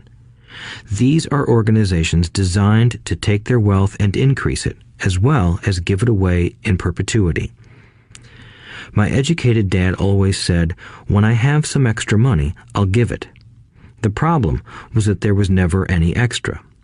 So he worked harder to draw more money in rather than focus on the most important law of money. Give and you shall receive. Instead, he believed in receive and then you give. In conclusion, I became both dads. One part of me is a hardcore capitalist who loves the game of money making money. The other part is a socially responsible teacher who is deeply concerned with this ever-widening gap between the haves and have-nots. I personally hold the archaic educational system primarily responsible for this growing gap. Chapter 7. Overcoming Obstacles. The primary difference between a rich person and a poor person is how they manage fear. Once people have studied and become financially literate, they may still face roadblocks to becoming financially independent. There are 5 main reasons why financially literate people may still not develop abundant asset columns that could produce a large cash flow. The 5 reasons are: 1. Fear. 2. Cynicism. 3. Laziness. 4. Bad habits. 5. Arrogance. Overcoming fear. I have never met anyone who really likes losing money. And in all my years, I have never met a rich person who has never lost money. But I have met a lot of poor people who have never lost a dime. Investing, that is. The fear of losing money is real. Everyone has it, even the rich. But it's not having fear that is the problem. It's how you handle fear. It's how you handle losing. It's how you handle failure that makes the difference in one's life. The primary difference between a rich person and a poor person is how they manage that fear. It's okay to be fearful. It's okay to be a coward when it comes to money. You can still be rich. We're all heroes at something and cowards at something else. My friend's wife is an emergency room nurse. When she sees blood, she flies into action. When I mention investing, she runs away. When I see blood, I don't run. I pass out. My rich dad understood phobias about money. Some people are terrified of snakes. Some people are terrified about losing money. Both are phobias, he would say. So his solution to the phobia of losing money was this little rhyme. If you hate risk and worry, start early. If you start young, it's easier to be rich. I won't go into it here, but there is a staggering difference between a person who starts investing at age 20 versus age 30. The purchase of Manhattan Island is said to be one of the greatest bargains of all time. New York was purchased for $24 in trinkets and beads. Yet if that $24 had been invested at 8% annually, that $24 would have been worth more than $28 trillion by 1995. Manhattan could be repurchased with money left over to buy much of Los Angeles. But what if you don't have much time left or would like to retire early? How do you handle the fear of losing money? My poor dad did nothing. He simply avoided the issue, refusing to discuss the subject. My rich dad, on the other hand, recommended that I think like a Texan. I like Texas and Texans, he used to say. In Texas, everything is bigger. When Texans win, they win big. And when they lose, it's spectacular. They like losing? I asked. That's not what I'm saying. Nobody likes losing. Show me a happy loser, and I'll show you a loser, said Rich Dad. It's a Texan's attitude toward risk, reward, and failure I'm talking about. It's how they handle life. They live it big. Not like most of the people around here, living like roaches when it comes to money, terrified that someone will shine a light on them and whimpering when the grocery clerk shortchanges them a quarter. Rich Dad went on, "What I like best is the Texas attitude. They're proud when they win, and they brag when they lose. Texans have a saying, if you're going to go broke, go big. You don't want to admit you went broke over a duplex." He constantly told Mike and me that the greatest reason for lack of financial success was because most people played it too safe. People are so afraid of losing that they lose, were his words. Fran Tarkenton, a one-time great NFL quarterback, says it still another way. Winning means being unafraid to lose. In my own life, I've noticed that winning usually follows losing. Before I finally learned to ride a bike, I first fell down many times. I've never met a golfer who has never lost a golf ball. I've never met people who have fallen in love who have never had their heart broken. And I've never met someone rich who has never lost money. So for most people, the reason they don't win financially is because the pain of losing money is far greater than the joy of being rich. Another saying in Texas is, everyone wants to go to heaven, but no one wants to die. Most people dream of being rich, but are terrified of losing money, so they never get to heaven. Rich Dad used to tell Mike and me stories about his trips to Texas. If you really want to learn the attitude of how to handle risk, losing, and failure, go to San Antonio and visit the Alamo. The Alamo is a great story of brave people who chose to fight, knowing there was no hope of success. They chose to die instead of surrendering. It's an inspiring story worthy of study. Nonetheless, it's still a tragic military defeat. They got their butts kicked. So, how do Texans handle failure? They still shout, "Remember the Alamo." Mike and I heard this story a lot. He always told us this story when he was about to go into a big deal and he was nervous. After he had done all his due diligence and it was time to put up or shut up, he told us this story. Every time he was afraid of making a mistake or losing money, he told us this story. It gave him strength, for it reminded him that he could always turn a financial loss into a financial win. Rich Dad knew that failure would only make him stronger and smarter. It's not that he wanted to lose. He just knew who he was and how he would take a loss. He would take a loss and make it a win. That's what made him a winner and others losers. It gave him the courage to cross the line when others backed out. That's why I like Texans so much, he would say. They took a great failure and turned it into inspiration, as well as a tourist destination that makes them millions. But probably his words that mean the most to me today are these. Texans don't bury their failures. They get inspired by them. They take their failures and turn them into rallying cries. Failure inspires Texans to become winners. But that formula is not just the formula for Texans. It is the formula for all winners. I've said that falling off my bike was part of learning to ride.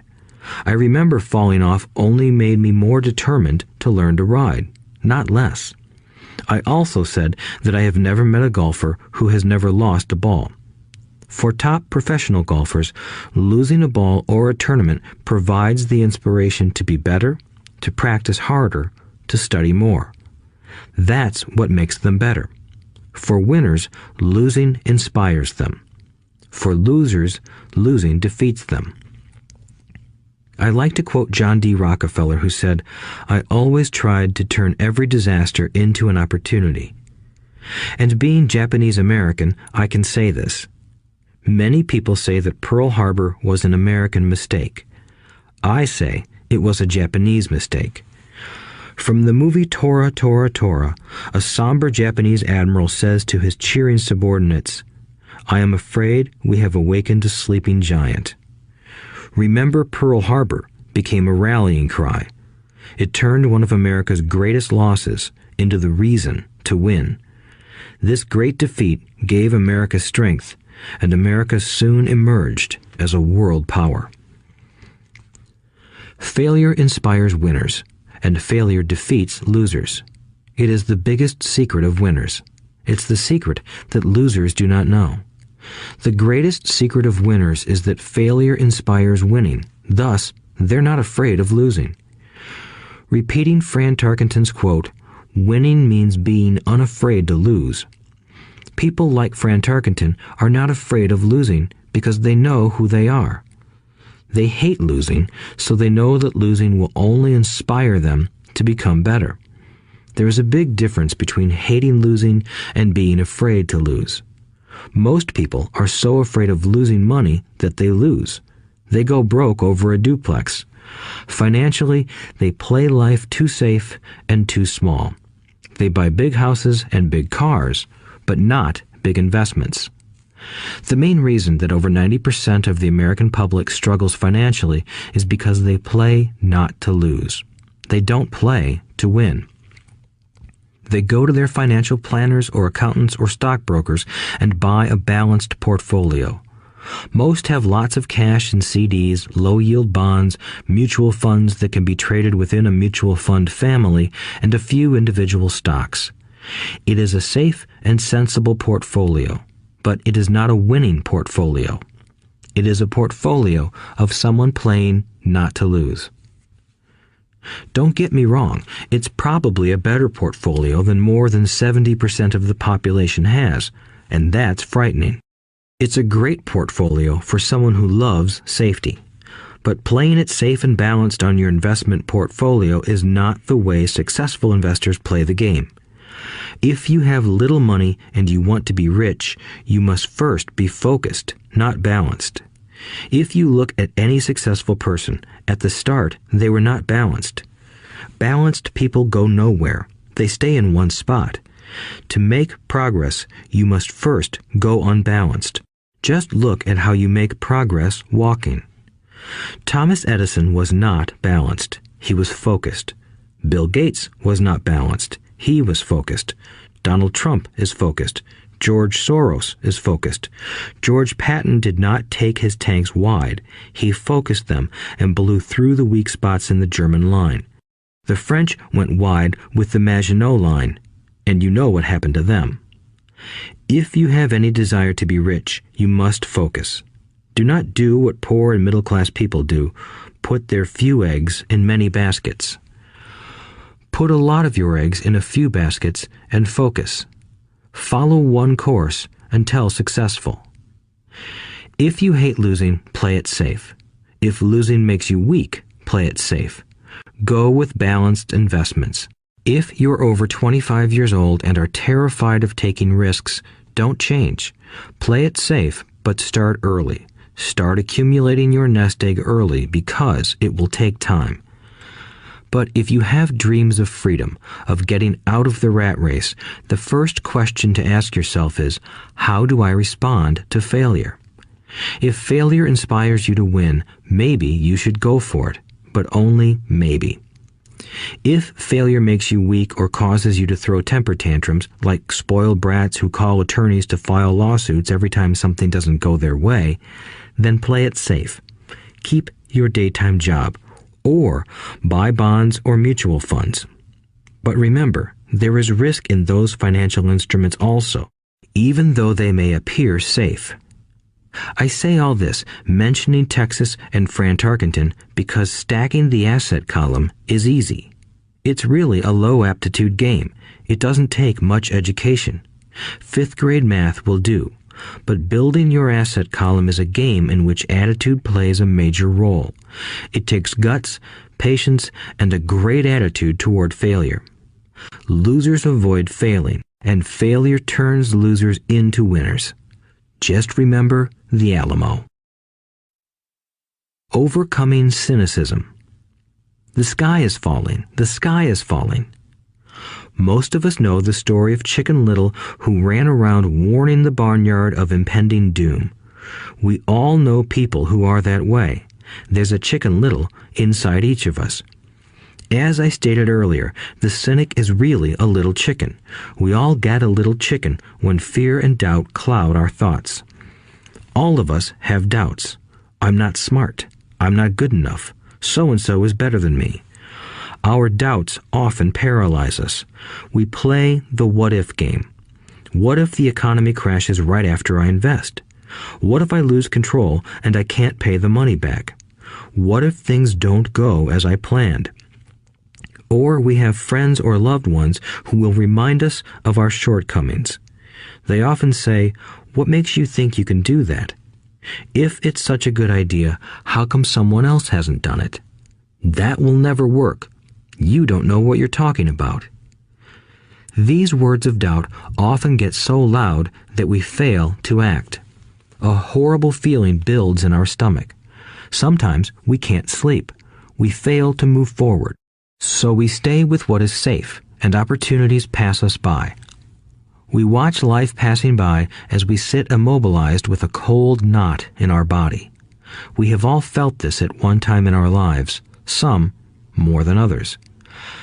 Peter Lynch of Fidelity Magellan Mutual Fund fame refers to warnings about the sky falling as noise, and we all hear it.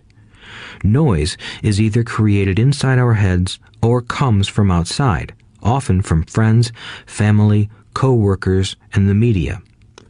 Lynch recalls the time during the 1950s when the threat of nuclear war was so prevalent in the news that people began building fallout shelters and storing food and water. If they had invested that money wisely in the market, instead of building a fallout shelter, they'd probably be financially independent today. When violence breaks out in a city, gun sales go up all over the country. A person dies from rare hamburger meat in the state of Washington, and the Arizona Health Department orders restaurants to have all beef cooked well done. A drug company runs a TV commercial in February showing people catching the flu. Colds go up as well as sales of cold medicine. Most people are poor because when it comes to investing, the world is filled with Chicken Littles running around yelling, "The sky is falling, the sky is falling." And Chicken Littles are effective because every one of us is a little chicken. It often takes great courage to not let rumors and talk of doom and gloom affect your doubts and fears. But a savvy investor knows that the seemingly worst of times is actually the best of times to make money. When everyone else is too afraid to act, they pull the trigger and are rewarded.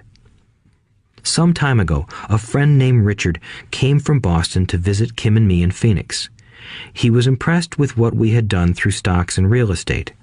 The Phoenix real estate prices were depressed. We spent 2 days showing him what we thought were excellent opportunities for cash flow and capital appreciation. Kim and I are not real estate agents. We are strictly investors. After identifying a unit in a resort community, we called an agent who sold it to him that afternoon. The price was a mere $42,000 for a 2-bedroom townhome. Similar units were going for $65,000. He had found a bargain. Excited, he bought it and returned to Boston. 2 weeks later, the agent called to say that our friend had backed out. I called immediately to find out why. All he said was that he talked to his neighbor, and his neighbor told him it was a bad deal. He was paying too much. I asked Richard if his neighbor was an investor. Richard said he was not. When I asked why he listened to him, Richard got defensive and simply said he wanted to keep looking. The real estate market in Phoenix turned, and a few years later, that little unit was renting for $1,000 a month, $2,500 in the peak winter months. The unit was worth $95,000. All Richard had to put down was $5,000, and he would have had a start at getting out of the rat race. Today, he still has done nothing. Richard's backing out did not surprise me. It's called buyer's remorse, and it affects all of us. The little chicken won, and a chance at freedom was lost. In another example, I hold a small portion of my assets in tax lien certificates instead of CDs. I earn 16% per year on my money, which certainly beats the interest rates banks offer on CDs. The certificates are secured by real estate and enforced by state law, which is also better than most banks. The formula they're bought on makes them safe. They just lack liquidity. So I look at them as 2 to 7 year CDs. Almost every time I tell someone that I hold my money this way, especially if they have money in CDs, they will tell me it's risky. They tell me why I should not do it. When I ask them where they get their information, they say from a friend or an investment magazine. They've never done it, and they're telling someone who's doing it why they shouldn't. The lowest yield I look for is 16%, but people who are filled with doubt are willing to accept a far lower return. Doubt is expensive. My point is that it's those doubts and cynicism that keep most people poor and playing it safe. The real world is simply waiting for you to get rich. Only a person's doubts keep them poor. As I said, getting out of the rat race is technically easy. It doesn't take much education, but those doubts are cripplers for most people. Cynics never win, said Rich Dad. Unchecked doubt and fear creates a cynic. Cynics criticize and winners analyze was another of his favorite sayings. Rich Dad explained that criticism blinded while analysis opened eyes. Analysis allowed winners to see that critics were blind and to see opportunities that everyone else missed. And finding what people miss is key to any success. Real estate is a powerful investment tool for anyone seeking financial independence or freedom. It is a unique investment tool. Yet every time I mention real estate as a vehicle, I often hear, "I don't want to fix toilets." That's what Peter Lynch calls noise. That's what my rich dad would say is the cynic talking, someone who criticizes and does not analyze, someone who lets their doubts and fears close their mind instead of open their eyes. So when someone says, "I don't want to fix toilets, I want to fire back," what makes you think I want to? They're saying a toilet is more important than what they want. I talk about freedom from the rat race, and they focus on toilets. That is the thought pattern that keeps most people poor. They criticize instead of analyze. I don't once hold the key to your success, Rich Dad would say, because I too do not want to fix toilets. I shop hard for a property manager who does fix toilets. And by finding a great property manager who runs houses or apartments, well, my cash flow goes up. But more importantly, a great property manager allows me to buy a lot more real estate since I don't have to fix toilets. A great property manager is key to success in real estate. Finding a good manager is more important to me than the real estate. A great property manager often hears of great deals before real estate agents do, which makes them even more valuable. That is what Rich Dad meant by, I don't once hold the key to your success. Because I do not want to fix toilets either, I figured out how to buy more real estate and expedite my getting out of the rat race. The people who continue to say, I don't want to fix toilets, often deny themselves the use of this powerful investment vehicle. Toilets are more important than their freedom. In the stock market, I often hear people say, I don't want to lose money. Well, what makes them think I or anyone else likes losing money? They don't make money because they choose to not lose money. Instead of analyzing, they close their minds to another powerful investment vehicle, the stock market. I was riding with a friend past our neighborhood gas station. He looked up and saw that the price of gas was going up and thus the price of oil. My friend is a worrywart, or a Chicken Little. To him, the sky is always going to fall, and it usually does, on him. When we got home, he showed me all the stats as to why the price of oil was going to go up over the next few years, statistics I had never seen before, even though I already owned substantial shares of an existing oil company. With that information, I immediately began looking for and found a new undervalued oil company that was about to find some oil deposits. My broker was excited about this new company, and I bought 15,000 shares for 65 cents per share. 3 months later, this same friend and I drove by the same gas station, and sure enough, the price per gallon had gone up nearly 15%. Again, the Chicken Little worried and complained. I smiled, because a month earlier, that little oil company hit oil, and those 15,000 shares went up to more than $3 per share since he had first given me the tip. And the price of gas will continue to go up if what my friend says is true. If most people understood how a stop worked in stock market investing, there would be more people investing to win instead of investing not to lose. A stop is simply a computer command that sells your stock automatically if the price begins to drop, helping to minimize your losses and maximize some gains. It's a great tool for those who are terrified of losing. So whenever I hear people focusing on their I don't wants rather than what they do want, I know the noise in their head must be loud. Chicken Little has taken over their brain and is yelling, the sky is falling and toilets are breaking. So they avoid their don't wants, but they pay a huge price. They may never get what they want in life. Instead of analyzing, their inner Chicken Little closes their mind. Rich Dad gave me a way of looking at Chicken Little. Just do what Colonel Sanders did.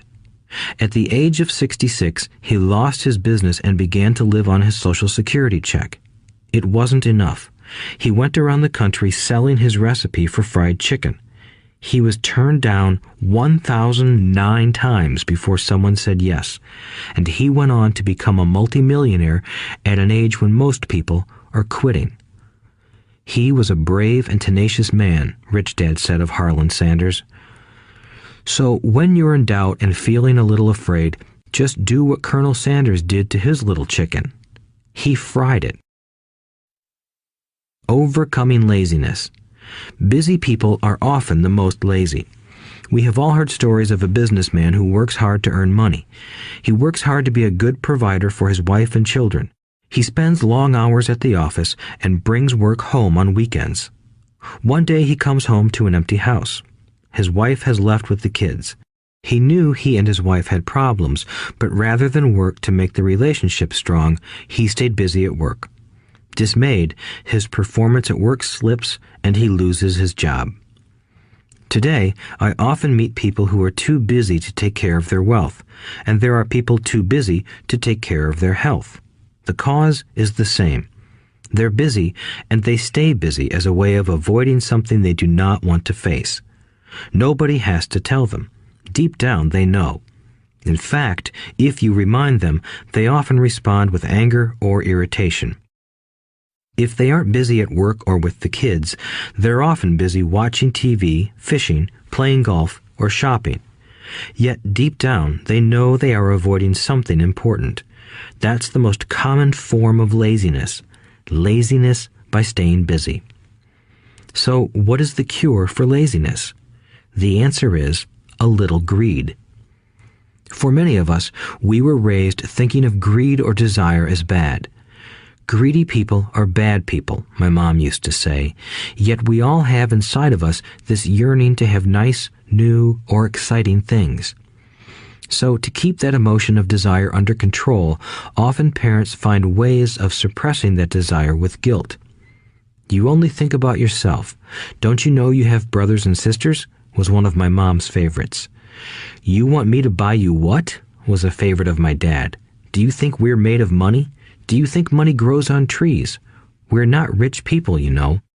It wasn't so much the words, but the angry guilt trip that went with the words that got to me. Or the reverse guilt trip was the, I'm sacrificing my life to buy this for you. I'm buying this for you because I never had this advantage when I was a kid. I have a neighbor who is stone broke but can't park his car in his garage. The garage is filled with toys for his kids. Those spoiled brats get everything they ask for. I don't want them to know the feeling of want are his everyday words. He has nothing set aside for their college or his retirement, but his kids have every toy ever made. He recently got a new credit card in the mail and took his kids to visit Las Vegas. I'm doing it for the kids, he said with great sacrifice. Rich Dad forbade the words, I can't afford it. In my real home, that's all I heard. Instead, Rich Dad required his children to say, how can I afford it? He believed that the words, I can't afford it, shut down your brain. It didn't have to think anymore. How can I afford it opened up the brain and forced it to think and search for answers. But most importantly, he felt the words, I can't afford it, were a lie, and the human spirit knows it. The human spirit is very, very powerful, he would say. It knows it can do anything. By having a lazy mind that says, I can't afford it, a war breaks out inside you. Your spirit is angry, and your lazy mind must defend its lie. The spirit is screaming, come on, let's go to the gym and work out. And the lazy mind says, but I'm tired, I worked really hard today. Or the human spirit says, I'm sick and tired of being poor, let's get out there and get rich. To which the lazy mind says, rich people are greedy. Besides, it's too much bother. It's not safe. I might lose money. I'm working hard enough as it is. I've got too much to do at work anyway. Look at what I have to do tonight. My boss wants it finished by morning. I can't afford it also causes sadness, a helplessness that leads to despondency and often depression. How can I afford it opens up possibilities, excitement, and dreams. So Rich Dad was not so concerned about what we wanted to buy as long as we understood that how can I afford it creates a stronger mind and a dynamic spirit. Thus, he rarely gave Mike or me anything. He would instead ask, how can you afford it? And that included college, which we paid for ourselves. It was not the goal, but the process of attaining the goal that he wanted us to learn. The problem I see today is that there are millions of people who feel guilty about their desire or their greed. It's old conditioning from their childhood. While they desire to have the finer things that life offers, most have been conditioned subconsciously to say, I can't have that, or I'll never be able to afford that. When I decided to exit the rat race, it was simply a question of how can I afford to never work again? And my mind began to kick out answers and solutions. The hardest part was fighting my real parents' dogma. We can't afford that. Stop thinking only about yourself. Why don't you think about others? And other similar sentiments designed to instill guilt to suppress my greed. So, how do you beat laziness? Once again, the answer is a little greed. It's that radio station WIIFM, which stands for What's in it for me? A person needs to sit down and ask, what would my life be like if I never had to work again? What would I do if I had all the money I needed? Without that little greed, the desire to have something better, progress is not made. Our world progresses because we all desire a better life. New inventions are made because we desire something better. We go to school and study hard because we want something better. So whenever you find yourself avoiding something you know you should be doing, then the only thing to ask yourself is, what's in it for me? Be a little greedy. It's the best cure for laziness. Too much greed, however, as anything in excess can be, is not good. But just remember what Michael Douglas said in the movie Wall Street. Greed is good. Rich Dad said it differently. Guilt is worse than greed, for guilt robs the body of its soul. I think Eleanor Roosevelt said it best. Do what you feel in your heart to be right, for you'll be criticized anyway. You'll be damned if you do, and damned if you don't.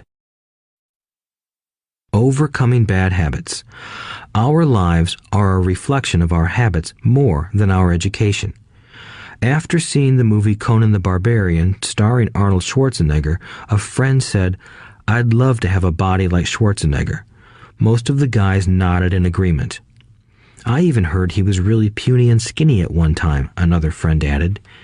"Yeah, I heard that too," another one said. "I heard he has a habit of working out almost every day in the gym." "Yeah, I'll bet he has to." "Nah," said the group's cynic. "I'll bet he was born that way. Besides, let's stop talking about Arnold and get some beers." This is an example of habits controlling behavior. I remember asking my rich dad about the habits of the rich. Instead of answering me outright, he wanted me to learn through example, as usual. "When does your dad pay his bills?" Rich Dad asked. "The first of the month," I said. "Does he have anything left over?" he asked. "Very little," I said. "That's the main reason he struggles," said Rich Dad. "He has bad habits. Your dad pays everyone else first. He pays himself last, but only if he has anything left over." "Which he usually doesn't," I said. "But he has to pay his bills, doesn't he? You're saying he shouldn't pay his bills?" "Of course not," said Rich Dad. "I firmly believe in paying my bills on time. I just pay myself first, before I pay even the government." "But what happens if you don't have enough money?" I asked. "What do you do then?" "The same," said Rich Dad. "I still pay myself first, even if I'm short of money. My asset column is far more important to me than the government." "But," I said, "don't they come after you?" "Yes, if you don't pay," said Rich Dad. "Look, I did not say not to pay. I just said I pay myself first, even if I'm short of money." "But," I replied, "how do you do that?" "It's not how. The question is why," Rich Dad said. "Okay, why?" "Motivation," said Rich Dad. "Who do you think will complain louder if I don't pay them? Me or my creditors?" "Your creditors will definitely scream louder than you," I said, responding to the obvious.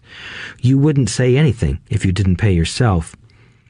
So you see, after paying myself, the pressure to pay my taxes and the other creditors is so great that it forces me to seek other forms of income. The pressure to pay becomes my motivation.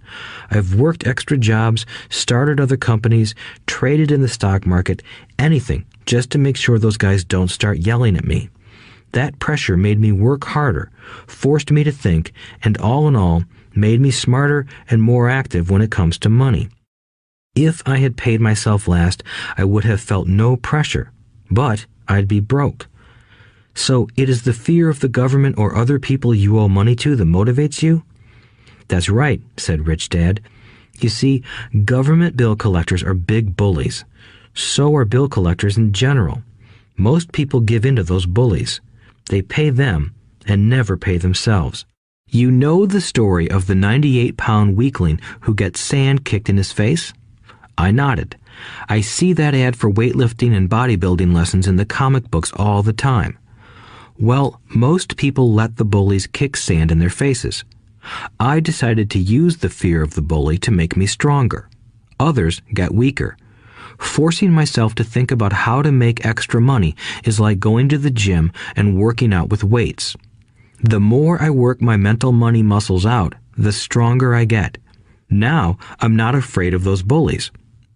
I liked what Rich Dad was saying, so if I pay myself first, I get financially stronger mentally and fiscally. Rich Dad nodded. And if I pay myself last, or not at all, I get weaker.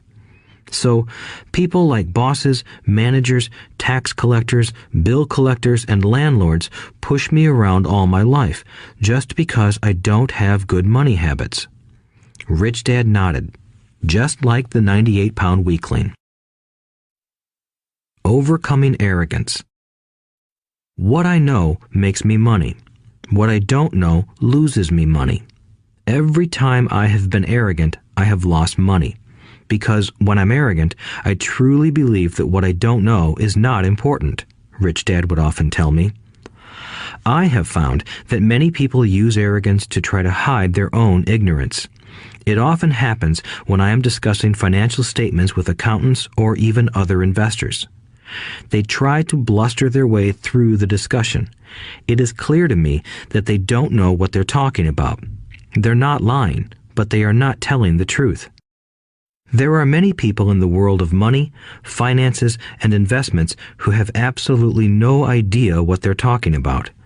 Most people in the money industry are just spouting off sales pitches like used car salesmen.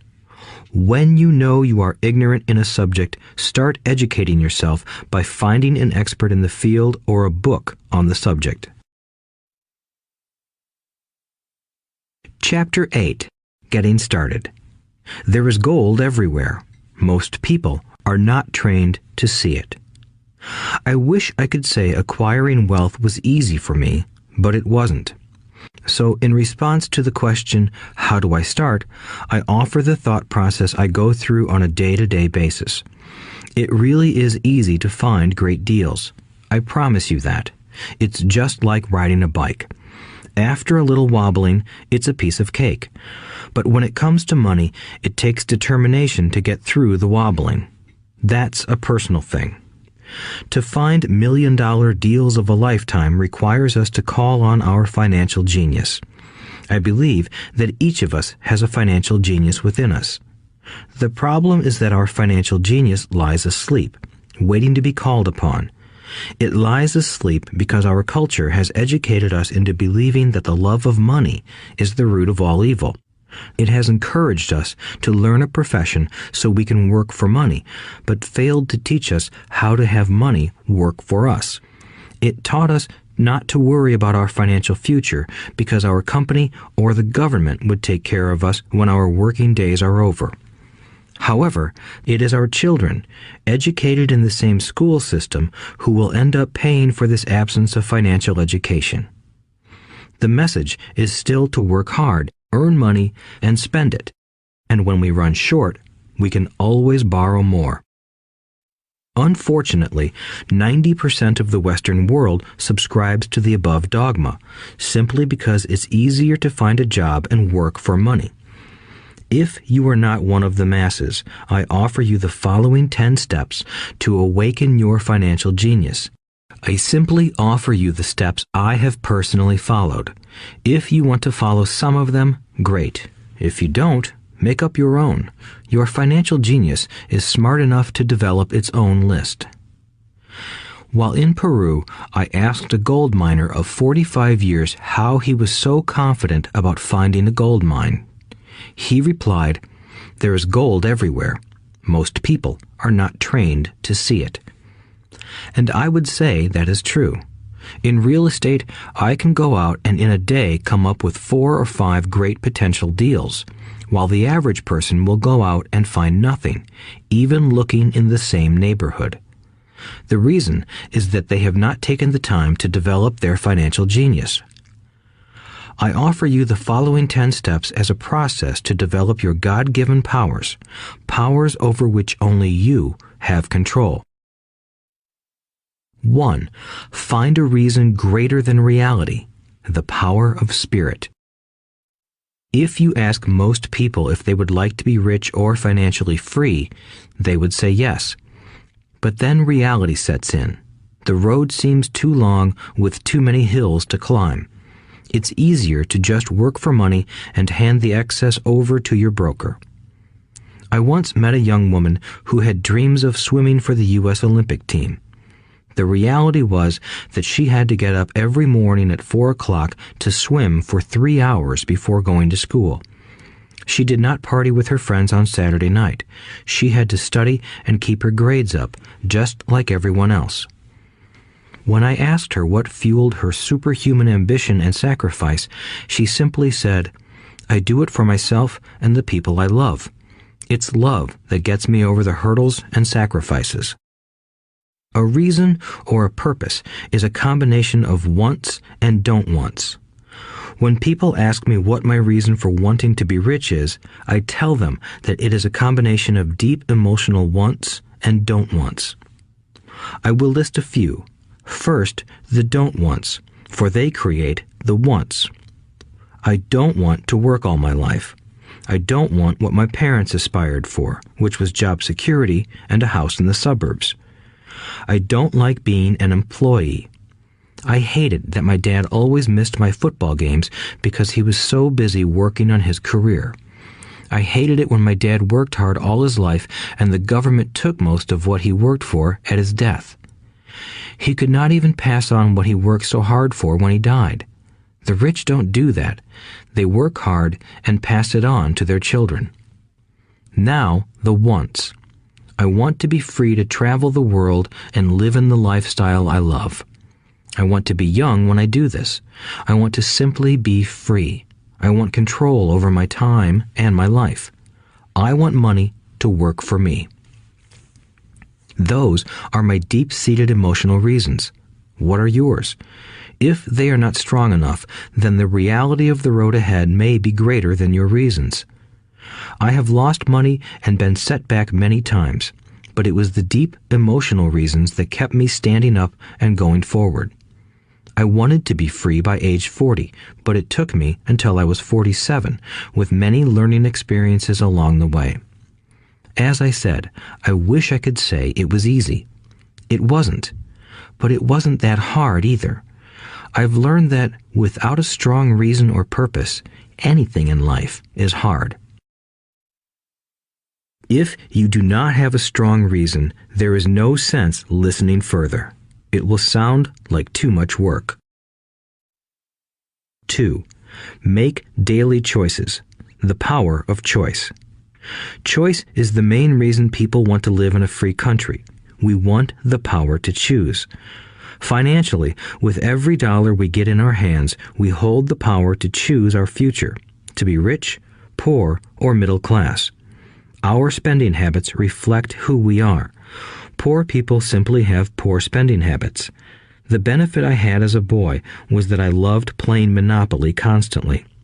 Nobody told me Monopoly was only for kids, so I just kept playing the game as an adult. I also had a rich dad who pointed out to me the difference between an asset and a liability. So a long time ago, as a little boy, I chose to be rich, and I knew that all I had to do was learn to acquire assets, real assets. My best friend, Mike, had an asset column handed to him, but he still had to choose to learn to keep it. Many rich families lose their assets in the next generation simply because there was no one trained to be a good steward over their assets. Most people choose not to be rich.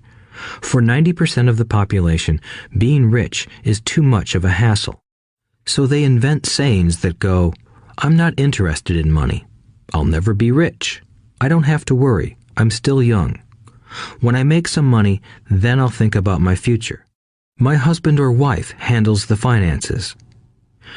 The problem with those statements is that they rob the person who chooses to think such thoughts of two things. One is time, which is your most precious asset. The second is learning. Having no money should not be an excuse to not learn, but that is a choice we all make daily. The choice of what we do with our time, our money, and what we put in our heads. That is the power of choice. All of us have choice. I just choose to be rich, and I make that choice every day. Invest first in education. In reality, the only real asset you have is your mind, the most powerful tool we have dominion over. Each of us has the choice of what we put in our brain once we're old enough. You can watch TV, read golf magazines, or go to ceramics class or a class on financial planning. You choose. Most people simply buy investments rather than first investing in learning about investing. A friend of mine recently had her apartment burglarized. The thieves took her electronics and left all the books. And we all have that same choice. 90% of the population buys TV sets, and only about 10% buy business books. So what do?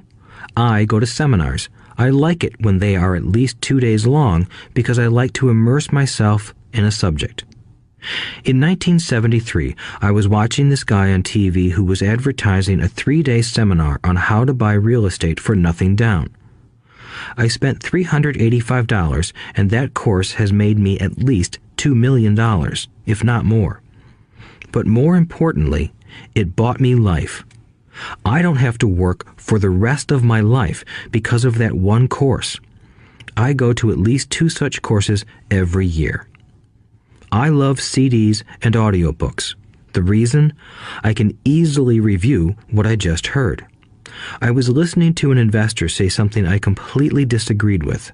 Instead of becoming arrogant and critical, I simply listened to that 5-minute stretch at least 20 times, maybe more. But suddenly, by keeping my mind open, I understood why he said what he said. It was like magic. I felt like I had a window into the mind of one of the greatest investors of our time. I gained tremendous insight into the vast resources of his education and experience. The net result? I still have the old way I used to think, and I now have a new way of looking at the same problem or situation. I have 2 ways to analyze a problem or trend, and that is priceless. Today, I often say, how would Donald Trump do this, or Warren Buffett, or George Soros? The only way I can access their vast mental power is to be humble enough to read or listen to what they have to say. Arrogant or critical people are often people with low self-esteem who are afraid of taking risks. That's because if you learn something new, you are then required to make mistakes in order to fully understand what you have learned. If you have listened this far, arrogance is not one of your problems. Arrogant people rarely read or listen to experts. Why should they? They are the center of the universe. There are so many intelligent people who argue or defend when a new idea clashes with the way they think. In this case, their so-called intelligence combined with arrogance equals ignorance. Each of us knows people who are highly educated or believe they are smart, but their balance sheet paints a different picture. A truly intelligent person welcomes new ideas, for new ideas can add to the synergy of other accumulated ideas. Listening is more important than talking. If that were not true, God would not have given us 2 ears and only 1 mouth. Too many people think with their mouth instead of listening in order to absorb new ideas and possibilities. They argue instead of asking questions. I take a long view on my wealth. I do not subscribe to the get-rich-quick mentality most lottery players or casino gamblers have.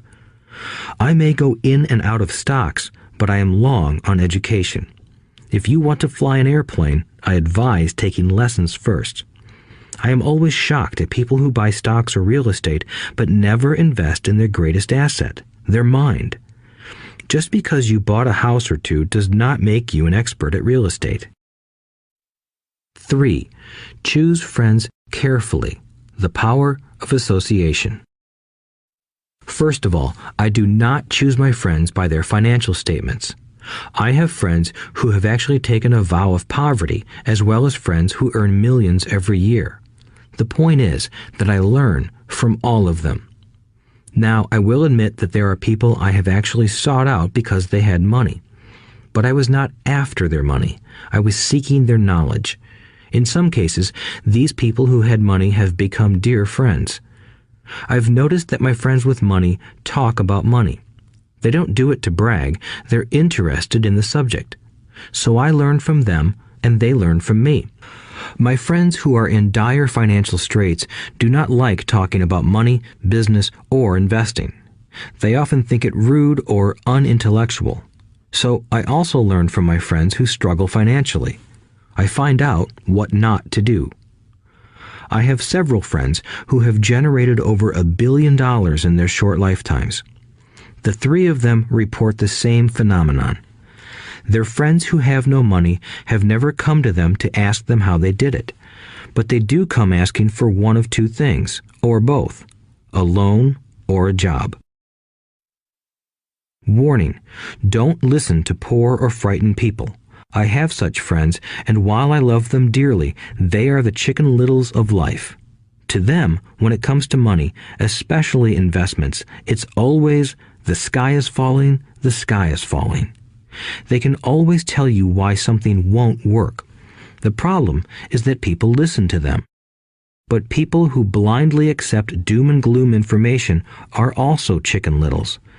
As that old saying goes, birds of a feather flock together.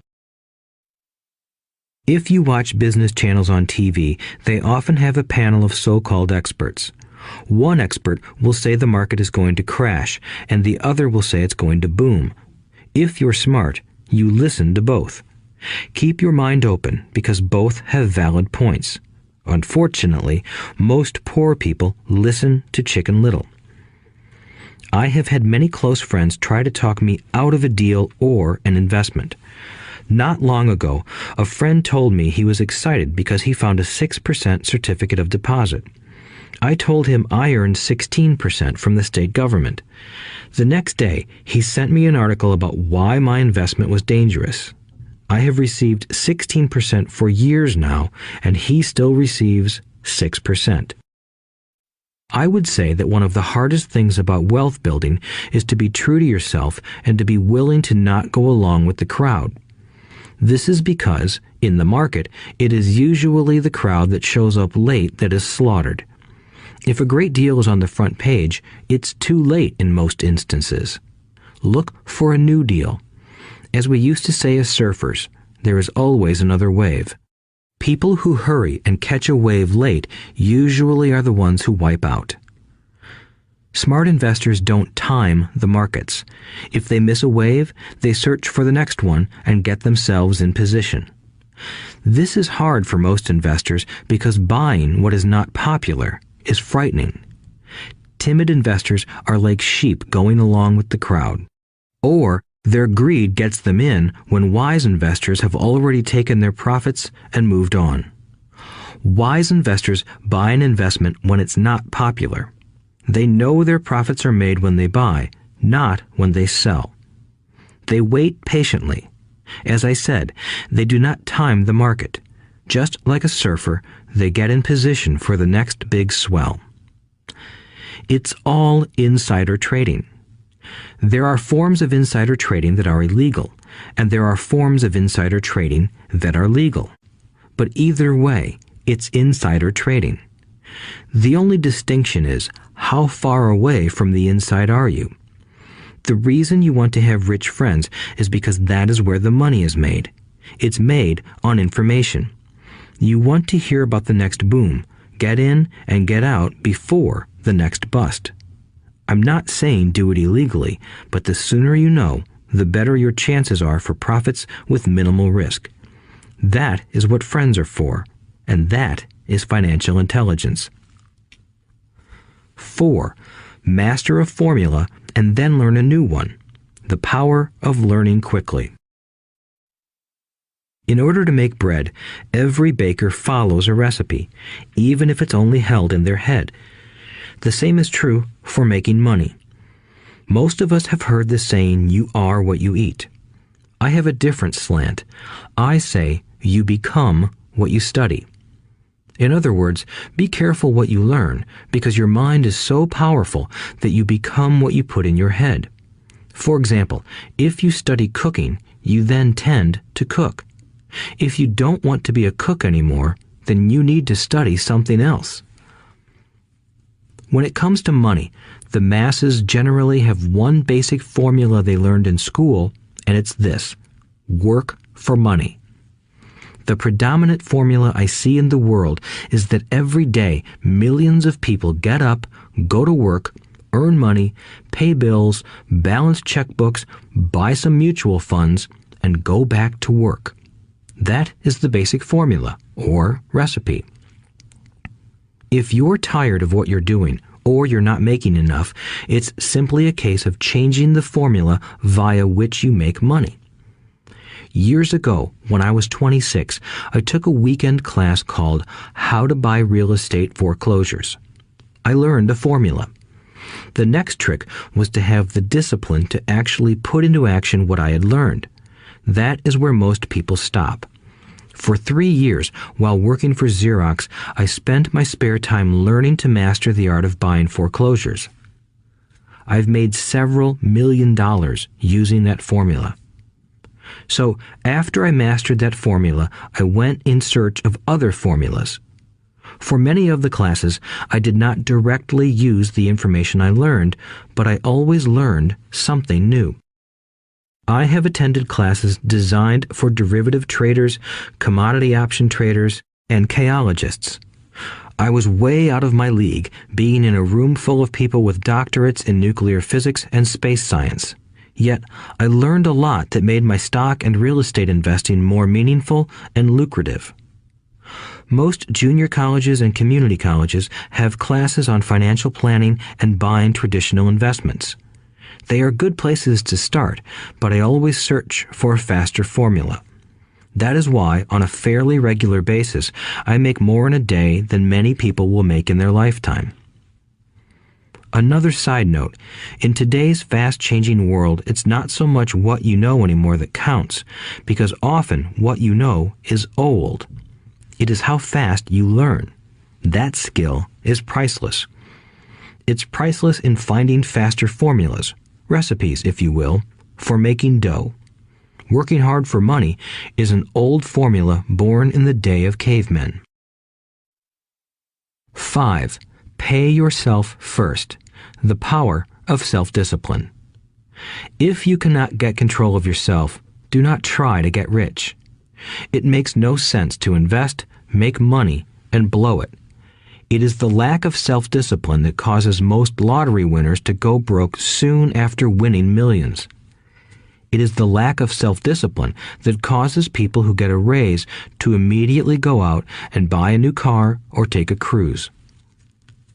It is difficult to say which of the 10 steps is the most important, but of all the steps, this step is probably the most difficult to master if it is not already a part of your makeup. I would venture to say that personal self-discipline is the number one delineating factor between the rich, the poor, and the middle class. Simply put, people who have low self-esteem and low tolerance for financial pressure can never be rich. As I have said, a lesson learned from my rich dad was that the world will push you around. The world pushes people around, not because other people are bullies, but because the individual lacks internal control and discipline. People who lack internal fortitude often become victims of those who have self-discipline. In the entrepreneur classes I teach, I constantly remind people to not focus on their product, service, or widget, but to focus on developing management skills. The 3 most important management skills necessary to start your own business are management of 1. Cash flow, 2. People, 3. Personal time. I would say the skills to manage these three apply to anything, not just entrepreneurs. The three matter in the way you live your life as an individual or as part of a family, a business, a charitable organization, a city, or a nation. Each of these skills is enhanced by the mastery of self-discipline. I do not take the saying, "pay yourself first," lightly. The statement, "pay yourself first," comes from George Clayson's book, The Richest Man in Babylon. Millions of copies have been sold. But while millions of people freely repeat that powerful statement, few follow the advice. As I said, financial literacy allows one to read numbers, and numbers tell the story. By looking at a person's income statement and balance sheet, I can readily see if people who spout the words, "pay yourself first," actually practice what they preach. In reality, each month, many allocate money to their asset column before they pay their monthly expenses. Although millions of people have read Clayson's book and understand the words, "pay yourself first," in reality, they pay themselves last. Now, I can hear the howls from those of you who sincerely believe in paying your bills first, and I can hear all the responsible people who pay their bills on time. I am not saying be irresponsible and not pay your bills. All I am saying is do what the book says, which is pay yourself first. If you can truly begin to understand the power of cash flow, you will soon realize why 90% of people work hard all their lives and need government support like Social Security when they are no longer able to work. Kim and I have had many bookkeepers, accountants, and bankers who have had a major problem with this way of looking at pay yourself first. The reason is that these financial professionals actually do what the masses do. They pay themselves last. There have been times in my life when, for whatever reason, cash flow was far less than my bills. I still paid myself first. My accountant and bookkeeper screamed in panic. "They're going to come after you. The IRS is going to put you in jail. You're going to ruin your credit rating. They'll cut off the electricity." I still paid myself first. Why, you ask? Because that's what the story, The Richest Man in Babylon, was all about. The power of self-discipline and the power of internal fortitude. As my rich dad taught me the first month I worked for him, most people allow the world to push them around. A bill collector calls and you pay or else. A sales clerk says, "Oh, just put it on your charge card." Your real estate agent tells you, "Go ahead. The government allows you a tax deduction on your home." That is what the book is really about. Having the guts to go against the tide and get rich. You may not be weak, but when it comes to money, many people get wimpy. I am not saying be irresponsible. The reason I don't have high credit card debt and doodad debt is because I pay myself first. The reason I minimize my income is because I don't want to pay it to the government. That is why my income comes from my asset column through a Nevada corporation. If I work for money, the government takes it.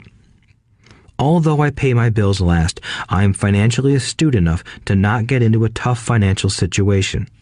I don't like consumer debt. I actually have liabilities that are higher than 99% of the population, but I don't pay for them. Other people pay for my liabilities. They're called tenants.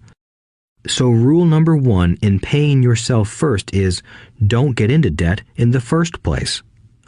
Although I pay my bills last, I set it up to have only small, unimportant bills that are due. When I occasionally come up short, I still pay myself first. I let the creditors and even the government scream. I like it when they get tough. Why? Because those guys do me a favor. They inspire me to go out and create more money. So I pay myself first, invest the money, and let the creditors yell. I generally pay them right away anyway. Kim and I have excellent credit. We just don't cave into pressure and spend our savings or liquidate stocks to pay for consumer debt. That is not too financially intelligent. To successfully pay yourself first, keep the following in mind. 1. Don't get into large debt positions that you have to pay for. Keep your expenses low. Build up assets first. Then buy the big house or nice car. Being stuck in the rat race is not intelligent. 2. When you come up short, let the pressure build and don't dip into your savings or investments. Use the pressure to inspire your financial genius to come up with new ways of making more money and then pay your bills. You will have increased your ability to make more money as well as your financial intelligence. So many times I have gotten into financial hot water and used my brain to create more income while staunchly defending the assets in my asset column. My bookkeeper has screamed and dived for cover, but I was like a good soldier defending the fort. Fort assets. Poor people have poor habits. A common bad habit is innocently called dipping into savings. The rich know that savings are only used to create more money, not to pay bills. I know that sounds tough, but as I said, if you're not tough inside, the world will always push you around anyway. If you do not like financial pressure, then find a formula that works for you. A good one is to cut expenses, put your money in the bank, pay more than your fair share of income tax, buy safe mutual funds, and take the vow of the average. But this violates the pay yourself first rule. This rule does not encourage self-sacrifice or financial abstinence. It doesn't mean pay yourself first and starve. Life was meant to be enjoyed. If you call on your financial genius, you can have all the goodies of life, get rich, and pay bills. And that is financial intelligence. 6. Pay your brokers well. The power of good advice. Sometimes I see people posting a sign in front of their house that says, "For sale by owner." Or I see people on TV claiming to be discount brokers. My rich dad taught me to take the opposite approach. He believed in paying professionals well, and I have adopted that policy also. Today, I have expensive attorneys, accountants, real estate brokers, and stockbrokers. Why? Because if, and I do mean if, the people are professionals, their services should make you money. And the more money they make, the more money I make. We live in the information age. Information is priceless. A good broker should provide you with information as well as take the time to educate you. I have several brokers who do that for me. Some taught me when I had little or no money, and I am still with them today. What I pay a broker is tiny in comparison with what kind of money I can make because of the information they provide.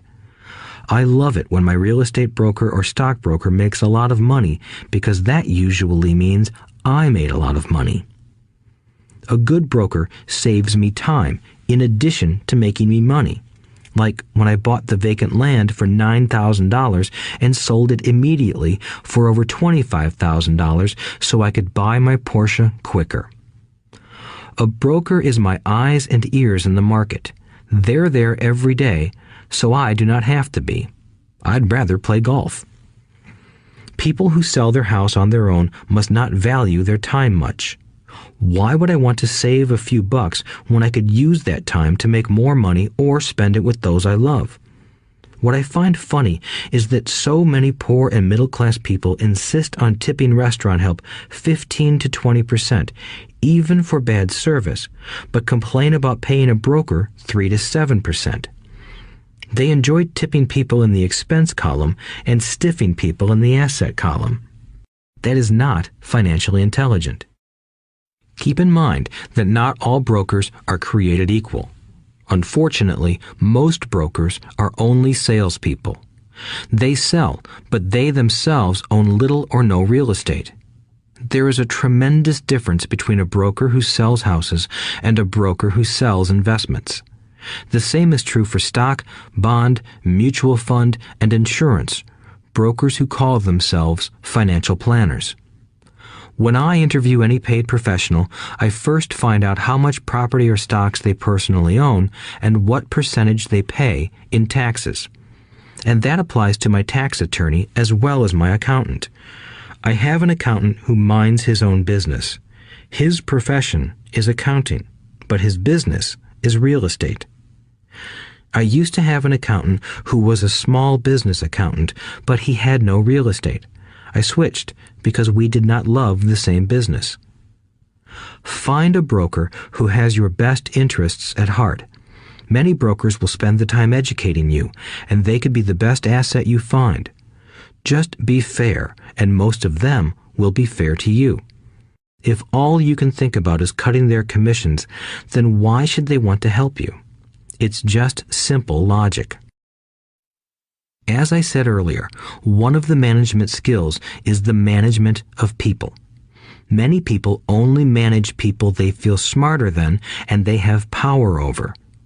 Many middle managers remain middle managers, failing to get promoted because they know how to work with people below them, but not with people above them.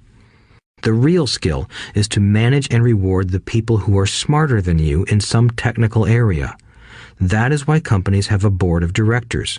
You should have one too. That is financial intelligence. 7. Be an Indian giver. The power of getting something for nothing. When the first European settlers came to America, they were taken aback by a cultural practice some American Indians had. For example, if a settler was cold, the Indian would give the person a blanket. Mistaking it for a gift, the settler was often offended when the Indian asked for it back. The Indians also got upset when they realized that settlers did not want to give it back. That is where the term Indian giver came from, a simple cultural misunderstanding. In the world of the asset column, being an Indian giver is vital to wealth.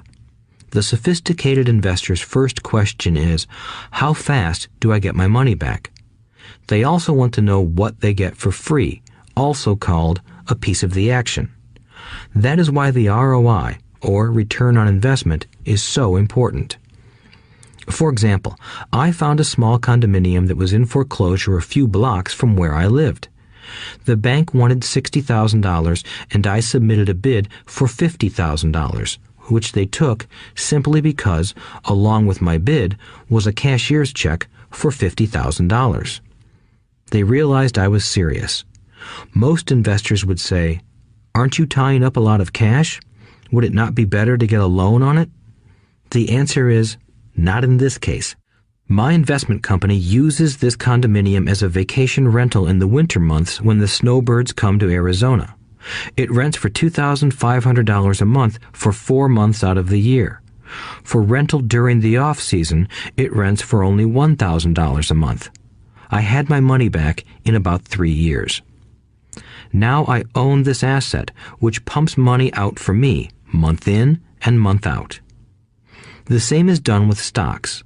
Frequently, my broker calls and recommends I move a sizable amount of money into the stock of a company that he feels is just about to make a move that will add value to the stock, like announcing a new product. I will move my money in for a week to a month while the stock moves up. Then I pull my initial dollar amount out and stop worrying about the fluctuations of the market because my initial money is back and ready to work on another asset. So my money goes in, and then it comes out, and I own an asset that was technically free. True, I have lost money on many occasions, but I only play with money I can afford to lose. I would say, on an average 10 investments, I hit home runs on 2 or 3, while 5 or 6 do nothing, and I lose on 2 or 3. But I limit my losses to only the money I have in at that time. People who hate risk put their money in the bank. In the long run, safe savings are better than no savings. But it takes a long time to get your money back, and, in most instances, you don't get anything for free with it. On every one of my investments, there must be an upside, something for free, like a condominium, a mini storage, a piece of free land, a house, stock shares, or an office building. And there must be limited risk or a low-risk idea. There are books devoted entirely to this subject, so I will not talk about it here. Ray Kroc of McDonald's fame sold hamburger franchises, not because he loved hamburgers, but because he wanted the real estate under the franchise for free. So wise investors must look at more than ROI. They look at the assets they get for free once they get their money back. That is financial intelligence. 8. Use assets to buy luxuries. The power of focus. A friend's child has been developing a nasty habit of burning a hole in his pocket. Just 16, he wanted his own car. The excuse? All his friends' parents gave their kids cars. The child wanted to go into his savings and use it for a down payment. That was when his father called me and then came to see me. Do you think I should let him do it, or should I just buy him a car? I answered, it might relieve the pressure in the short term, but what have you taught him in the long term? Can you use this desire to own a car and inspire your son to learn something? Suddenly, the lights went on and he hurried home. 2 months later, I ran into my friend again. Does your son have his new car? I asked. No, he doesn't, but I gave him $3,000 for the car. I told him to use my money instead of his college money. Well, that's generous of you, I said. Not really. The money came with a hitch. So what was the hitch? I asked. Well, first we played your cash flow game.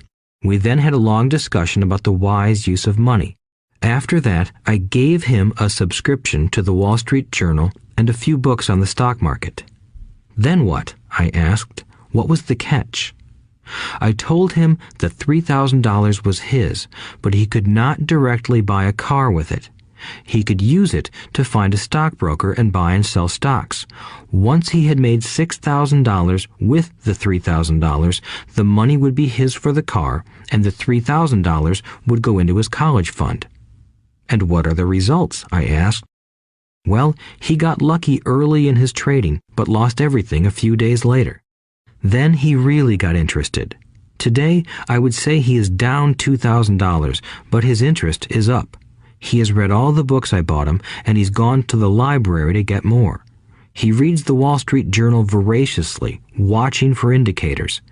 He's only got $1,000 left, but his interest and learning are sky high. He knows that if he loses that money, he walks for 2 more years. But he does not seem to care. He even seems uninterested in getting a car because he's found a game that is more fun. What happens if he loses all the money? I asked. We'll cross that bridge when we get to it. I'd rather have him lose everything now than wait till he's our age to risk losing everything. And besides, that is the best $3,000 I've ever spent on his education. What he is learning will serve him for life, and he seems to have gained a new respect for the power of money. As I said earlier, if a person cannot master the power of self-discipline, it is best not to try to get rich. I say this because although the process of developing cash flow from an asset column is easy in theory, what's hard is the mental fortitude to direct money to the correct use. Due to external temptations, it is much easier in today's consumer world to simply blow money out the expense column. With weak mental fortitude, that money flows into the paths of least resistance. That is the cause of poverty and financial struggle. The following example illustrates the financial intelligence needed to direct money to make more money.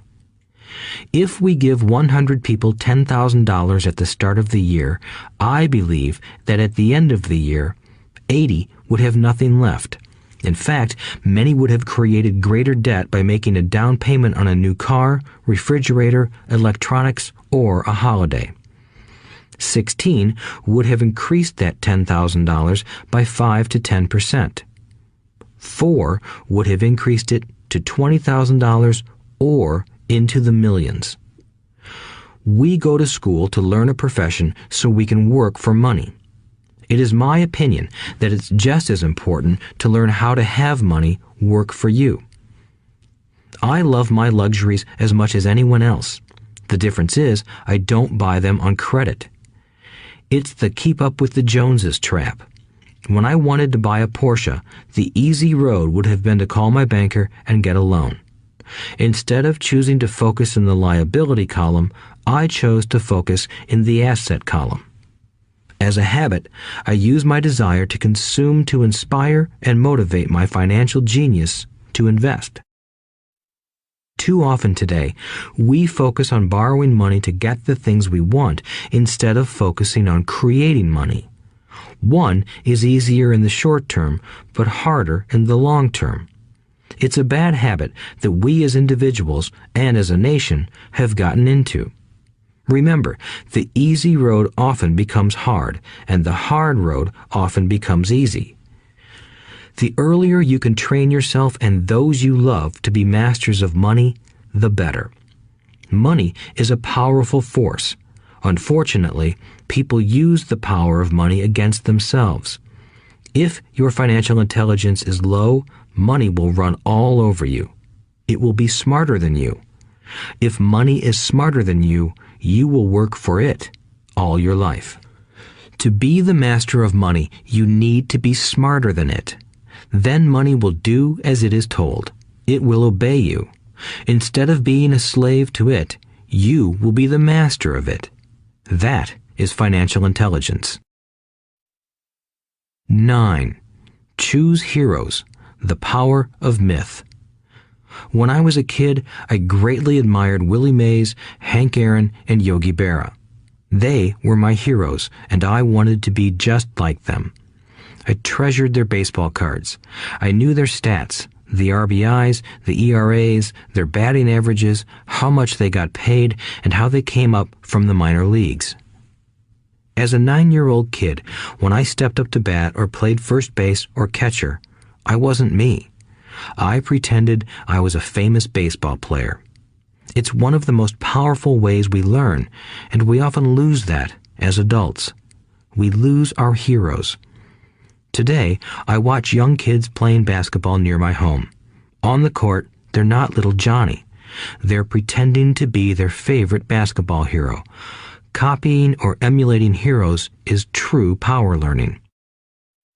I have new heroes as I grow older. I have golf heroes, and I copy their swings and do my best to read everything I can about them. I also have heroes such as Donald Trump, Warren Buffett, Peter Lynch, George Soros, and Jim Rogers. I know their stats just like I knew the ERAs and RBIs of my childhood baseball heroes. I follow what Warren Buffett invests in, and I read anything I can about his point of view on the market and how he chooses stocks. And I read about Donald Trump, trying to find out how he negotiates and puts deals together. Just as I was not me when I was up to bat, when I'm in the market or I'm negotiating a deal, I am subconsciously acting with the bravado of Trump. Or, when analyzing a trend, I look at it as though Warren Buffett were doing it. By having heroes, we tap into a tremendous source of raw genius. But heroes do more than simply inspire us. Heroes make things look easy. Making it look easy convinces us to want to be just like them. If they can do it, so can I. When it comes to investing, too many people make it sound hard. Instead, find heroes who make it look easy. 10. Teach and you shall receive. The power of giving. Both of my dads were teachers. My rich dad taught me a lesson I have carried all my life, the necessity of being charitable or giving. My educated dad gave a lot of his time and knowledge, but almost never gave away money. He usually said that he would give when he had some extra money, but of course, there was rarely any extra. My rich dad gave money as well as education. He believed firmly in tithing. If you want something, you first need to give, he would always say. When he was short of money, he gave money to his church or to his favorite charity. If I could leave one single idea with you, it is that idea.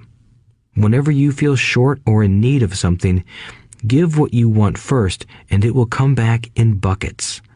That is true for money, a smile, love, or friendship.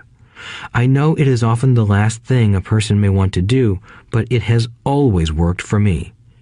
I trust that the principle of reciprocity is true, and I give what I want. I want money, so I give money, and it comes back in multiples. I want sales, so I help someone else sell something, and sales come to me. I want contacts, and I help someone else get contacts. Like magic, contacts come to me. I heard a saying years ago that went, "God does not need to receive, but humans need to give." My rich dad would often say, poor people are more greedy than rich people. He would explain that if a person was rich, that person was providing something that other people wanted. In my life, whenever I have felt needy or short of money or short of help, I simply went out or found in my heart what I wanted and decided to give it first. And when I gave, it always came back. It reminds me of the story of the guy sitting with firewood in his arms on a cold, freezing night. He is yelling at the pot-bellied stove, "When you give me some heat, then I'll put some wood in you." And when it comes to money, love, happiness, sales, and contacts, all one needs to remember is to give first. Often, just the process of thinking of what I want and how I could give that to someone else breaks free a torrent of bounty. Whenever I feel that people aren't smiling at me, I simply begin smiling and saying hello. Like magic, the next thing I know, I'm surrounded by smiling people. It is true that your world is only a mirror of you. So that's why I say, teach and you shall receive. I have found that the more I teach those who want to learn, the more I learn. If you want to learn about money, teach it to someone else. A torrent of new ideas and finer distinctions will come in. There are times when I have given and nothing has come back, or what I have received is not what I wanted. But upon closer inspection and soul-searching, I was often giving to receive in those instances instead of giving for the joy that giving itself brings. My dad taught teachers, and he became a master teacher. My rich dad always taught young people his way of doing business. In retrospect, it was their generosity with what they knew that made them smarter. There are powers in this world that are much smarter than we are. You can get there on your own, but it's easier with the help of the powers that be. You only need to be generous with what you have. Chapter 9. Still want more? Here are some to-dos. Many people may not be satisfied with my 10 steps. They see them more as philosophies than actions. I think understanding the philosophy is just as important as the action. There are many people who want to do instead of think, and then there are people who think but do not do. I would say that I am both. I love new ideas, and I love action. So for those who want a to-do list on how to get started, I will share with you some of the things I do in abbreviated form. Stop doing what you're doing. In other words, take a break and assess what is working and what is not working. The definition of insanity is doing the same thing over and over and expecting a different result. Stop doing what is not working and look for something new. Look for new ideas. For new investing ideas, I go to bookstores and search for books on different and unique subjects. I call them formulas. I buy how-to books on formulas I know nothing about. For example, in the bookstore I found the book The 16% Solution by Joel Moskowitz. I bought the book and read it, and the next Thursday I did exactly as the book said. Most people do not take action, or they let someone talk them out of whatever new formula they are studying. My neighbor told me why 16% would not work. I did not listen to him because he's never done it. Find someone who has done what you want to do. Take them to lunch and ask them for tips and tricks of the trade. As for 16% tax lien certificates, I went to the county tax office and found the government employee who worked in that office. I found out that she too invested in the tax liens. Immediately, I invited her to lunch. She was thrilled to tell me everything she knew and how to do it. After lunch, she spent all afternoon showing me everything.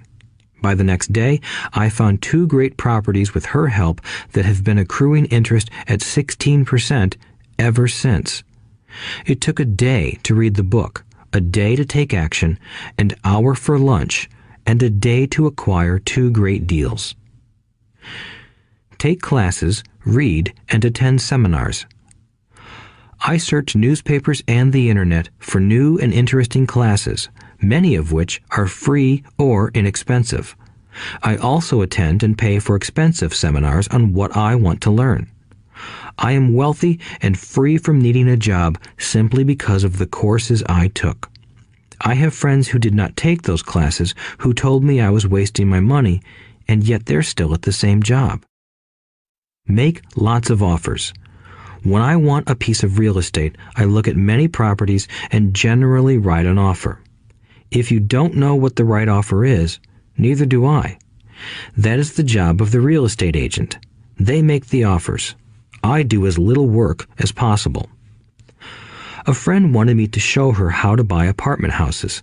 So one Saturday, she, her agent, and I went and looked at 6 apartment houses. 4 were dogs, but 2 were good. I said to write offers on all 6, offering half of what the owners asked for. She and the agent nearly had heart attacks. They thought it was rude and would offend the sellers, but I really don't think the agent wanted to work that hard. So they did nothing and went on looking for a better deal. No offers were ever made, and that person is still looking for the right deal at the right price. Well, you don't know what the right price is until you have a second party who wants to deal. Most sellers ask too much. It is rare that a seller asks a price that is less than something is worth. Moral of the story: make offers. People who are not investors have no idea what it feels like to try to sell something. I have had a piece of real estate that I wanted to sell for months. I would have welcomed any offer. They could have offered me 10 pigs and I would have been happy. Not at the offer, but just because someone was interested. I would have countered, maybe for a pig farm in exchange. But that's how the game works. The game of buying and selling is fun. Keep that in mind. It's fun and only a game. Make offers. Someone might say yes. I always make offers with escape clauses. In real estate, I make an offer with language that details subject to contingencies, such as the approval of a business partner. Never specify who the business partner is. Most people don't know that my partner is my cat. If they accept the offer, and I don't want the deal, I call home and speak to my cat. I make this ridiculous statement to illustrate how absurdly easy and simple the game is. So many people make things too difficult and take it too seriously. Finding a good deal, the right business, the right people, the right investors, or whatever is just like dating. You must go to the market and talk to a lot of people, make a lot of offers, counter-offers, negotiate, reject, and accept. I know single people who sit at home and wait for the phone to ring, but it's better to go to the market, even if it's only the supermarket. Search, offer, reject, negotiate, and accept are all parts of the process of almost everything in life. Jog, walk, or drive a certain area once a month for 10 minutes. I have found some of my best real estate investments doing this. I will jog a certain neighborhood for a year and look for change. For there to be profit in a deal, there must be 2 elements, a bargain and change. There are lots of bargains, but it's change that turns a bargain into a profitable opportunity. So when I jog a neighborhood I might like to invest in. It is the repetition that causes me to notice slight differences. I notice real estate signs that are up for a long time. That means the seller might be more agreeable to deal. I watch for moving trucks going in or out. I stop and talk to the drivers. I talk to the postal carriers.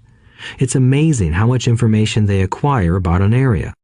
I find a bad area, especially an area that the news has scared everyone away from. I drive it for sometimes a year, waiting for signs of something changing for the better.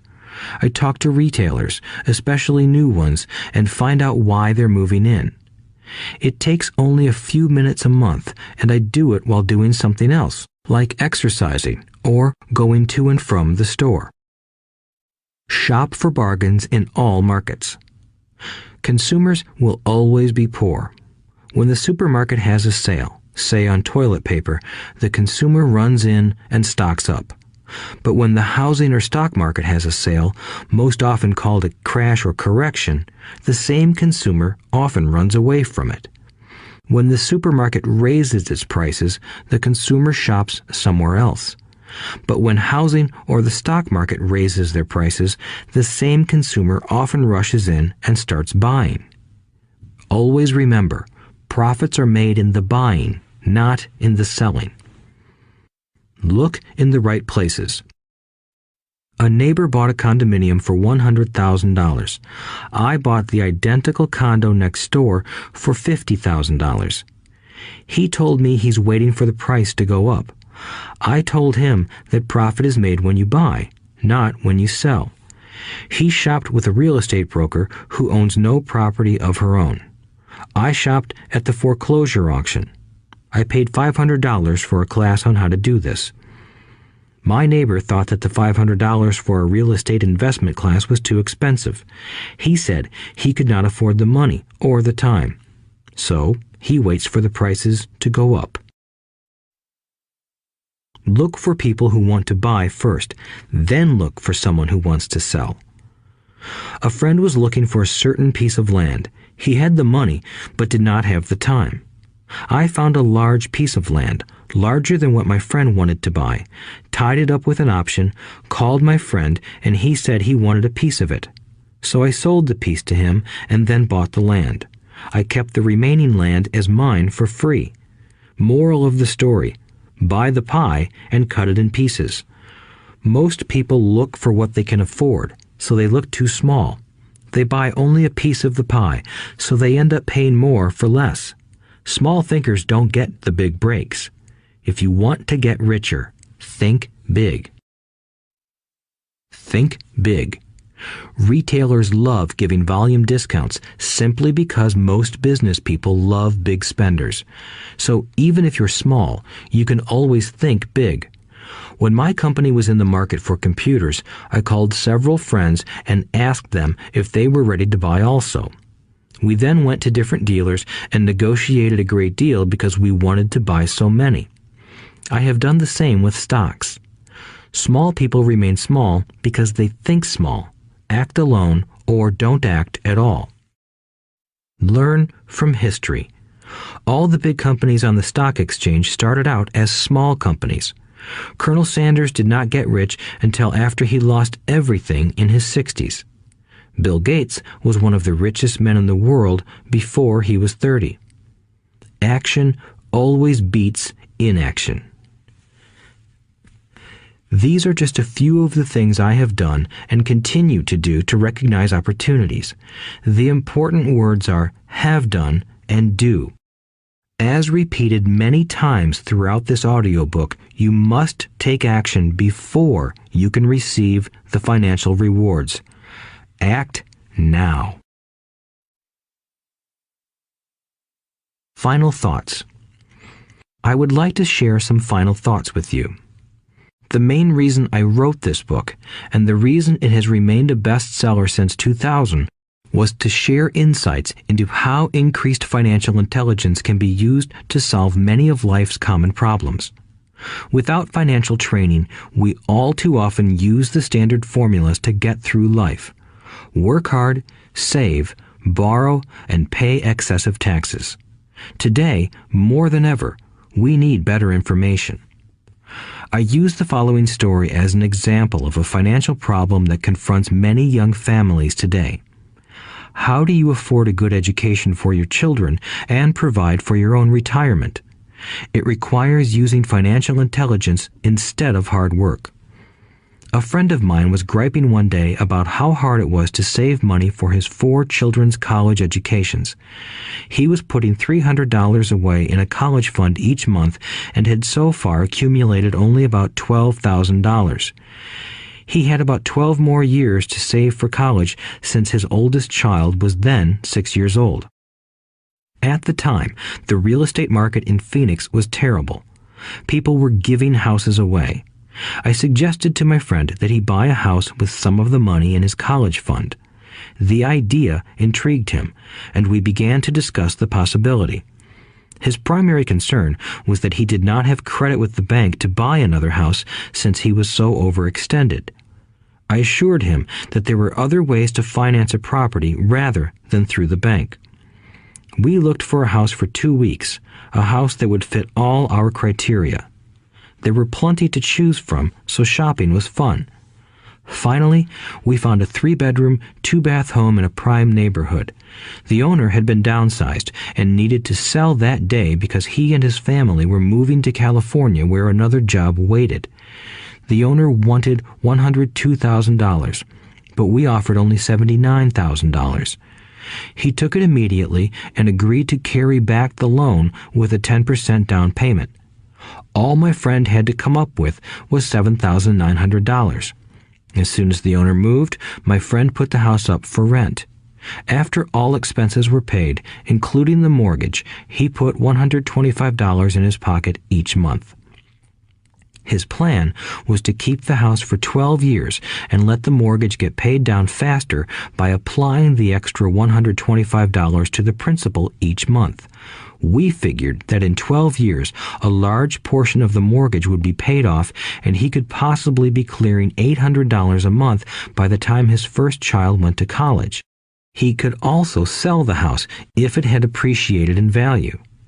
3 years later, the real estate market greatly improved in Phoenix, and he was offered $156,000 for the same house by the tenant who lived in it. Again, he asked me what I thought. I advised that he sell it, using a 1031 tax-deferred exchange. Suddenly, he had nearly $80,000 to operate with. I called another friend in Austin, Texas, who then moved this tax-deferred capital gain into a mini storage facility. Within 3 months, he began receiving checks for a little less than $1,000 a month, which he then poured back into the college fund. A couple of years later, the mini warehouse sold, and he received a check for nearly $330,000 as proceeds from the sale.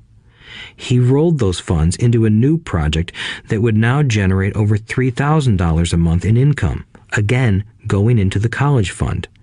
He is now very confident that his goal will be met easily. It only took $7,900 to start and a little financial intelligence. His children will be able to afford the education they want, and he will then use the underlying asset, wrapped in his legal entity, to pay for his retirement. As a result of this successful investment strategy, he will be able to retire early. Thank you for listening to this audiobook. I hope it has provided some insights into utilizing the power of money to work for you. Today, we need greater financial intelligence to simply survive. The idea that it takes money to make money is the thinking of financially unsophisticated people. It does not mean that they're not intelligent. They have simply not learned the science of making money. Money is only an idea. If you want more money, simply change your thinking. Every self-made person started small with an idea and then turned it into something big. The same applies to investing. It takes only a few dollars to start and grow it into something big. I meet so many people who spend their lives chasing the big deal or trying to amass a lot of money to get into a big deal. But to me, that is foolish. Too often, I have seen unsophisticated investors put their large nest egg into one deal and lose most of it rapidly. They may have been good workers, but they were not good investors. Education and wisdom about money are important. Start early. Buy a book, go to a seminar, practice, start small. I turned $5,000 cash into a $1 million asset, producing $5,000 a month cash flow in less than 6 years. But I started learning as a kid. I encourage you to learn because it's not that hard. In fact, it's pretty easy once you get the hang of it. I think I have made my message clear. It's what is in your head that determines what is in your hands. Money is only an idea. There is a great book called Think and Grow Rich. The title is not Work Hard and Grow Rich. Learn to have money work hard for you, and your life will be easier and happier. Today, don't play it safe. Play it smart. The 3 incomes. In the world of accounting, there are 3 different types of income. 1. Ordinary earned. 2. Portfolio. 3. Passive. When my poor dad said to me, "Go to school, get good grades, and find a safe, secure job," he was recommending I work for earned income. When my rich dad said, "The rich don't work for money, they have their money work for them," he was talking about passive income and portfolio income. Passive income, in most cases, is income derived from real estate investments. Portfolio income is income derived from paper assets such as stocks and bonds. Portfolio income is the income that makes Bill Gates the richest man in the world, not earned income. Rich Dad used to say, the key to becoming wealthy is the ability to convert earned income into passive income or portfolio income as quickly as possible. He would say, taxes are highest on earned income. The least taxed income is passive income. That is another reason why you want your money working hard for you. The government taxes the income you work hard for more than the income your money works hard for. In my second book, Rich Dad's Cash Flow Quadrant, I explain the 4 different types of people who make up the world of business. They are E, employee, S, self-employed, B, business owner, and I, investor. Most people go to school to learn to be an E or an S. The cash flow quadrant is written about the core differences of these 4 types and how people can change their quadrant. In fact, most of our products are created for people in the B and I quadrants. In Rich Dad's Guide to Investing, book number 3 in the Rich Dad series, I go into more detail on the importance of converting earned income into passive and portfolio income. Rich Dad used to say, all a real investor does is convert earned income into passive and portfolio income. If you know what you're doing, investing is not risky. It's just common sense. The key to financial freedom. The key to financial freedom and great wealth is a person's ability to convert earned income into passive and/or portfolio income. My rich dad spent a lot of time teaching Mike and me this skill. Having this ability is the reason my wife Kim and I are financially free, never needing to work again. We continue to work because we choose to. Today, we own a real estate investment company for passive income and participate in private placements and initial public offerings of stock for portfolio income. We also went back to work to build a financial education company so that we can continue to create and publish books and games. All of our educational products are created to teach the same skills my rich dad taught me, the skills of converting earned income into passive and portfolio income. The games we create are important because they teach what books cannot teach. For example, you would never learn to ride a bicycle by only reading a book. Our cash flow games for adults and cash flow for kids game are designed to teach players the basic investment skills of converting earned income into passive and portfolio income. They also teach the principles of accounting and financial literacy. These games are the only educational products in the world that teach people all of these skills simultaneously. Cash Flow 202 is the advanced version of Cash Flow 101 and requires the game board from 101 as well as a full understanding of 101 before it can be played. Cash Flow 101 and Cash Flow for Kids teach the principles of fundamental investing. Cash Flow 202 teaches the principles of technical investing. Technical investing involves advanced trading techniques such as short selling, call options, put options, and straddles. A person who understands these advanced techniques is able to make money when the market goes up, as well as when the market comes down. As my rich dad would say, a real investor makes money in an up market and a down market. That is why they make so much money. One of the reasons they make more money is simply because they have more self-confidence. Rich Dad would say they have more self-confidence because they are less afraid of losing.